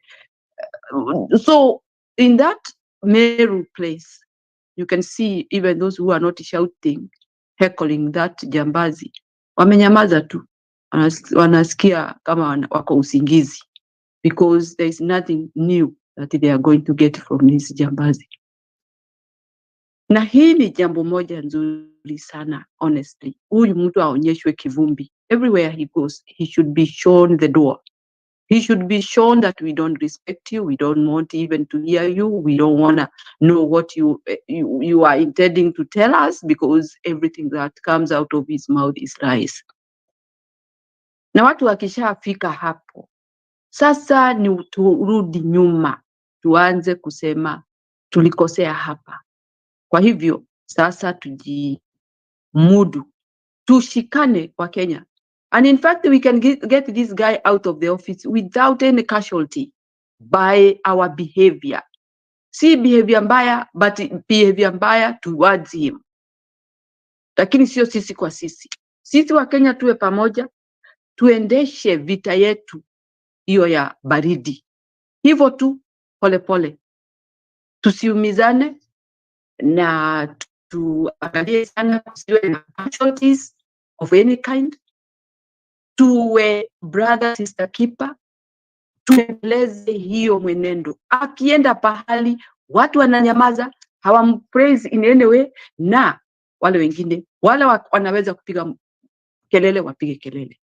I don't understand why even he should tell people ati wasipige kelele. What is he thinking he is doing? He is even destroying more and more even when he is going around the country. Na saa ile ameenda huko ametuma majambazi wale wengine wakaumize watu pande nyingine. So we have a very bad coalition that we have in our country as fake government. Nao ndio sasa tunataka watoke. Na kutoka ni hiyo. Wakenya mpige kelele. Yes. Mami, Yeah. I hate to do this, and I normally do it, but I normally don't do it, but this is inanigonga sana. And I wanted you, especially my elder, to tell me, where was Azimio in Meru, and why would you be saying that Azimio ndio wanapiganga kelele and everything? Was there Azimio there? I thought Azimio was in Coast. So what is this na kung'oareli na nini na hizi kelele mingi? I'm looking at it psychologically, Mami. Why would you be accusing people who are not even anywhere around you? I mean, this is your crowd. They came there. So where did Azimio? Hata wamesumbuana, I've never heard lately. I'm just talking lately. Sijasikia Azimio wakiwa kule wako wakiongea vitu za Kenya Kwanza, ati sijui nini nini. They just talk about the government, this even though obviously and actually they're just doing wanachukua wenye walikuwa wametoka, like the senator of Kilifi who came back and said I'm sorry, and they are doing their agitation of ODM registration. They don't talk about Kenya Kwanza. What is this? Now the kitu ikifanyika ati kila Azimio, ati yani watu Azimio na ODM ndio wanapiganga kelele. What is this? I mean, how kiddish are we? How old are we?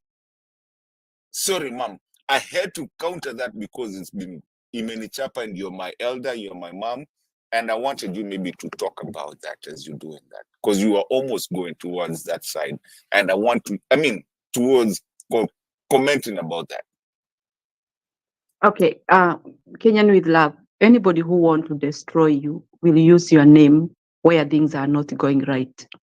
Huyu mtu kama akienda kwako, ataanza kuambia watoto wako, huyo baba yenu kitu bure kabisa, nimemuona pahali akifanya hivi na hivi. Huyo baba yenu ni kelele tu anapenda. Si mnaona nyinyi mimi ninakuja kuwaangalia. Na nikukuja anakuja kuwamaliza. So he will use Lala's name to destroy Lala. He will use her own name to destroy her own. Anything that is around. Sasa ni kitu muhimu gani aliongea huko juu ya kusema ati ni kelele ya Azimio? What importance is that? What brought him there? What was the aim of going to Meru? Was it to go and start challenging Azimio? We are not in campaign mode. We are now talking serious things. Vitu ziwekwe kwa meza, tuelewe ni nini huyu mtu anatufanyia na ni nini anataka. Using Azimio ni vile tu hana namna, ni vile tu alitumia jina ya Uhuru kumchafua na maneno mengi. So that is the same way. He is on that level. Mama. He cannot go higher than that. Mama. Yes. Unafikiria huyu wajua mapepo inaweza kusumbua mtu. Aliua watu wetu huko ma streets. Sasa now those are haunting him. I don't know. You think that would be an explanation why he would be talking about as in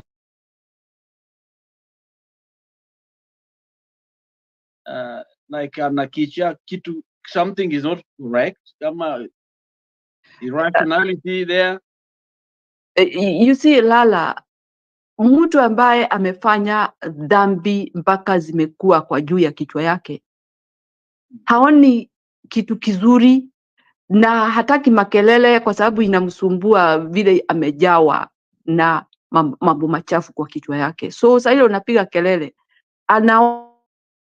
unafanya hizo madhambi zote ametenda ziambuke, zikue sasa zimeamuka, zinamkoroga na huku mnamkoroga. So he is not a peaceful man and he will never be peaceful. Remember, when you commit a sin, and a very heinous sin, this thing will haunt you ever, and nobody will deny that. Hiyo ni kitu ambacho utaendelea nacho kwa maisha yako, ambayo itakuwa inakudhuru kila mara. Sasa huyu mtu jambazi amefanya mambo mingi mabaya, na mambo haipendezi anaona mambo endani na yeye, haimpei, it's not working for him. Things are not working for him. So for him, he is feeling everything is flopping. What is all this? Now watu wananipigia kelele. You know when somebody is angry, na watu wakupigie kelele, watu wengi kama hivyo, mtu anakuaga wazimu. Anakuaga hata hajijui. Hata anakuwa more hyper. Kwa sababu ile mambo yote amefanya mabaya, na hawa watu wanapiga kelele si ati wanampraise, ni kumkasirisha. So he become more violent in his mind. So he will never have peace. And this is a very good weapon for Kenyans to use. Tusimpe raha, tusimpe wakati wa kuweza kujiadjust. Let's give him hard time. Continue with that. Wherever he goes, let's have those noise makers. They are good for us. They are not Azimio. For one, let's agree this, watu wetu. They are not Azimio. Hao ni wananchi wa Kenya ambao wameumia na wanazidi kuumia. Aache kulinganisha na habari ya Azimio ama hata wengine sini UDA wako hapo. UDA are still human beings and they are suffering. So it is not about Azimio. Ajue ni Wakenya ndio wako na shida. Wakenya ndio wamekasirika, Wakenya ndio wako na shida na ndio wanaumia. Aache kusema Azimio. Hiyo ni miigizo tu anajaribu kuingiza. So for me, I will just conclude this way. Azimio is just a word he was using just to make, to distort the name Azimio. But it is not Azimio. He should be advised and be told that UDA are angry with him. Wananchi ni wananchi in general. Wakina Kenya wamekasirika kwa sababu yake, na kwa hivyo asituambie ati Azimio ama nini. Hakuna kitu kama hiyo lala. It's not about Azimio. It's about wananchi wa Kenya. Na hiyo ndio shida ile iko. Aendelee kusema hivyo, wa Kenya mpuuze hiyo maneno yake. Sisi ni wana Kenya na tunaumia the same way. Whether you are UDA or Azimio. Mwana Kenya yote wote aliye Kenya anaumia kama yule mwingine. Shida tuko nazo haziwezi kuisha kwa sababu ya hiyo maongeo anaongea na bado anazidi kuzorotesha nchi yetu. I'll stop there. Thank you guys. Thank you, Mami. Thank you for that. I mean, na usipotee, tuko hapa pamoja, tutafunga pamoja. We have to close together. We just have an hour. We have to actually demystify this thing that is happening in our country. And people are really burying their heads as a proverbial ostrich. Kwanza hii kitu nilisikia ati kwa mkutano wa rais. You know, ma'am, let me ask you a question before you, because I know Arun is coming, alafu Nathan pia. Mami, did you leave? Are you there? I wanted to ask you a real question, you and Lala. Okay, because Mami ametoka kidogo. Lala, I will ask you a question. And maybe even Arun can talk about that as Nathan is also coming in. There's a saying that is said, usijisifu wacho usifiwe. So when you have a president, and this is just from my own growing up, yeah? If I'm an CEO of a country, I don't go telling people that I'm a CEO of a country. So when you have, or a CEO of a company, when you have someone telling you kwa mkutano ya rais, and you're the rais, I mean, we know he never won. We know it. Some of us will never agree. Me personally, I have the numbers. I stayed here all night. We stayed here. People from Norway, everything, we have the numbers. We know he never won, and he never wants to see those numbers. But even if you were the president, Lala, would you be going there to say, kwa mkutano yangu pastor msikuje mnaongea nini? Why actually, kwa nini? You know, there's something that I learned when I was a kid that says, usijisifu ngoja usifiwe. Unajiita rais, nani alikupatia hiyo rais? Why do you feel that you're so big? Maybe Lala, just 30 seconds, maybe, because I know you're a pastor and you know what I'm trying to talk about, because I need to bring Harun in for him to say, and I see Nathan is also here. It's been a while he hasn't been here. But just talk about that. You usijisifu ngoja usifiwe. Why would you call yourself a pastor? We already know you are a pastor. Why are you telling us kwa mkutano ya rais staki kitu? rais ni nani? Ni wewe ama ni mtu mwingine? Yeah, Ruto, you know, when one is insecurity,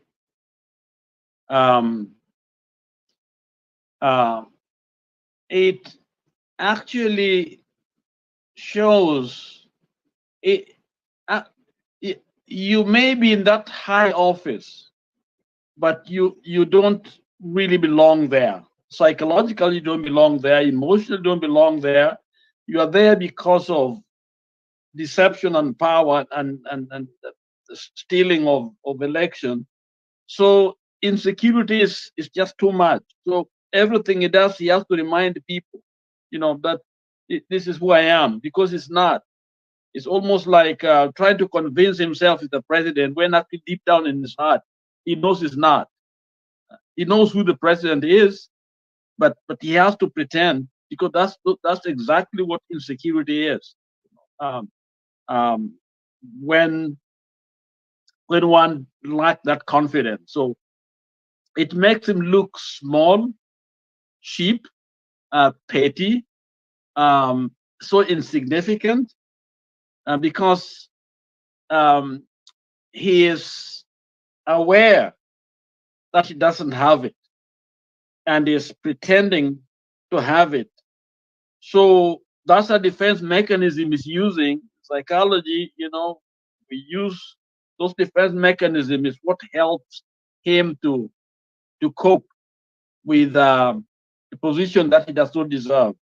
That's exactly, why I keep on reminding, others, it's my meeting and we want to kama nani, and so on, so on, so on. So because it's not comfortable. And insecure people are also very dangerous when it comes to leadership, because you can never satisfy them, because they believe that they don't, that people don't respect them. So he's trying to force people to respect him. In fact, we saw this in people like Idi Amin, that could remind people that I'm the field marshal, I'm the biggest, most important man in the world, and the conqueror of British Empire and all that, because he was insecure and in inferiority complexes on the inside, especially if you've done hata masomo yenyewe, watu don't trust hatu na hizo degrees, something to show people kwamba hii ndio nimemaliza, nimefanya, hana, hakuna legislative, achievement which we can say hii ni ya Ruto. Academics, tuna tushwishi mwingi na yeye, na hata watu ambao walisoma na wao wana shida na yeye, watu walikuwa na hata the best man. So everything is falling apart. So the only thing that keeps him his head high is in the highest office. I don't even know how he's doing in his marital status, marital and the kids and all that. So this is a very tortured man. This is a man that is not only dangerous, but is tortured. Is low self-esteem. That is impacting his life to the point where he talks the way he does. Look at the meeting was not violent. Okay, all the people were doing was to raise their voices, and you see insecurity made him got annoyed and angry, and so he lost his cool, and this presidential stature is gone. It's a stature that one need to have when they're called a president. You're calm even when things are really rough. You're able to calm people down, but he couldn't, because what is inviting is anger. That's what I'm telling. I think I wrote it there. I think this is the beginning of an end for Ruto, because how is he going to bring up any peace at all when all he does is, in a situation where not even that insecurity, is not welcome, because what it does, it will bring out the same spirit of anger and frustration and insecurity, and so my thinking is, huyu jamaa Matt, all this is just proving that he stole election. That this guy stole election. Because if you have something, you don't have to kizuri kinajiuza, si ndio? Kibaya ndio kinatembea. You don't have to speak. Things just line up. You know, good leaders, and even in movies, you know, the star of the movie, you know, we used to watch those cowboys. He's not the one who's telling people, I got a gun, you know, I can shoot, you know, I can kill you, you know, no, this and that. You know, I'm dangerous, man. No, they are the ones that are calm and quiet and collected. And sometimes they get beat up a little bit. At the end, they settle the case. The movie, we know now mwenyewe. But mwenyewe hilo, you know, unamwona mwenyewe yuko pale. Manake amefanya nini? Use his brain a little bit, study the people, those one makerere, is able to put them in their place. That is a leader. But this guy, that first instinct is to shout, is to be unsettled, is to call people. No, that's not a leader. Asante. Thank you. Thank you. Asante sana. Ladies and gentlemen, thank you so much, everybody that is listening to us. Please, I've been putting the link over there. Mkitaka kukuja kina nani Julius, wacheni kucheza kunicheka huko hivyo chini. I know I'm talking to you guys, but normally you guys, you know, once you come here and have a conversation, you know, it's the best thing that we can ever have, because what you have is what we want to hear, and is exactly what does, and nobody's gonna judge you here. Kuna mtu ameniuliza hapa hivi that akikuja sijui because who was it? Somebody told me that akikuja sijui ni kama anaogopa sijui Atelia. I hope I did butcher that name, but Atelia, no, come in, let's have a conversation. At the end of the day, we will always have a conversation. Yes, maybe kuna kitu tumeona na maybe kuna kitu hatujaona, and maybe you can actually help us. Guys, ladies and gentlemen, stop sitting on the comment section and on the and you know, just watching. Just get in, say what you have to say and get out.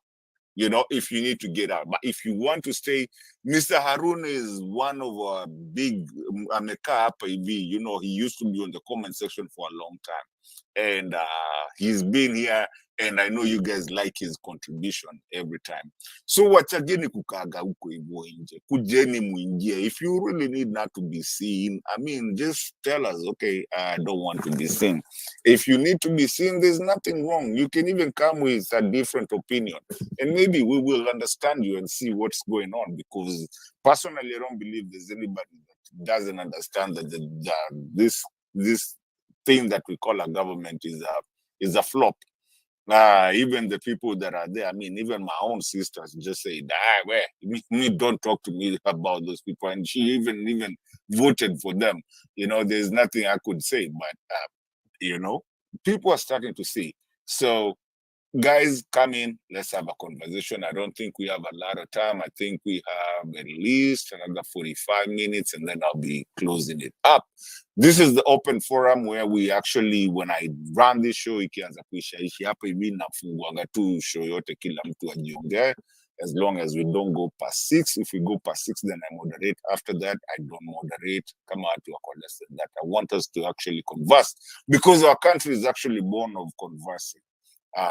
What we call Momaus, actually they went because they were conversing. So at this point, I want to bring Mr. Harun, and I also want to thank Nathan for coming in. I know nimekuchokoza huko chini, but you will come after Nathan, and let's just have a conversation. If anybody wants to interject or say something, Lala, you know how I play my show. At this point, you know, I just let everybody, if you have something that is really cooking, you can actually talk about anything that you want. I mean, you can just tell the other moderator, I mean, not the moderator, the panelists, and just tell them, hey, let me ask you a question, because we are having a conversation. So, Harun, the floor is yours, and then Nathan Dosi after that. Asante sana Mr. Mato kwa kunipatia nafasi. Nimekuwa hapo awali wakati Mr. Bernard alikuwa katika usukani, so na wewe sasa upo area Salamu nakupa kwa wingi sana Mr. Nathan. Long time man. Karibu sana. Yeah, I hope conversation itakuwa mzuri sana. So mimi ningependa kusema namna hii. By the way, 2013 wakati President Uhuru Muigai Kenyatta alipokuwa alichukua usukani, ukiangalia afya yake alikuwa mdogo. He was very young. 2017 wakati tuliona wakati retired Chief Justice Maraga alipofutilia mbali matokeo ya uchaguzi, still mwili wake haukuwa mkubwa, lakini baada ya 2018 kumkaribisha baba, tuliona sasa afya ya the former president ilirudi ikakuwa poa mpaka sasa hivi. Hajakata weight, by the way, hajakata weight. Nimemuona wakiwa na Museveni jana, ako vizuri, ako na afya mzuri. Sasa wewe jiulize, mbona William Samoei Ruto ambaye amekuwa na afya mzuri, imefika dakika za jioni Arun, please niruhusu tu akini misbehave kidogo, and the listeners, please, it's your time. Lakini anafaa kwenda gym bwana. Siku hizi amenona sana, niliona kautumbo akitoka kwa Uganda Airline. Akona utumbo kubwa. Yes. Nakuambia Mr. Mato, unajua wakati umerelax, hata kama ndio kuna mahali ulikosea na yule mwenye ulimkosea ukamwambia aise bana, kuna vile nilikukosea, naomba unisamehe, alafu na yeye atamuke tu, you are my brother, I forgive you, let's work together. That is enough. Utaona tu afya ikirejea, kila kitu. Wewe niulize William Samoei Ruto na hizi trilioni zote zenye anakusanya, mbona afya inamkataa? Why? Ndio unasikia kuwa mtu yeyote mwenye ameumwa na nyoka akiona gamba hushtuka.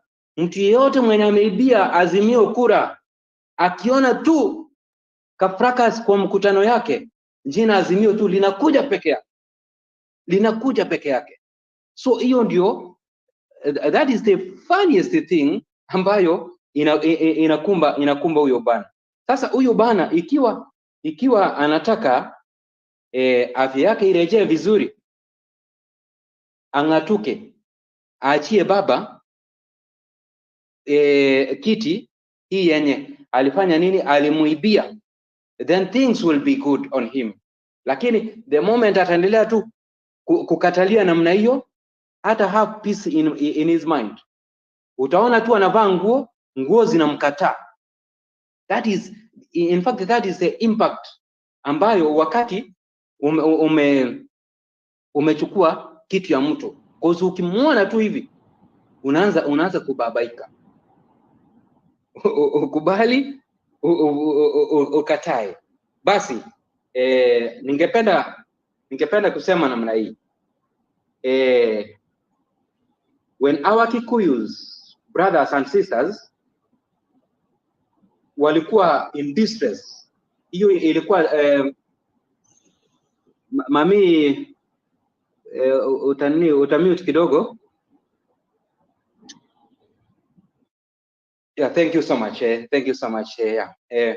Yeah, when our brothers and sisters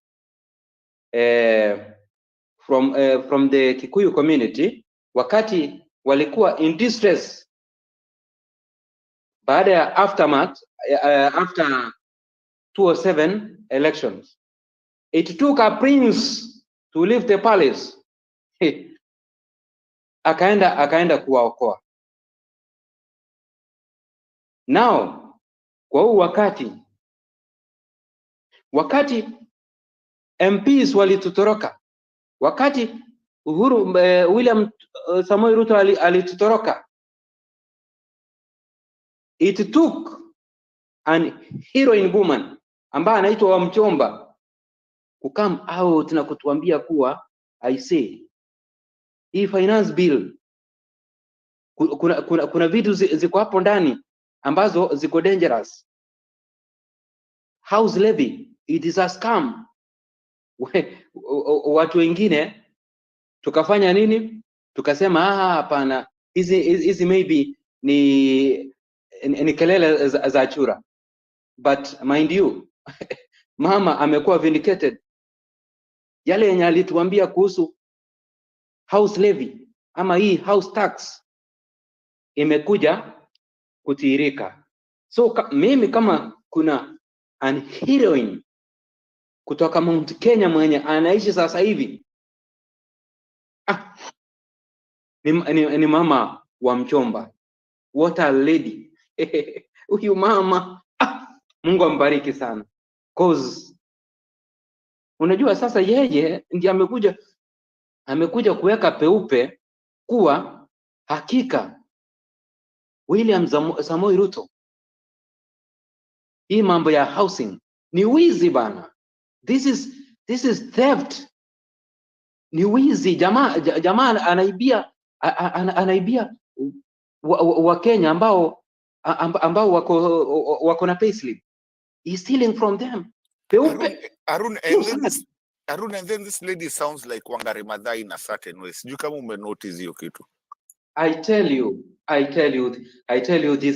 this mama, I tell you this lady.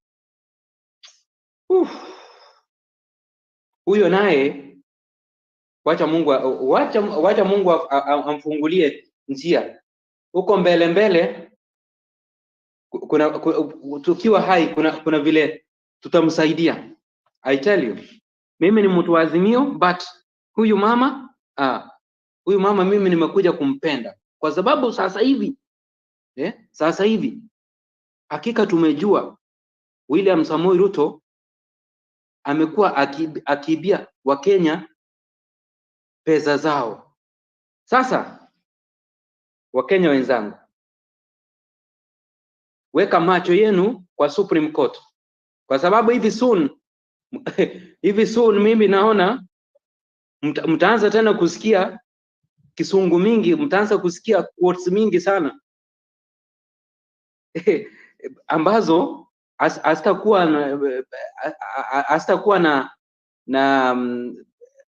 na manufaa katika masikio yenu when hii mambo ya house levy ruling yake itakuwa inafanywa. Cause mimi ninaona tu huyu mama hote ya Koome kuna vile anaweza amua ku quash off hiyo ruling ya Court of Appeal na High Court zote kwa pamoja. But mimi Martha Koome namwambia namna hii, I foresee akifanya ruling ambayo itaenda kinyume na ruling ya Court of Appeal na High Court, that is the end of her na Supreme Court. Kwa sasa hivi hata Mungu ni mzuri. Tulikuwa tunaitisha maandamano. Mungu ameyaleta kupitia kwa mlango ya nyuma. Sasa tutaona huyu jamaa mwenye anajipiga kifua, mwenye anasomea watu wetu wa Kenya. Hata sisi alikuwa anatusomea. Unajua hiyo warning alikuwa anaipeana kuwa yeye kwa mkutano yake, yani au ni Wakenya jumla, alikuwa anatusomea sisi through ndugu zetu na dada zetu wale ambao walikuwa Meru. So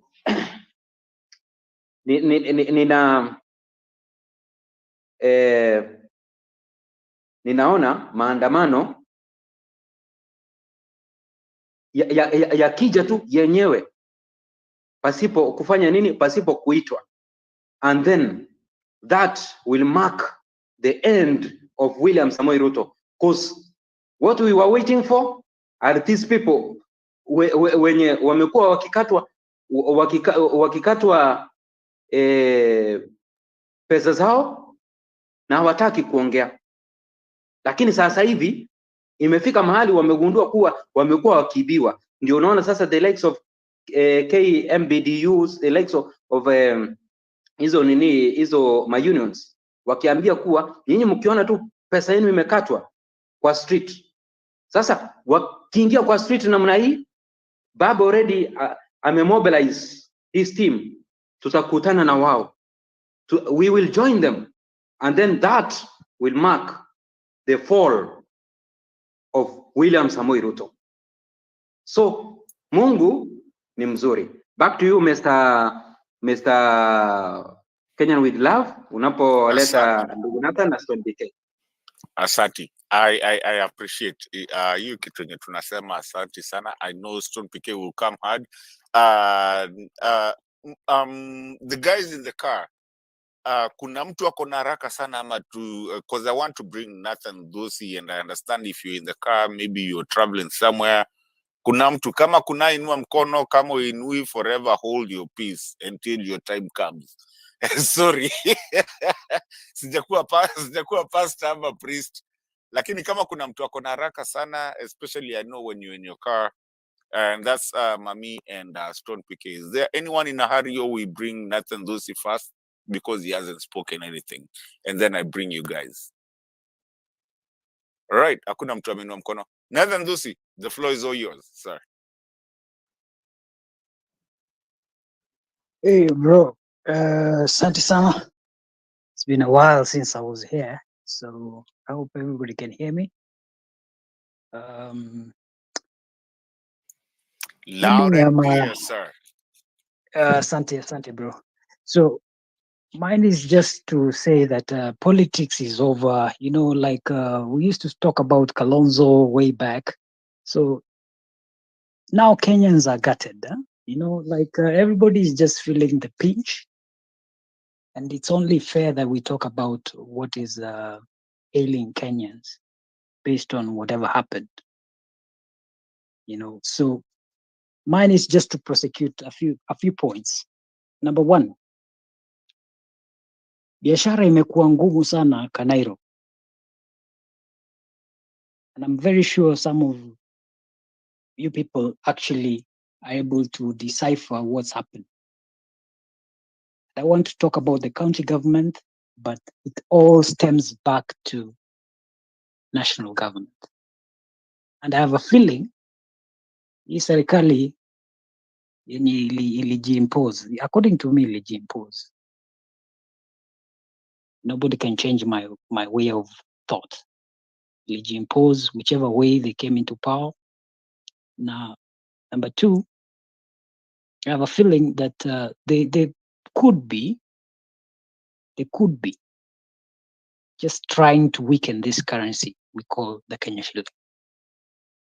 Because how do you explain a deterioration?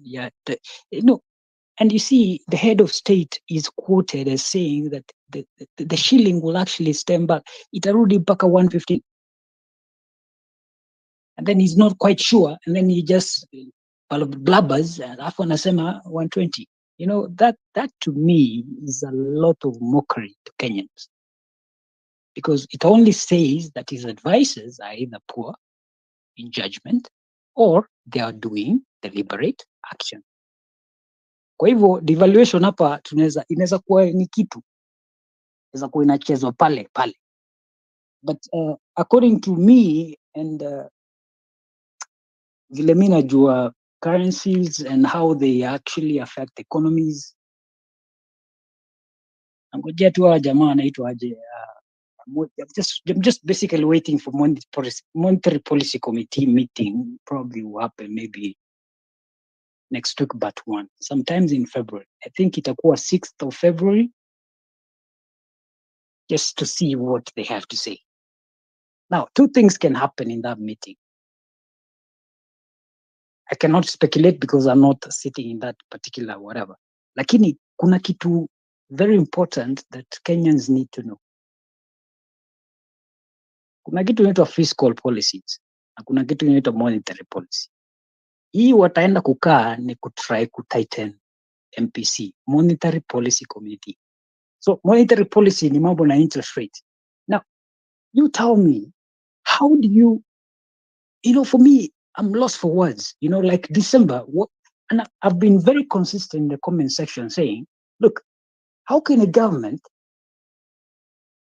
through their whatever subordinates, wanna hike interest rates by 200 basis points? It is unheard of. It is the biggest rate hike in Kenyan history. So 12%, 12 or whatever, makes it even harder for Kenyans to borrow money. Angalia ule mama mbogo ulikuwa unasema ati anaweza enda tu kwa kaduka aishika mkopo ama aende mahali apate mkopo. What does that mean? Inamaanisha itabidi amelipa more. So what are you doing? You're discouraging lending by hiking interest rates simply because ni monkey do, monkey see, monkey do. Because the US, which is a superpower, is hiking interest rates. Yes.